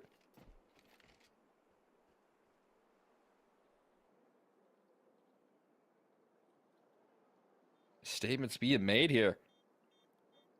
Nython finding more success with this op alongside it here. Just taking a couple of comfortable connections with his AWP, but ensuring success.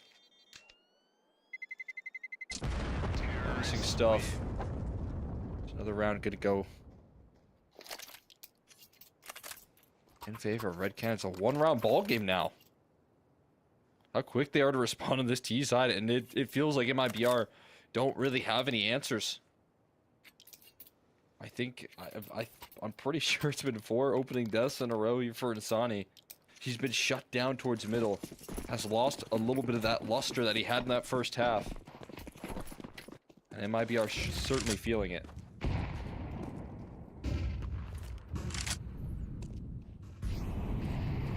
Hold on. Really taking steps forward now.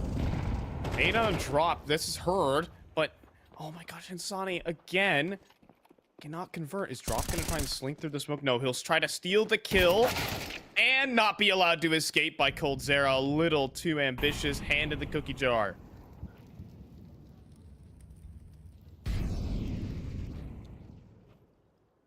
That's one tasty treat right there. Red Canids slap out of their hand. Another situation in which a man advantage is manufactured. A-site. Put in the faith, put in the trust of exit. He gets given a smoke to work with here, so not completely empty-handed. That smoke does go down. They're gonna walk through this. Oh, he's leaving. They're gonna walk through it. And again, it's perfectly read by Red Canids, man. What a play. What a call. Empty bomb site. They've been pressuring B in the late rounds so often. They were hoping it would happen again, but it's not going to be the case. And it's Red Canids with 6 rounds back to back that now tie things up here. And it's another save that MIBR have to swallow.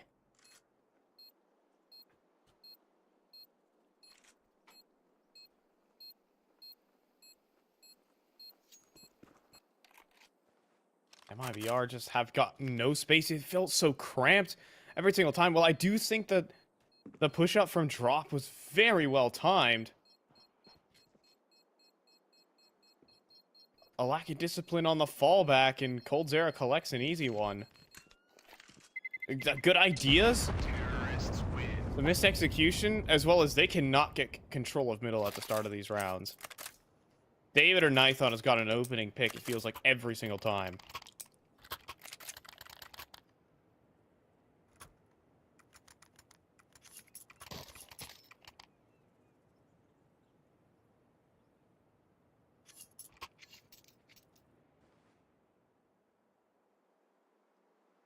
Pause finally called in.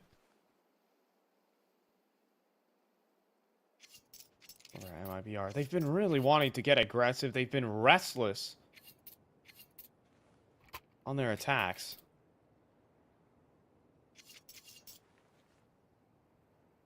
Just unable to convert.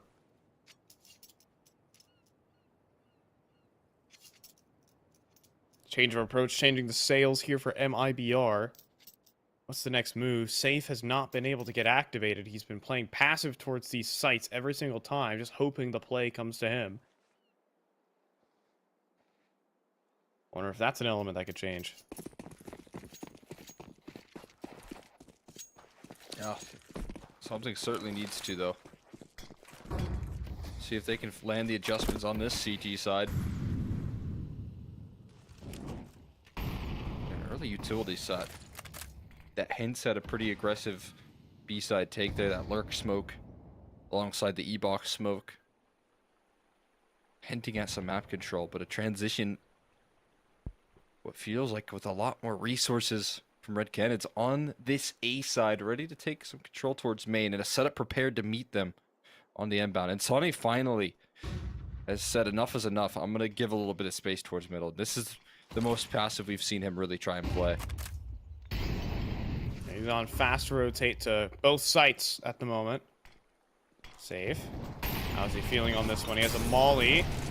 That will force him away, but it's missed. Hold on. Safe actually has a line he can take. He can see that there's no one A main. He'll step in it for a little bit. That's just a little damage. The information means more. He's still calling that there's nothing in A main, but they've got to get the rotates They're down. not rotating because they left mid open. And then Oh, Brennison just no. caught with utility in hand, and this round is curtains, surely. They just hesitated on the rotates here. Drop in an impossible situation. And we're looking at round done. Woo!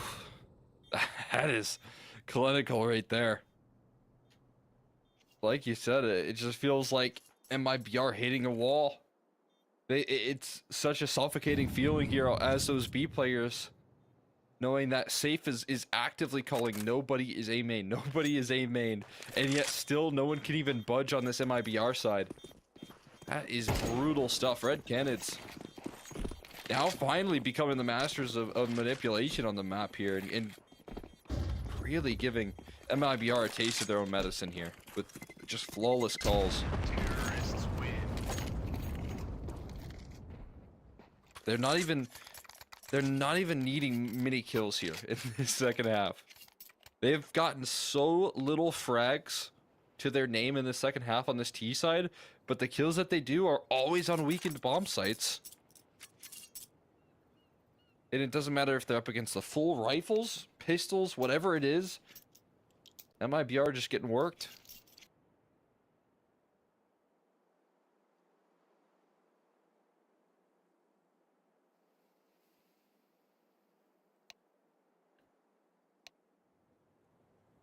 There's just hesitation there out of MIBR. That's all I could say. They're afraid to swing middle and give up a kill. Because that's just how the rotates were working at the moment. They knew what was coming, but they were so paranoid about a mid lurk that didn't exist. They have to consider it, obviously, but that's credit to Red Canids. That's conditioning. Yeah, I would understand why they're terrified here. It's because they've watched as, you know, one of their stars in Insani has been devastated in that position time and time again. So, you know, I wouldn't want to mess with David right now when he's the hot hand in the server. He could be a serious problem. And just the threat of him alone is apparently enough to keep them away from even trying to rotate. And again, as I said, like, usually what is a specialty for Insani has turned into, what is it currently, feeling like a little bit of a nightmare for him so far in this second half.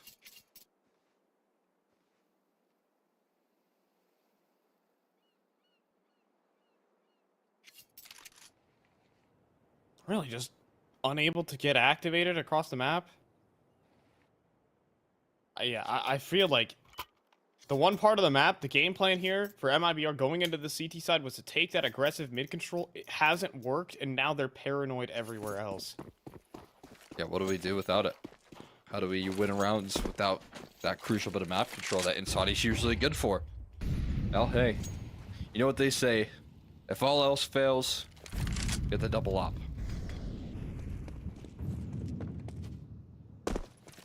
What is so oftentimes just patchwork here for a defense on Anubis. Look what they just Can did, by the maybe way. be the solution. Red Cannon just walked through the mid smoke. They have about a 10-second timing. Oh, wow. Where it's completely empty. Only now is Drop actually going to hold on to the angle here as they begin to cross. It's going to be a split into A at the moment. They're blasting in through camera. And exit down for one. Brennison is so done. As well, rather safe. And, yep. 11 rounds for Red Canids. My God. My God. This is just systematic here. What a response, because we haven't really seen, you know, the best of work today. We haven't seen peak Red Canids until just now, until this second half. Maybe even until the reality sinking in that they could lose this qualifier. They would lose their chance, their opportunity. You know, again, for Coldzera to play in front of a home crowd, as much as that means to him. Alongside that, MIBR failing to find solutions. The just pure fear that they face in mid.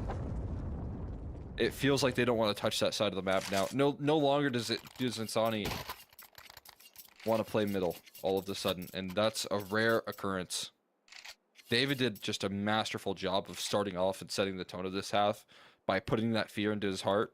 And ever since then, ever since that first headshot that he got straight through the smoke, middle control, whether the threat of it being taken or the fear of holding on to it has been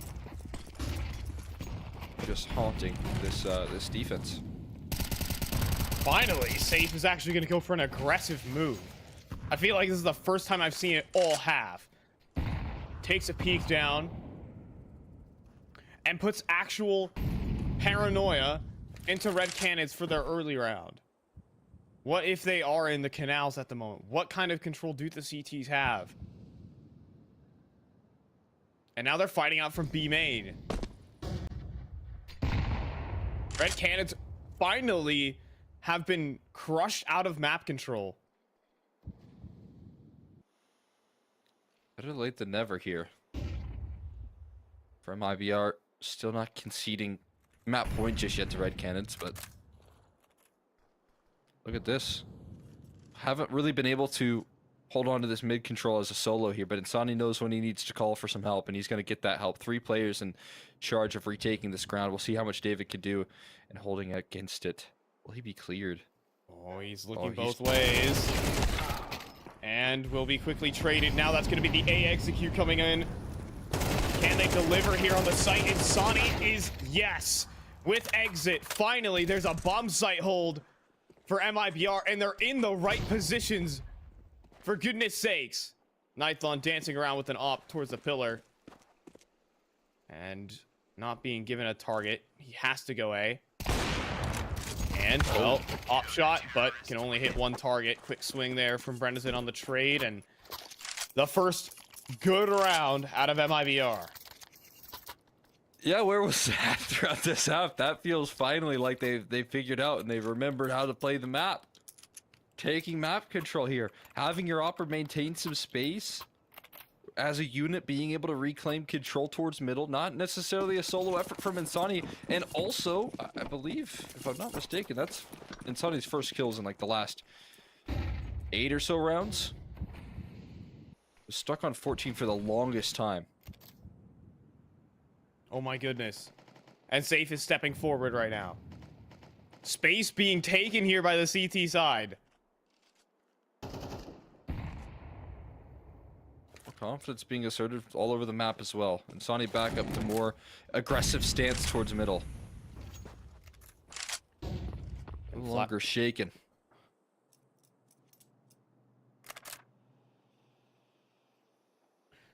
The B defense is very brittle right now. So focused on A main, so focused over towards mid. Now, players will start to move on back. Brendazin's going to drop all his utility because he's just going to fight. Perfect place to have a Molotov, I will say. You just throw that down towards E-Box. But he did drop it, as you mentioned. He is looking for the duel, and they are smoked out. This is going to be a chance to get the numbers punched in, and Brendazin just blasted out of the round. Venom Zera. Utility belt. Oh, that's looking tough away. timing. It was terrible timing there for Venom Zera, trying to support his team. Now around the smoke here, Cold Zera trying to get finicky with it. Now spotted out in the open and gets a second. Cold Zera goes for 3. Looking to put it into the favor of Red Canids to put them on map point. Drop without utility. He might just have to go for the stick. He might just have to open pray. And surely that's not going to be working here. Flashbang through. Nithon with the Glock. Fake defuse again here for drop. And we are going to be seeing map point here for Red Canids. One way to do it right there. Nithon doesn't get the kill with the clock, but what he does do is buy enough time to win the round. And how fitting it is that he uses that Glock to win them around instead.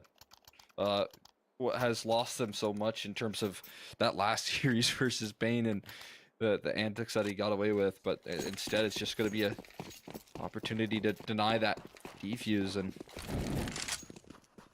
Canids believe it or not, match point first. They've got 2 chances to close it with a swing like My that God. from David. You can understand the fear in Insani's hearts. Safe says, yeah, I get it. I wouldn't want to mess with that either.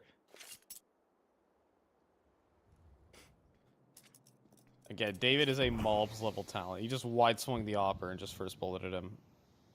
A world-class Opper. Like, Safe is a very good player.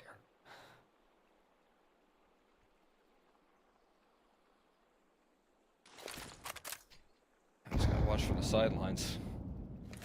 Courtesy of David, who set brutal tone here, and it's just going to be one more execute in towards this B-side drop. They've already snuck out too far. He didn't catch him. Didn't realize here that Molotov gets the go on him. But with a single kill and a sight lost, another post-plan opportunity, another chance for Red Canids to seal this map in a dominant fashion with a second half shutout here. Oh my goodness, the nade also just sinks.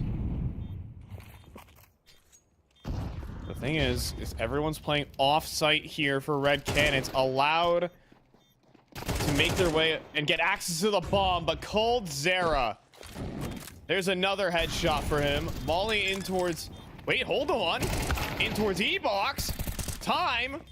Running low here. Does Exit have it? No. Venom Zera with the headshot and a 10-1 comeback for Red Canids to push a third. That's incredible stuff right there. What a way to hang in that map and really step up to the plate when it mattered most. The consistent calling to take that T-side control, that constant pressure that David was able to apply towards middle, and it felt like Nithon all the way throughout that half was able to utilize that to the full effect. I mean, did you see the amount of saves that they had to find themselves in throughout the entirety of that half? They were constantly left in 2v4s, 2v5 situations where they just couldn't get a chance in those rounds, and that's a credit to targeting those weaker bomb sites. That's a credit to Nithon calling up a great T side, and despite all of the kind of mishaps in terms of the opping, has certainly stepped up in that second half to get them to a third map. Cole, the hilarity. It's 8 saves from MIBR. It was Red Canids who hit the weak side every time, who got more map control, and just put the paranoia in place. Now we're going to Vertigo. You said this was going to be exciting in the pregame if we could get to it. Maybe you weren't expecting in this fashion. Red Canids powered up and looking to eliminate MIBR.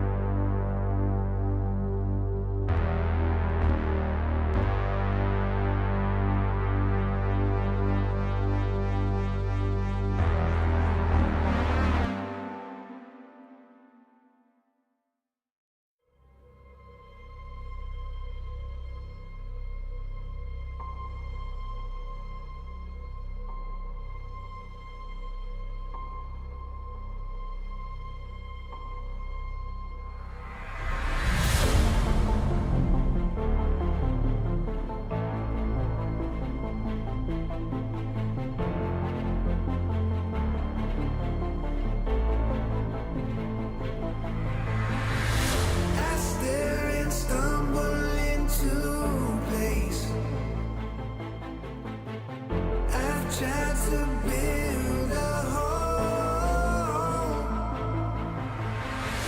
I feel this world coming on.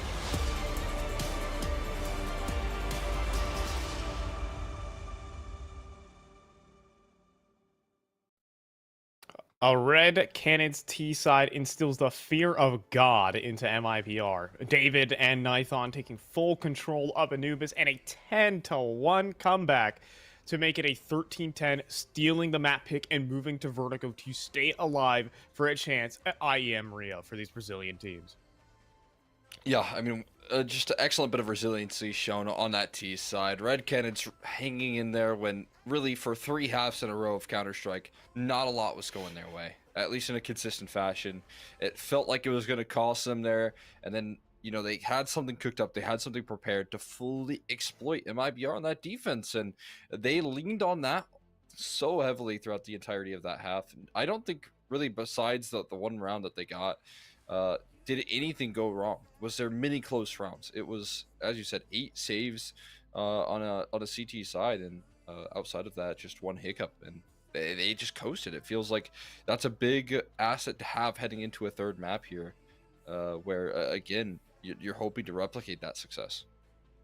Yeah, I mean, it's a big opportunity here for the guys over at Red Canids. They can finally turn up the heat as well. I feel like we had David's aggression actually pay off. I feel like he finally on the T side is able to find his own, when he's able to initiate fights on his own terms. The CT side, he's struggling. He's swinging at air a lot of the times and trying to force plays that just don't work. On the T side, he has the agency. It felt like they had that all throughout Anubis. I think Vertigo is another map that allows him to do that, believe it or not. I think him working up that A ramp could be a real big power play, power maneuver, and also Cold Zera is playing some solid Counter-Strike as well. A lot of elements are coming together here for Red Canids. I won't say like the tactics are out of this world, but right now the individuals are putting a lot of pressure on MIBR.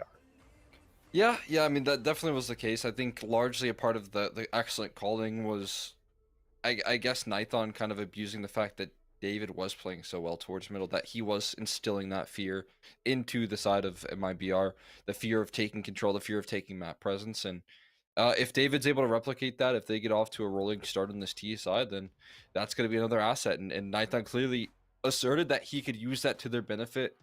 There on Anubis might be a little bit more challenging on a map like Vertigo, where it can lean less T-sided, but still, I think that's going to be to their benefit there. If he can, again, keep up that performance, you have some of these key elements still playing well. Cold Zare's winning you a couple of clutches here or there. Venom's Hair's doing the same thing alongside him. Again, the pathway through this lower bracket, it just becomes a little bit more clear for Red Canids, and I wasn't sure it was going to get there. Yeah, it's certainly possible with these individuals playing at the level they are. And realistically, MIBR just played scared. That was a scared CT side. That was a CT side where they just wanted to take no map control. Or at least, again, kind of like Red Canids, they were forcing fights. A lot of the time, you saw them just trying to push through middle, exit multiple times, trying to get activated, gets caught. And, you know, no one really wanted to fight for take deeper peeks into A main, fight for B main control, and time after time, Red Canids would just walk up mid, split a site, and the round would be over. So there's the hesitation, this mental block has got to go here for MIBR if they want to stay in towards Rio. We know this team is tier 1 material. They've just got to show it. Yeah, I'm right there with you. I feel like, again, if you're in MIBR, you're a little worried about the fact that you couldn't figure out those adjustments, that you were playing scared when you were up 9-3. It feels like when there's a key player missing in Insani on this team, also they have a bit of a drop-off, and we just saw that in terms of, like, maybe not the whole performance, but in the second half there, getting shut down as consistently as he was, but also kind of being that liability of how aggressive he plays in middle. The fact that he lost so many of those early duels, it did kind of show how that half was going to play out. I mean, again, I think a lot of those first deaths were on his shoulders. And when they don't have that luxury, when they don't have Insani playing as well as he can, that can also lean into some problems for MIBR. Yeah, I think here we're we're missing some links here on the side of MIBR. Safe, never able to get started with the CT side. AWP as well, and overall, just lack of activity and scared CS. Just in one of those rounds, I think they were fortunate enough to take deeper A main control and actually like fight for portions of the map. That's the one round they won. That's the one round that they actually had the right rotates into the correct site for once for this team. So yeah, this is something we got here for MIBR. Yeah, I'm definitely a little bit concerned. Again, we'll see how good that break has lasted them, if they can get their, heads back screwed on straight there and look to set their sights towards Vertigo. I imagine that's what they're eager to do. Is again, both of these teams have played it like here and there since the update, and to limited success. I think for Red Canids have had a couple big bumps in the road that might surprise you. But also challenging or willing to challenge this MIBR squad, who are in the same boat, like eager to play this third map. They're eager to play it into Vertigo. I think they've got a good opportunity here, at least to lean into some confidence. But again, we kind of thought that versus Imperial there, they tried to challenge them as well, and then this map, and it didn't quite go their way. So I'm interested to see how things fare up here in this decider with again, all the stakes on the line of this being an elimination match. Yeah, there is some added pressure for sure, and MIBR, I feel like it could be almost like a villain arc if they don't make this event. If this team does not want to sit back and watch the whole region pass them up once again. This is another, almost like another major for them. I wanted to really think of it for this MIBR squad. Another chance to qualify an event. 4 of these teams, right? Yeah. I mean, I think it means even more for MIBR because they think they deserve it, right? They should. After their performances earlier on this year, this team should be able to take down these squads here in South America, but there's been fear struck into their hearts by Red Canids and one man named David Diaz. Let's get started here on Vertigo. I'm right there with you here. This is a map. This is a series. This is a qualifier here where there's so much pressure put on these players here. As you said, missing out on your chance at that Copenhagen major to join the rest of your region, really. Watching that go by is not something that they want to happen again here. With 9Z making the world ranking qualifier, then Fury obviously getting that invite as well. So might replicate that reality here. And towards the middle, it's a good target towards this B bomb site. There's 2 sets of dual Berettas here, and they're tasked with holding off this site. Oh, and it's Sonny long range with his is able to laser down a second. Safe though in the open, somehow surviving on 1 HP. That leaves Hearts out 1v4, needs to get a reload off, and nope, he's not getting that. That is going to be MIBR pushing past for a pistol. A bit of a scary start to that round with the play being as explosive as it was, but smart from MIBR to fight on one of those fronts. I mean, both those dual Berettas challenging that B main presence. And isolating that fight, I think, is a big asset for that defense. Doesn't allow for Red Canids to ever plant their feet in a post plant. Force buy off the back of the bomb plant, though. With the money changes, it's just a measly $200. It shouldn't mean that much, but you can see with the purchase, instead of everyone having Galils, it's a lot more utility-centric, and a couple hero rifles in the mix there for Venom Sarah and David. Both trusted here. The rest of the roster is rocking a lot of utility, though, so this round could do some serious damage.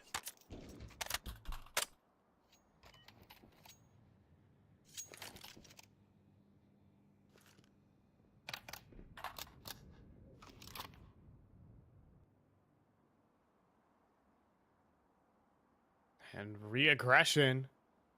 Will it be with the flashbang or not? Brennison eats a lot of damage, but he's gonna show some restraint, hold his molly. Re-smoke there from exit is definitely late. They are far past that one.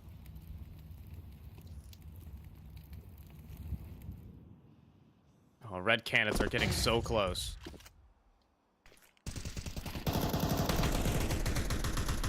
bit of fear. The spam here. Venom Sarah eager to swing for the fences as the utility belt goes down here. What's the cue to finally pull the pin on this? It's going to be a Venom Sarah entry that gets the job done. Nightdawn follows it up with a Tech 9, and again, too much space is given over Cold Zero with the Tech 9 as well. Chewing through the opposition. The defense dismantled and drop, forced to escape. And Red Canids replicating that success. There's another mistake there from MIBR. One player's going forward, the other's going back here. Drop left his teammate out to dry on the site, or maybe it was vice versa. No one's on the same page, and Cold Zera just rinses Drop towards heaven, towards the end. The same disconnect is happening on this map as it was on Anubis. Yeah, I couldn't agree more right there. You've are watching as the T side is getting away with all the map control in the world, and if you let Red Canids get to a point where they can execute and they meet zero resistance, zero disruption until it's too late, until the smoke's already down, until the flash is already out, you're gonna lose that round 9 times out of 10. Without question. That's what we just saw right there. Same problem with this defense here. MIBR scared of a duel, scared of a fight versus this Red Canid squad. Unfamiliar territory for them as they look to all collapse in on this ramp side. A little bit of a shutdown here. Nothing too crazy. Even Cold Zera is low. Well, something miraculous is going to have to happen on the other side of the map.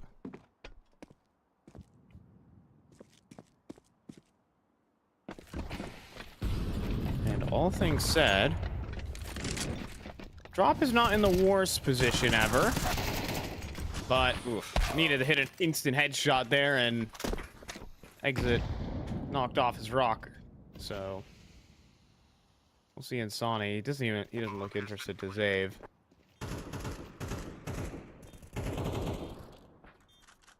If I know anything about rocking chairs, it's that you don't want to be knocked off them. Oh, okay. Pro tip for anyone who's... Nor should you stand on them. Yeah, I prefer not even to use one, just for the fear of being knocked off the rocker, you know? I can be knocked off a chair, but not a rocker, you know? Yeah, well, you know, then you're going to be missing out on a great joy in life. The rocking chair.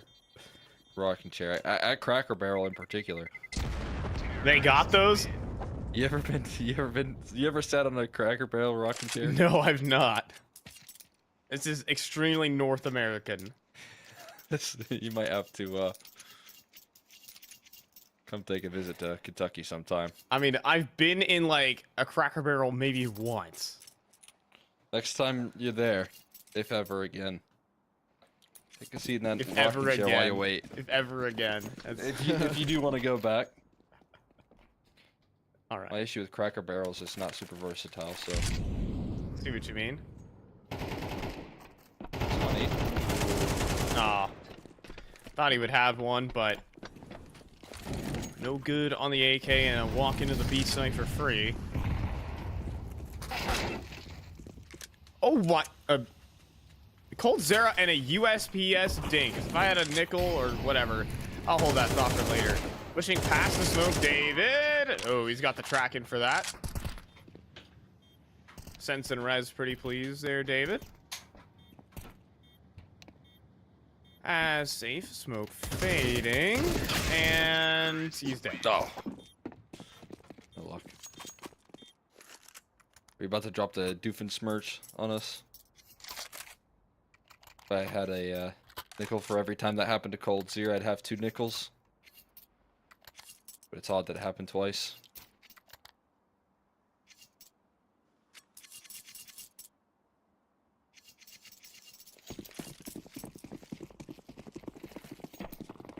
Ah. The crowd goes mild. Sonny, again, trying to take a fight on his own accord. But he just can't get away with it. Walks away empty-handed. And with a couple of bruises as well.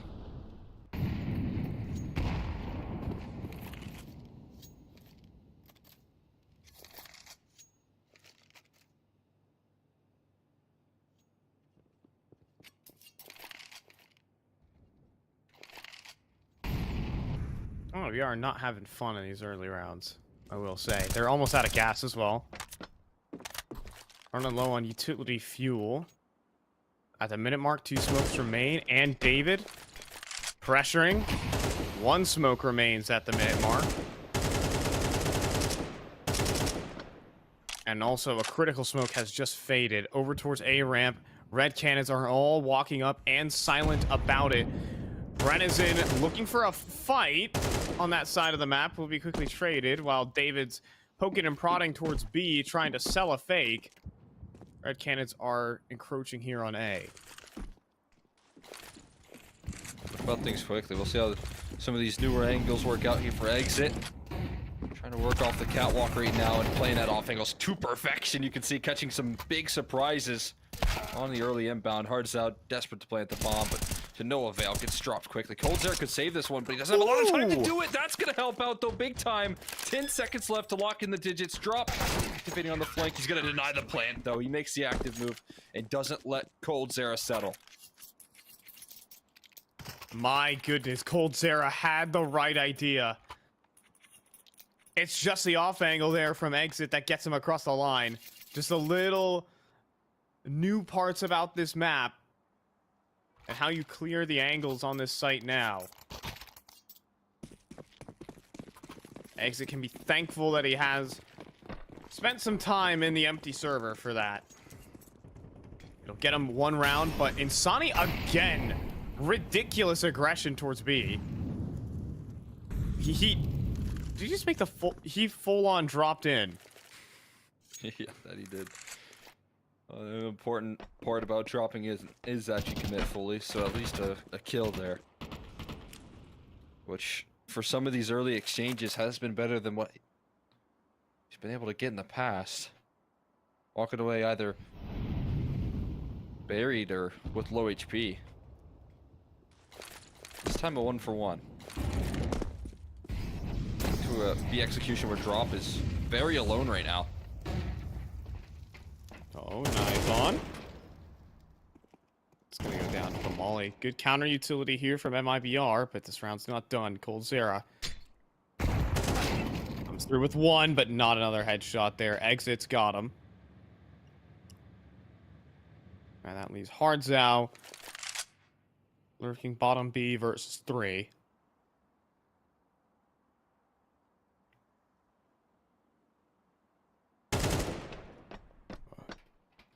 Now his position known, a drop, taking a newer angle.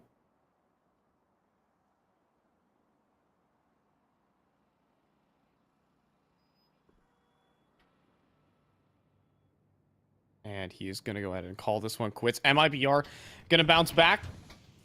3-all, just some good counter utility there. Forcing everyone forward and out in the open. Trick just nicely. Doing some good anchoring efforts there, and I will say, even though Insani does go instantly 1-for-1, it's better than the defense that has been put together in the past, where they're letting Red Canids execute onto these bomb sites, and even 5v5s with map control. Right? I think there's some benefit to just making that play and not allowing Red Canids to get away with what they thrive in, and that's just again, some effective executes. They have those nailed down to a T. But getting to that point can be the bigger challenge here. And figuring out a way to deny that for MIBR is going to be the win condition. Sarah trying to fly by that smoke, but shut down by utility. Contact out middle for 3, though. It's such a good read. It is. And with the brutal utility dump that was just towards ramp, they got another mid's empty. Insani, he's in for a rude awakening. The shift walk up mid is... He's got there in time. He's got 2 teammates joining him, though. Hold on, the read is in. Are they going to swing? Double swing for 1. Safe. Fortunate to get that trade there. Sonny's going to give him a go here as well. They want to keep fighting for this mid control. And they'll swing forward, and they lost the bomb. There you go. The mid collapse works in. 4 players commit themselves. Now drop. Slinks out, but could not find a headshot. Hold on, this round's still live. And both players have made footsteps, though, so 2 versus 2 in the bomb between them.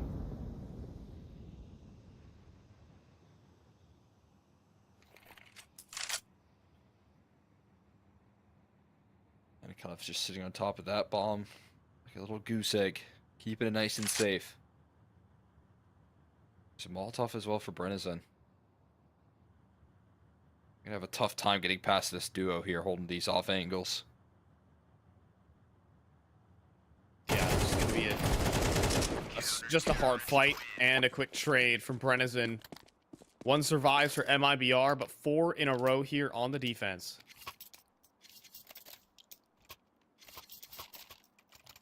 That's just a absolute clinic right there from MIBR. And also Red Canids hitting a bit of a wall. I feel like they had a small window of opportunity if there wasn't any hesitation for them to capitalize and take space on towards that that B side there. You know, maybe catching Sonny off guard. But once you have to deal with it, and once you buy enough time for 3 players to join forces, man, that window got shut right on their fingers, didn't it? The whole roster came collapsing in on them from MIBR. And it does feel like the woes of last map are leaving their system. And now we're seeing the confidence in MIBR to fight for map control, to play as a team, to meet Red Canids where they're at.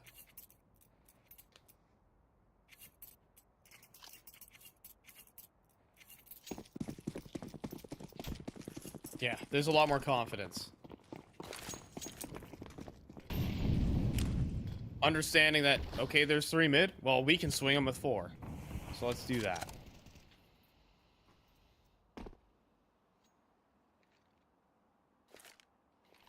And, yep, that's going to lead off with Insani and Drop. Just this duo that has non-stop aggression. Which was that B site. Red Canids back to middle. And with ramp control, B control, MIBR kind of know what's up. Once again. This time, though, it's going to be pacier. Red Canids going to go in for a bit of a faster play, but right into a crossfire. Back's turn to safe. Flying Mac 10 will be good enough for 1, but not the second. And Sani's got the coverage. And MIBR are starting their march. They're building up a solid defense here so far. Giving them a lot of energy. This is an interesting way to play the map, though, too. Like you said, Insani and Drop every round, starting aggressive B. They really want to take this control on stairs, or at least make Red Canids use a lot of utility if they want to grab it in return. So, early sacrifice of mid control has been a bit of a theme of this defense so far. And it feels like about now, Red Canids realizing that and hoping to capitalize, but that's already when Insani is back on his mid holds here once again. And a firing range for the ramp side. My god. Unrelenting spam. Feels like the olden days of Vertigo. Smoke spam battles.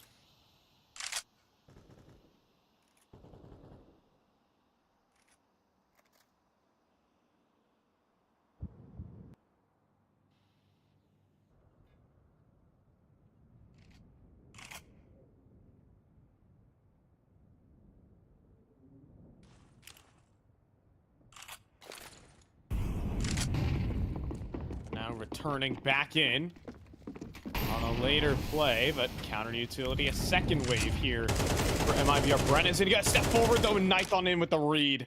Knows exactly what he wants.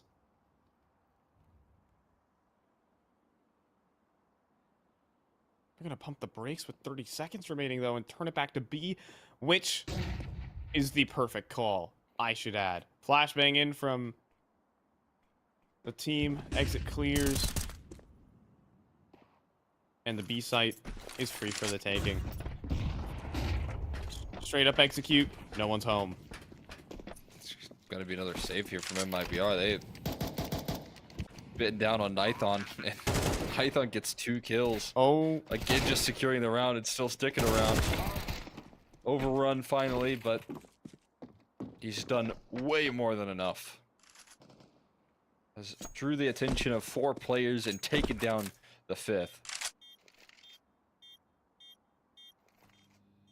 That lets Red Canids coast in towards an open B bomb site. You love to see that if you're the rest of the roster.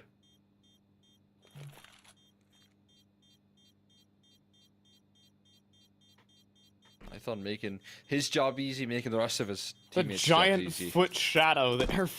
Oh my gosh, yeah. Every time he crouches. That is, that'd be just like so distracting. That's terrifying. What is Start around doing the some corner? shadow puppets with your opposition to bait them forward. Do it like a gun barrel or something. Yeah, yeah. Spooky. The dog. So, none of the viewers at home just saw it, but I tried to make the shadow puppet dog, and Did it work? it didn't work. I'm just I know how trying to do a bird. The bird's pretty easy. Bird, aka The bird's- butterfly. Yeah, the bird's pretty free. Any rookie shadow puppeteer would know that. Oh So my he's no rookie. goodness. It's this deadly duo again, doing damage on that B side. A little safety flashbang for good measure. And Venom and Zera and Hardzao gonna test the same waters here. Actually, a crack through from Venom. Wait a Zera. minute. There's no escape. Hardzao stuck. Drop is in some serious trouble right now. Molly goes in, Drop goes down. They're swinging him. They are swinging him. MIBR have fallen flat in a 2 versus 5. And Brenizen left shuddering. Venom Zera, low HP, but Hardzao a bit different. Oh, he sees him beneath. He sees him beneath. He does not recognize it just yet. Now they do. And both spotted for Brenizen. He will shut down that 2v5 effort. Oh my god. Just about right there. Venom Zera really making that round possible. With a couple of those overextensions, it might be so eager to close it down. But fortunately for MIBR, that start, that Insanity drop and the combination of safe with the flashbangs have brought them is more than enough to seal that round. Even in the 2v2.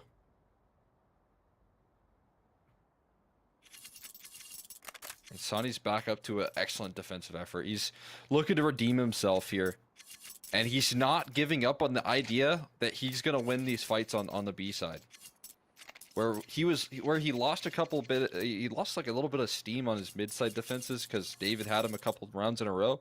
He's actually been taken down in a couple of opening duels here, but that hasn't meant that he's lost that aggressive edge to his defense. And now look where it stands, MIBR here.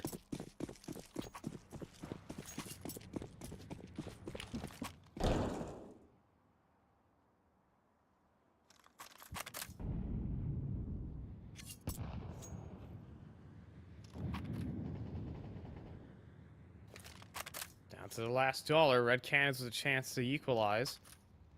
This is a 2-for-1 round and a full B-side execute, and no one's really home. Awkward position, Drop gets body blocked by Insani, and a quick double entry from David. Who else?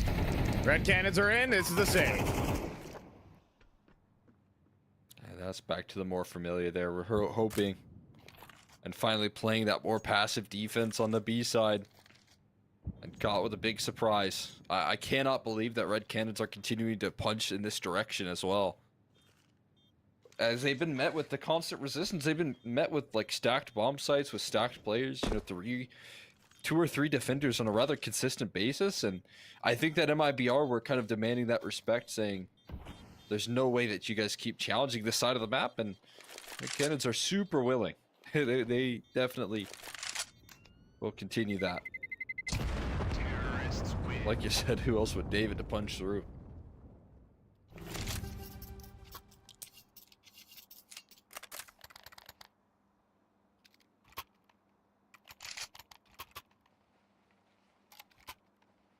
And so the save weapons will allow another purchase here for MIBR, but Red Canids, for once, are given the space. I mean, I really like the call. If you've been so aggressive B main, every single round, put more numbers there, and eventually you'll trade out effectively.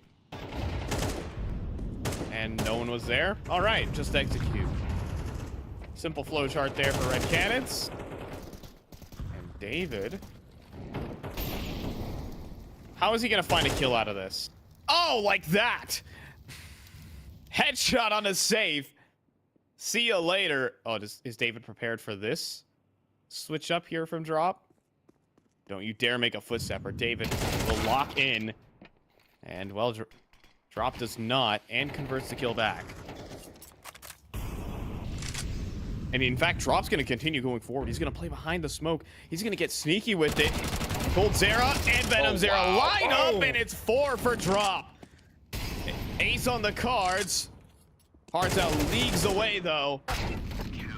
And will quickly be finished off by exit. Drop goes for 4, and finally the B side is closed. It's 7-5.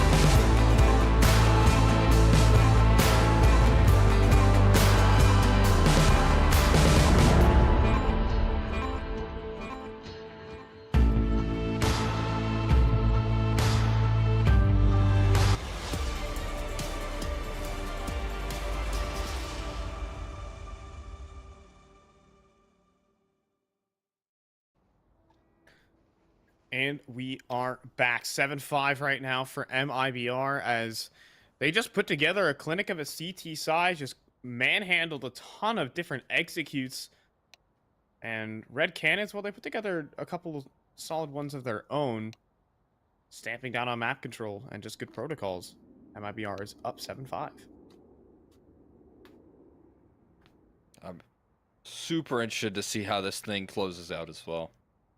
Like you said, I feel like both teams in their opponents' heads pretty well. But we saw some confidence regained from Insani. And it has been a bit of a story of some good T-sides from both camps today. So will that trend continue in this decider for MIBR in their favor? Will Insani be able to keep up that pace on the T side now that he's able to dictate the control of the map that he takes, the fights that he's going to look to gather? Those were all big win conditions for MIBR in that first half, and it felt like Insani was a lot more comfortable when he was in that position.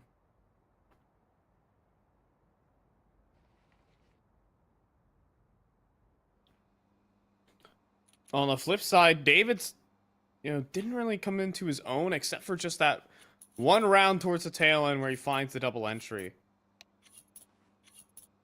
Right there. It was a really Venom's era and a couple of late round situations. Missing that big time X factor. Because remember, Red Canids, it's a little bit of a rockier start at the beginning of this game. Did win the pistol, but then lose the force buy to MIBR. Or rather, vice versa, excuse me. MIBR pick up the pistol, and then Red Canids pick up the force. Can that change here as... drop with double entry this time. And Player's inside the smoke, but it's Insani who finds a double that will lock in this round. Bomb has been planted. There it is again. As I said, into this T side here. The two space creators of Mirage that were doing such an excellent job. Fighting forward. Do it again. Another time. Nithon now spotted. A little hunting party closes in on him. RSP's got to be sharp. Insani sharper. Nothing saved here. And MIBR closing up comfortably. Is that another both pistols map here for them, right? Yep. They won T-side pistol? Yeah, I mean... They won CT side pistol, then proceeded to lose the force. Red Canids got off to a 3-1 start. Right, yeah. And then MIBR it was just lockdown defense after lockdown defense.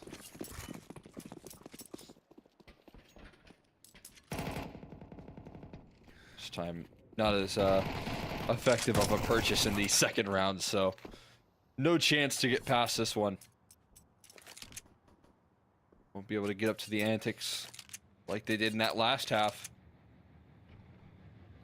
MIBR floating towards 9 and into what will be a bonus in the next round, seeing as they can't just keep things up. I mean, I guess Safe could upgrade into an AWP, but I'd imagine they would like to just test, trial if they can make the MAC-10s work for a round quick. With 0 casualties in that last, I think a bonus is all the more effective, and that's what they're leaning into. Those CT side mollies, keep in mind that grenade is expensive. Out of those talking about that decision, Safe does go for the op in this particular round. And they might not expect it. Flashbang here, Venom's Era with a swing. And lucky to be alive, that is for sure. Hold on. He's going back in with another flashbang this time, and he gets 2. This time Safe on another attempt cannot get it.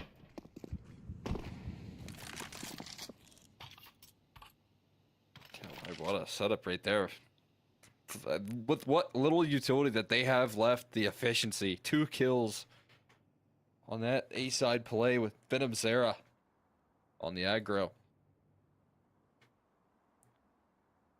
Even without the full belt, they can still get the job done and holding off that ramp control in the initial stages. And what's left here but a slow crawl up the side hall. And all the more angles to worry about here if you're MIBR. It's all 3 upside all, actually. It's going to be a surprise for Venom Zera. Back sight. First kill's good. Oh, and Drop also plays his hand a bit. But does get a kill on a Nithon. And a smoke now. But Cold Zera kept those angles. Oh. Back spotted there, drops, sees another. What can Safe do? Not enough. The answer. Drop out of ammunition, has to switch to dual Berettas. Changes out magazines, and 3 players just triangulating around him at the moment. Hards Out will finish the job, and Red Canids with their first gun round. Yeah, never ideal when you have to whip out the dual Berettas and a clutch on a gun round for a split second. Red Canids shut down the clutch attempt. Shut down the bonus with the op investment, which again was a bit of a heftier one. And Safe, like you had mentioned there, a couple of shots pop off there, and without those connections, it cost his teammates dearly. I don't know how good those flashes were in actually covering him, but they felt a little too close to have that full impact, so it could have just been a couple of missed shots. That was the difference between Venom's there, getting those opening duels, watching his teammates try and hold on the round.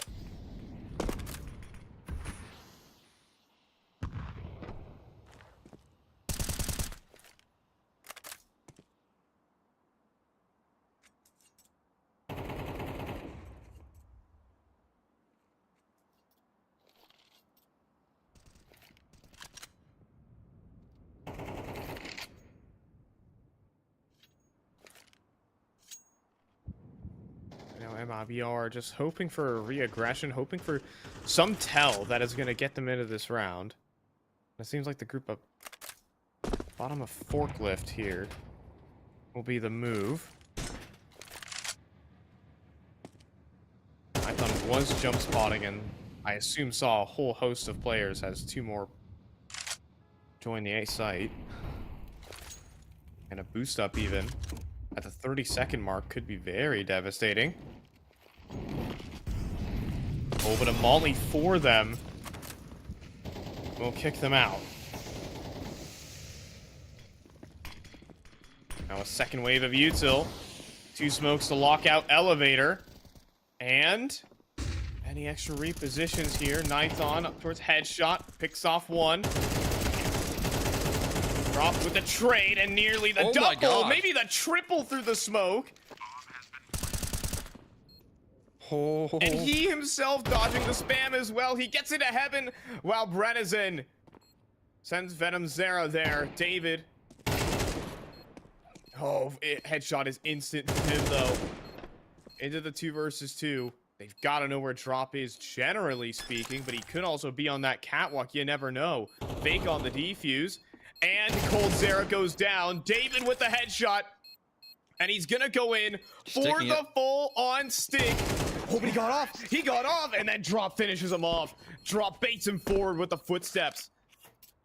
David takes the bait. MIBR double digits.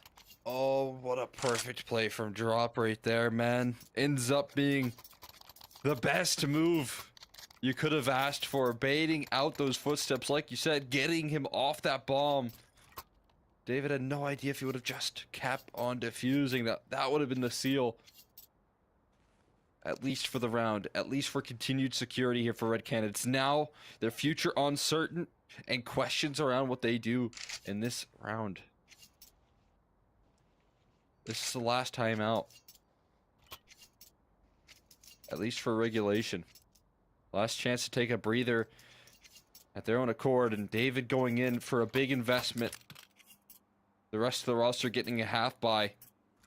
Putting some pressure on the shoulders here of David. The one that got their heads into the game here on that last map. He needs a hero moment.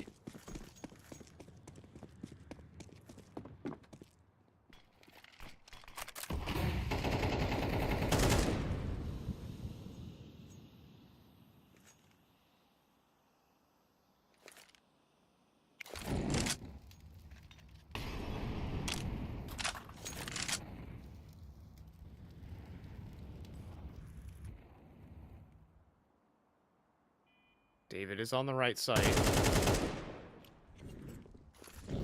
And in a good position as well. Good swing on a timing if he feels like... Oh, but never mind. He's gone. Drop is looking sharp this map. He wants this done. He wants to keep his team alive for Rio. Yeah, being an absolute hero. Absolute trooper in doing so. Again, a chance for his story to be redeemed. Alongside the player we're watching right now and save. Both of these guys looking for second chances here on MIBR to get back in towards big stages, to get back in towards that top level of competition that they fielded on that Fury roster. And he has been playing one hell of a series so far.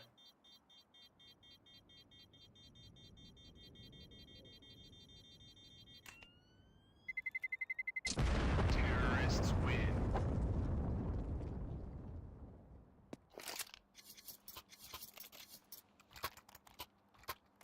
Certainly got a lot to be proud about, and that sort of performance right there, making sure that Canids get their way back into this one, at least comfortably.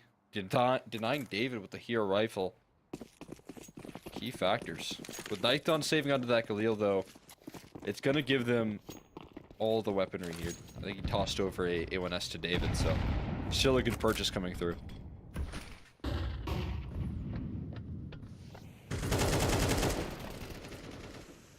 Tops going for it again. Putting a lot of pressure on this B site. David right back underneath the microscope. And Drop continuing to test him.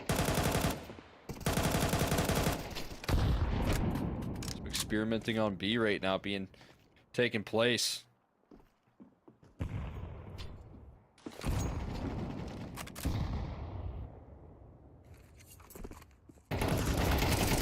They're up.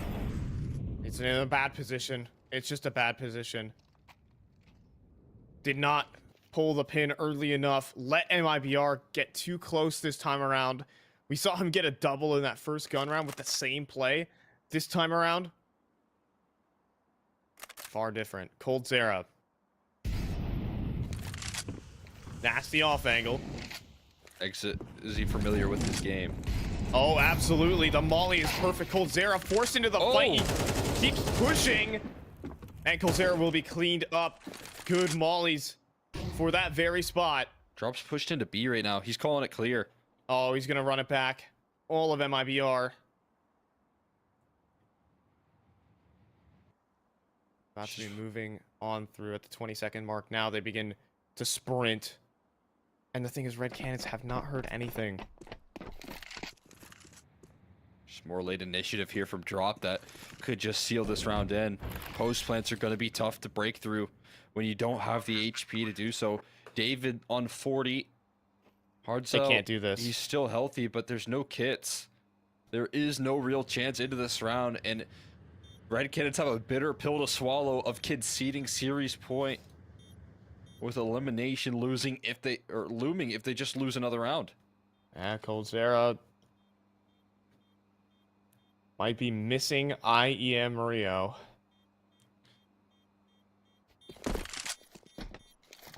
Maybe to put a positive swing on it, he might be making it to the show match. That's not a very positive spin. Congrats, you made it to the show match. Yeah. Yeah. Cold Zera might be qualifying for something. If you want to put a grim spin on it. He'll be there no matter what. I hate it here. It's looking a bit dire, though. Again, man, Drop on this B side has been such a great influence. And that last round, a full testament to it. Some flashes being chucked out towards the ramp side, but Venom Sarah taking half his HP for this duel, and he is out in the wide open, hoping, praying that he can connect on anything, but nothing lands, and he falls off the map. Disposed of. And now MIBR, they're done with one side of the map. Now they gotta go ahead and move towards another. David's had his moments this series, but it's not been enough to consistently win here versus MIBR.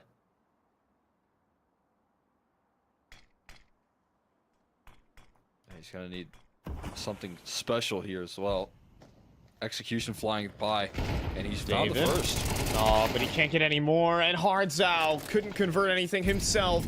It's looking like Red Canids will be facing elimination. They will not be attending IEM Rio unless Nithon has got something miraculous in him. On the flip side, MIBR want to keep that dream alive.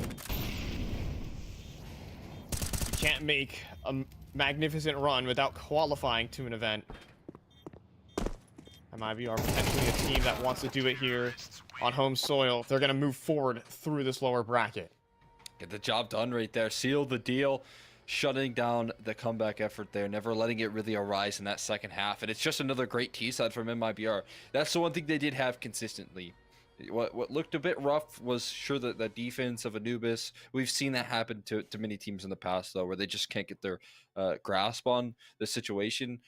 But the T-side consistently throughout the day drop on these T-sides as well. Just a massive asset. You see the full force of Insani through 5 halves of Counter-Strike again. And you can see what happens when he's not firing on all cylinders in this series. It's a perfect example of how important he is to this MIBR squad. When he's thriving, so are they. And again, they'll be moving forward, taking down Red Canids. It's a big deal. Yeah, and I mean, we can go ahead and pop into the bracket and see how things have moved along right now, at least at the time that I am saying this. Yeah, Pain Gaming and Imperial are still locked into combat. When I'm seeing it over here, it may be over by the time it reaches you guys, so do tune into that if it is still going there over on ESLCS. But MIBR proceeding forward into the lower bracket, while Imperial versus Pain Gaming. That is... I mean, that series so far has been just as ridiculous as this series, if not more. I don't know if you checked into any of the stats over there, but Dust 2 was one of the funniest maps I've ever seen. Imperial doubled Pain's opening kills and lost 13-8. That's nuts. I mean, that's kind of what has been happening. Pain Gaming just so incredibly resilient, and that's what they've been looking to do throughout this bracket here. So yeah, I'm with you. I'm very excited to see how that shapes up. Who's going to be entering into this lower bracket, and of course, who's going to be qualifying to IEM Rio? Who's going to be getting that chance to play in front of the home crowd here for these South American teams? That would just mean the world to any of these squads. So yeah, I mean, again, like you mentioned here, it's going to be a very exciting way to finish here, and of course, that lower bracket continues for MIBR tomorrow. Yeah, and that is all going down tomorrow. The lower bracket final and the qualification spot to make it to IEM Rio. That's all going down on ESLCS and the current game right now. So on behalf of myself, Cole X McHenry, the Abbott and Production Squad, thank you guys so much for watching. Tune in to twitch.tv/ESLCS for more. Peace.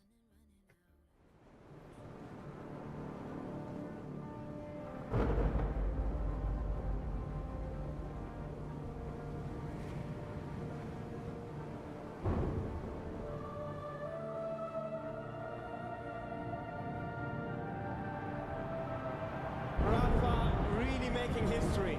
Absolutely phenomenal. And Ace is the champion of the Intel Extreme Masters World Finals. Storm's still not quite done. MC is going to take this fight, though. 3 seconds left. Last 2 rounds of passion's got to start it well for ESC. And this is a massive move for Zez, but he's not content with just a Nexus kill. He wants to win out. And it's all done. A flawless win. Unbelievable Rogue with a 4-0 victory over Classic. And they did it again in the grand finals. It's Norby! Give it up for your Intel Extreme Masters World Champion!